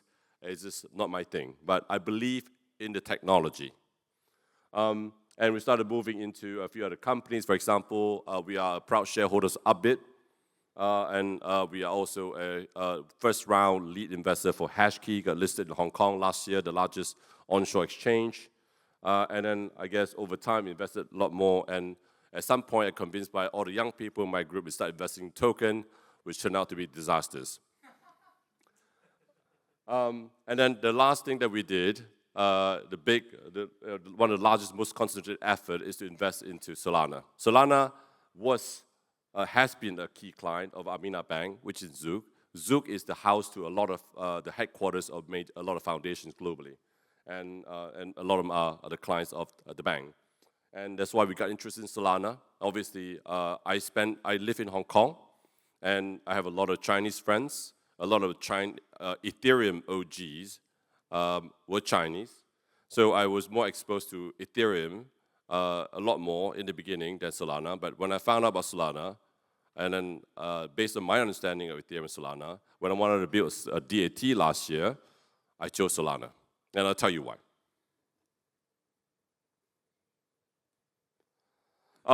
Before I get to it, I think today is talk about next gen, right? Finance on chain, right? And talking about digital asset. And if this was a year and a half ago, I think the whole room would be completely full.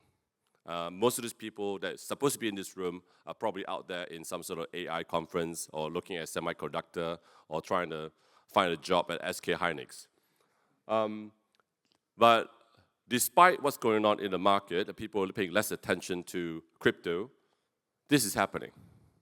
Last year, the volume of stablecoins is 33 trillion, quietly, right?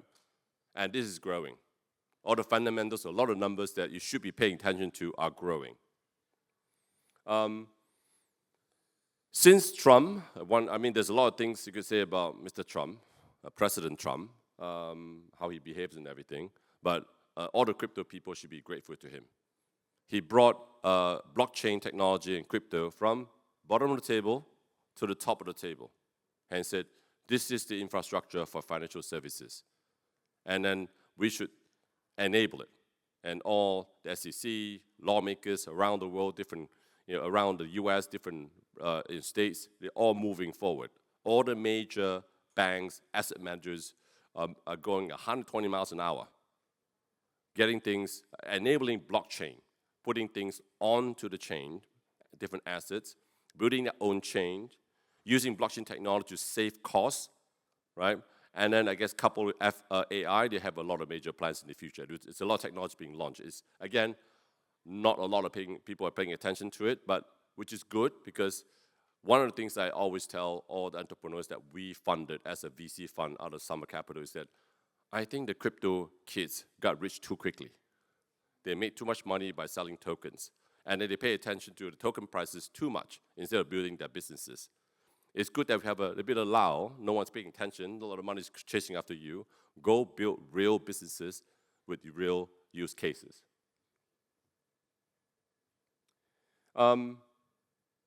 Crypto is a difficult, despite all the crypto native people telling me, Joe, this is so simple. And we started looking at it early 2018. I went to the first crypto conference and started learning from there. And at that time, I think I still remember the first crypto conference. It was like this guy with a ponytail standing in the middle of the stage with like leather shoes, leather vest, and say, "We hate the government, we hate banks," right? That was 2017-18, and I was trying very hard to learn. Now it's 8 years in. It's still not easy. Still a lot of things I don't understand, right? I'm telling you, the biggest problem of this technology is that it's very different from most things in this world. For most people to understand, for your mom and pop, your moms, your dad to understand, for regulators to understand, for old people, I think, like for anyone older than 40 to understand, it's very hard. I'm sorry, myself included. But if you look at a lot of these names, in first gen, right, blockchain 1, blockchain 2, blockchain 3, right? There's a lot of names in the first gen are still here. Some have disappeared, right? And then I guess if you look at blockchain 1, phase 1, phase 2, some of the founders went to jail. Some of the founders went to jail and came back out already. Some have never been found. A lot of people disappeared, took the money, ran away, and never seen them again, right? It's hard. And then for a lot of people who like crypto, they know these names. For normal people, they have no idea. They don't know what the Galaxy is, right? Maybe they know Binance, right? But OpenSea, who's that, right? Solana, maybe, right? But the good thing is, now blockchain is represented by names they recognize, right? All the major traditional names are here. This will be helpful because like every technology, you have to start with things that people understand, they feel comfortable, right? And then they will learn more about it. Because I spent a lot of time in Hong Kong. I see China grew up, right? I'm always use this analogy. In early 2000, when you look at China, people say, oh, 1.something billion people just got into WTO, a lot of growth, a lot of potential. But where can you invest? Nobody knows. Can you invest? There's not enough audited financials, not enough information. All this mining company, real estate company, consumer company across China, you cannot invest. All they can invest are simple stuff. They're going to invest in PetroChina, China Telecom, China Mobile, and later on, Bank of China, things like that. And it's happening right now in crypto. They are investing in Bitcoin, Ethereum, Solana, now Hyperliquids, and things that they understand. And they will do stable coins for payment first, something they understand. Tokenized real asset. I turn stocks into tradable tokens. Great, I understand.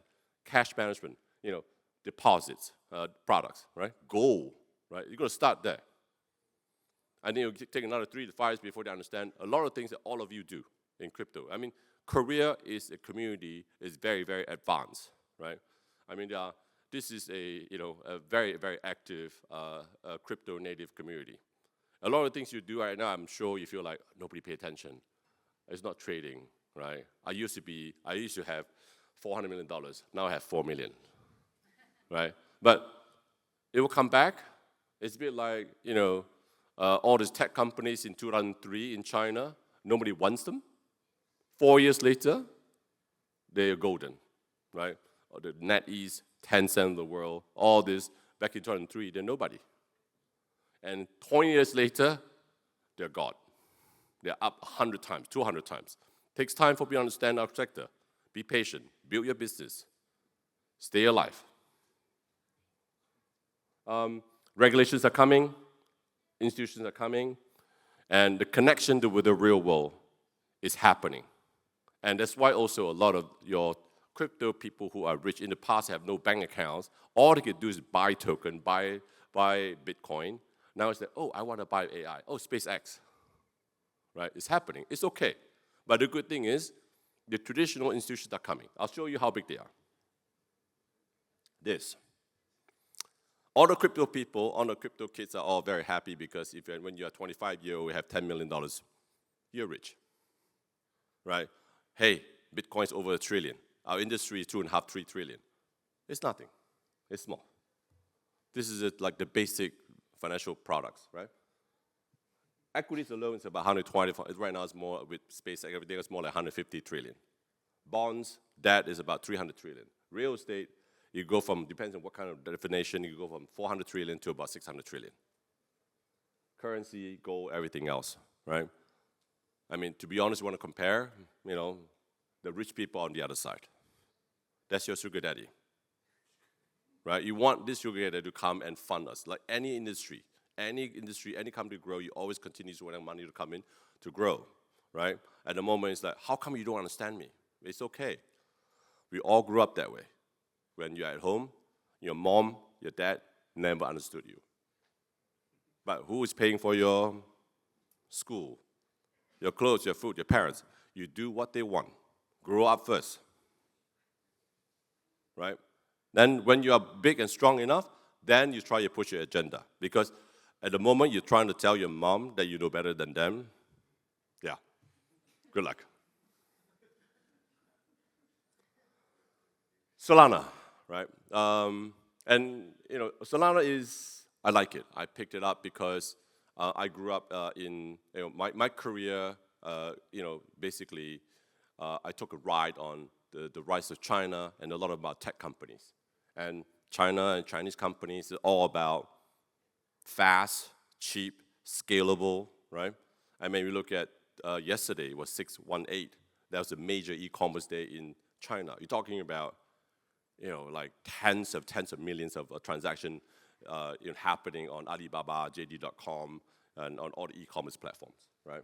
And Solana is built for high-speed, low-cost transactions. When it comes to payment in the future, trading of stocks, whatever, Solana will win, hands down, right? You could have all sort of solutions right now to cater to a private chain, want to have better,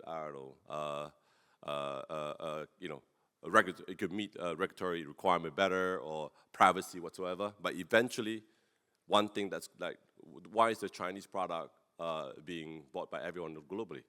It's cheap, quality is high, and you get it fast. Same. You want a chain that allow you to do a lot of high-frequency things in a very efficient way. I mean, in the future, you want to send like $2 to your friend in Singapore. In the past, you will not do it, but with Solana, you can. When AI agents want to pay each other 2 cents, in the past, you can't do it. Now you can. But Solana is going to be a layer that enable all that, right? And one thing that's good about Solana, I pick it to do DAT, it has 6 to 7% yield, right? Bitcoin doesn't have yield. That's why Michael Saylor has to sell Bitcoin to pay for interest of his debt. But with Solana, you're sitting there, you always make money, right? And then you look at the money they make, right? Solana is a big part of the daily transaction volume. It's got 50% of all transactions across all chain in terms of transaction number. And it has, you can look at DEX, you can look at, RWAs, a lot of numbers, they are a significant part of it. But if you look at the market cap, whatever, it may not be there. But this is important. If all of you have invested in Web2 companies, in early days, you look at Uber, whatever, they have no revenue. What do they have? Volume, transactions, client flows, right? It's the same with Solana. It's a lot of value here because when you have a lot of transaction and volumes. And it's fastest growing. And then in the past, we always think about Solana, well, oh my God, it's all meme coins, all the kids playing around. I know some of you were kids. But now you have all the major financial institutions here. BlackRock, Apollo, Franklin Templeton, Circle, Visa, Master, everyone's here, right? People recognize the Solana. And Solana is also, in a way, you can see it's growing up, being more mature. They're putting all very senior people, and they will work with people like old folks like me. 3 years ago, they would not work with me. I'm just too old, right? How do I get this? Okay. And again, low cost. And then look at the transaction, per second. It's just killing everyone. And look at its market share in asset issuance, in on-chain transactions. I mean, we are talking about one chain against everyone else in the market, right? And it's still not the largest. It's like top 5, right? Number 4, number 5. And wait till it's become even bigger. And by the way, this is down market. And RWA is one key topic for today. And then one of the most important invention in RWA is stablecoins. And look at the growth in stablecoins on Solana and the transaction volume of Solana. And some of the payment company, we choose Solana to be sometimes exclusive chain for them to use. And then, like, I don't know, treasury, private equity, stocks, you could think of especially stocks where speed is important, right? There's a lot of high-frequency traders around the world trade stocks. And it could almost be guaranteed anything that has to do with tokenized stocks will be on Solana. And then this is also telling you something.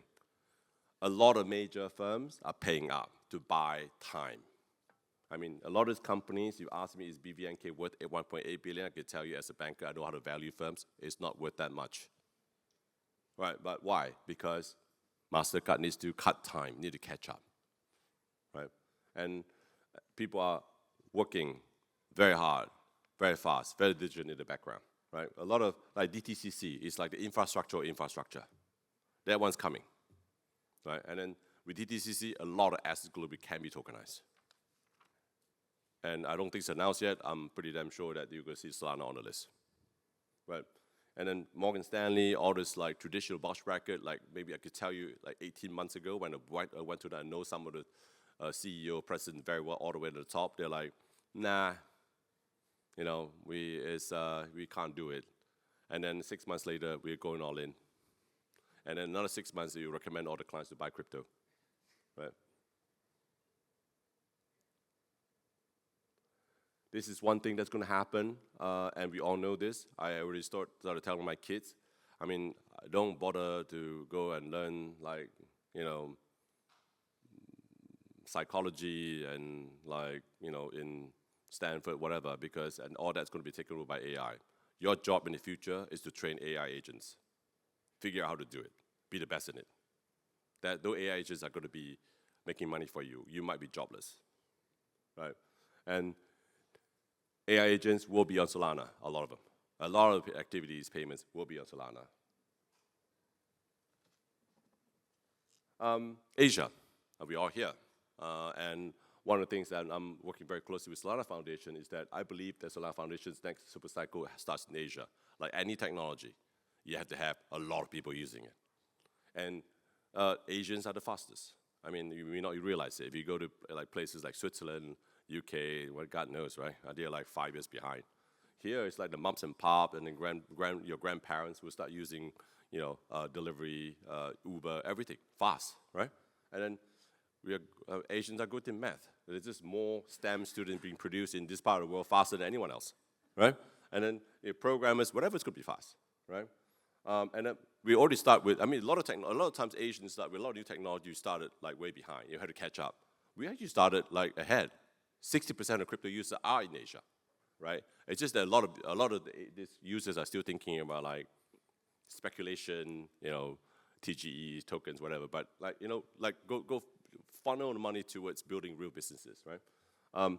And one of the things that people don't understand, the reason I think Asia is important because most of the countries in Asia are export-led countries. They build stuff, they manufacture and send it offshore. And cross-border payments where you're going to see especially with emerging markets, where come back in stable coins. A lot of Asian companies, whether they like it or not, they'll be receiving a lot of stable coins. Right now, they only have 50 million, 100 million, they're okay, right? They're getting ripped off by BVNK and a lot of these kind of players. They charge them 2-3%, convert it back to fiat, so they don't have to deal with all the counting issues, right? But when it comes to 2 billion, 3 billion, are you going to just get ripped off by another, payment company? No, you have to manage it. You have to have your wallet. And trust me, in 5 years, all the banks will give their clients a wallet. Everyone will know how to deal with, all the auditors will know how to deal with this, right? And so you could see that a lot of Asian companies, trading companies, will be having big inventory of stable coins. And what do they do? If you can't, there's a cost to convert back to fiat. They have to manage it. That's why all the smart American, and all smart major financial institutions, bank and asset managers are trying to create products to cash manage this treasury money in crypto. And people, I think the complicated thing about this sector is that, yes, there's a fundamental, you're building business, use technology, solve problems, you create efficiency, you make money. And at the same time, there are tokens, right? Not only, sometimes they are tokens of the company, but also token of the technology they use. Like, for example, I mean, a lot of people don't quite understand this. Solana is actually a software protocol. It's something that people build on top. Like, I try to explain to Chinese, say, listen, you don't understand, it's like Taobao. Taobao is like Alibaba, people build different stores to sell products. Solana, Ethereum, L1s are the same. People build businesses on top, they do their business, and they pay a fee for it. And that's it, right? And so one thing we need to recognize is a software company, it's a tech company. And then you look at it the same way as any other tech companies. Meta, Tencent, user, revenue, valuation, right? So there are two questions. People ask me like, oh, well, I only know Bitcoin. Should I invest in Bitcoin or Solana? What do you think I should do? And my question is very simple, right? One, Solana is, you could, over time, now that you're going to have more and more bulge bracket research analysts giving you advice, looking at the numbers, give you like really more reliable numbers to base your judgment on. And you could actually monitor this over time, right? And if you look at back in 2003, 10% of the population globally are using internet. Today, it's the same. 10% of the population in the world are using blockchain, right? And you're looking at that point in time, what's the gold price in 2003, 4? It's like $400 or $500. Gold price today is about $4,000 or $5,000, so 10x. And at the same time, 10 cents at the time, the market cap was $1 billion. Today, 600 billion. So do you want to invest in gold, or do you want to invest in a tech company over a long period of time? I think the answer is pretty clear, right? So I would spend more time tracking L1s, the real tech companies, right, and actually have fundamentals, and especially those with scale, with brand name, would never disappear. I mean, the recent Kakao and they will not disappear because the brand is there, right? And people just use it. It doesn't matter how you try it, you can't kill it, right? I think Solana's the same. You've got scale. 100 years from now, people still know Solana. The other thing that's happening that I'm very happy of, because I was capital markets banker, I run equities, debt, I do a lot of IPOs, I do a lot of a lot of trading, right? The best way to fund the growth of a company and industry is always the secondary market, not the PE funds, not the banks, not this rich guy, because they are too slow and they're poor. I mean, if you look at a fund, like in our world, a $2 billion fund is big. But in the secondary market, in the major funds, nobody. $10 billion is small. Most of the major funds are $800 billion, $1 trillion, right? And the fastest ways to get money to you, like people that could give you $500 million, $1 billion in a few hours, only the secondary market. So I'm very happy now the equity markets getting connected to token and also to crypto companies. This is all interacting. Money, with the right time, when I guess at some point, when there's a crash in AI valuation, then you see a lot of liquidity coming this part, to our part of the world. DATs, what are they? Very simple. I mean, I always tell people, most people will not be able to trade spots with wallets. My parents cannot. Even my wife wants to, I would not allow her to. I think she's going to screw up, right? And for those people to get exposure to major cryptos, the best way is to ETF and to DATs. And if I'm the owner of BlackRock, Fidelity, I would not allow hundreds of PMs having their own wallets, having all this risk in operation. Just buy the stocks. There are different ways to get through it, right? I think I sort of talk about different things, but eventually, for you to get access to even RWAs, DeFi, I mean, if you look at tokenization and ETF, they are the same. ETF is sort of wrap stocks around, sell it, right? You could tokenize an ETF, and ETF could also, wrap another bunch of whatever RWAs you want, a basket of it if you want, right? So all this interaction ongoing, different business model will be in place, then that's helpful because there's a lot of liquidity, arbitrage, opportunity. So getting crypto more connected to the world. I said that 8 years ago. To all those people who said we hate the banks, hate the government, I said at some point you have to come back to Earth. And this is Earth, we're connecting, right?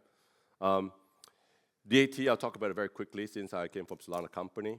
And people still ask me, are DATs dead? Because DAT have lost so much money.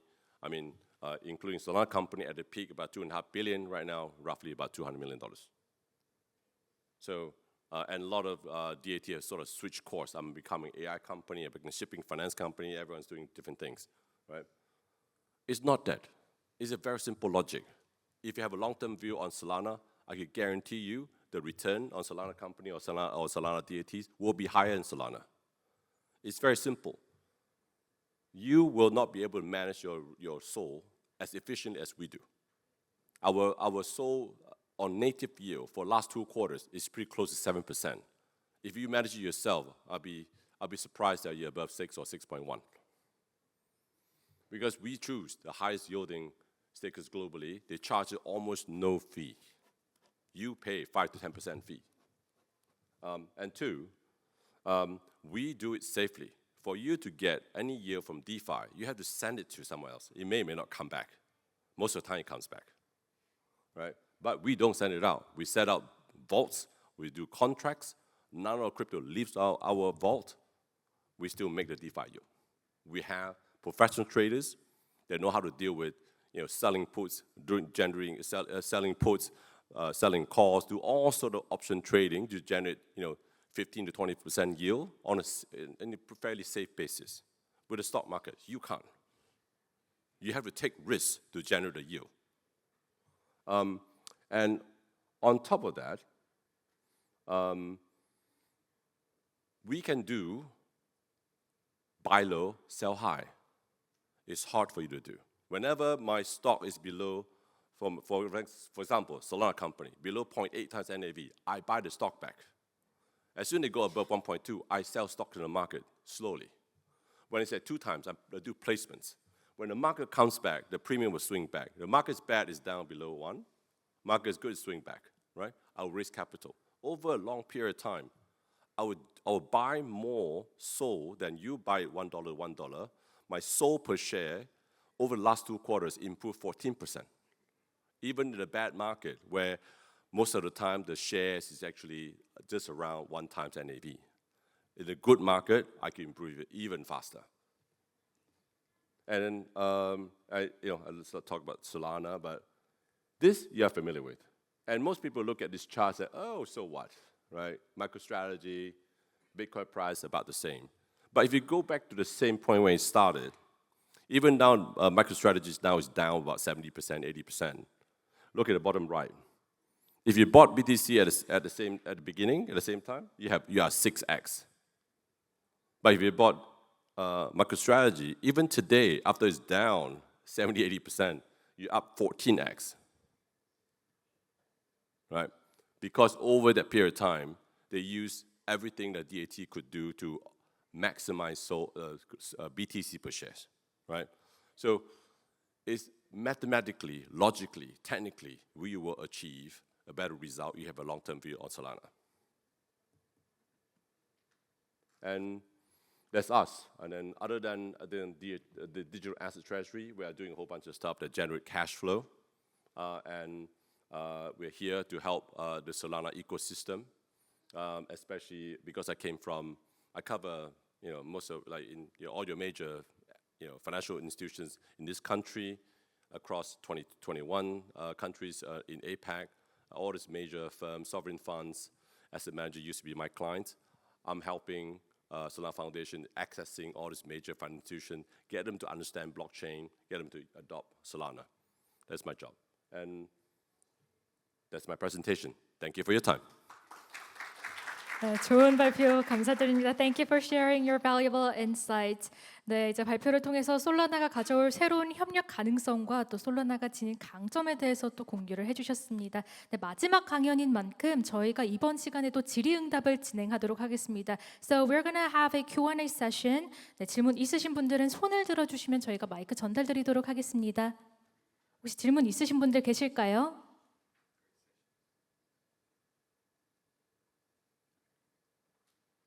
네, 마지막으로 한 번 더 여쭤보도록 하겠습니다. 혹시 질문 있으신 분들 계실까요? 네, 좋습니다. 그럼 귀중한 인사이트 전해주신 조셉 치께 다시 한번 큰 박수 보내주시기 바랍니다. 네, 이것으로 넥스트 글로벌 디지털 에셋 서밋 글로벌 주도권 확보를 위한 RWA 토큰화 인사이트의 모든 일정이 마무리되었습니다.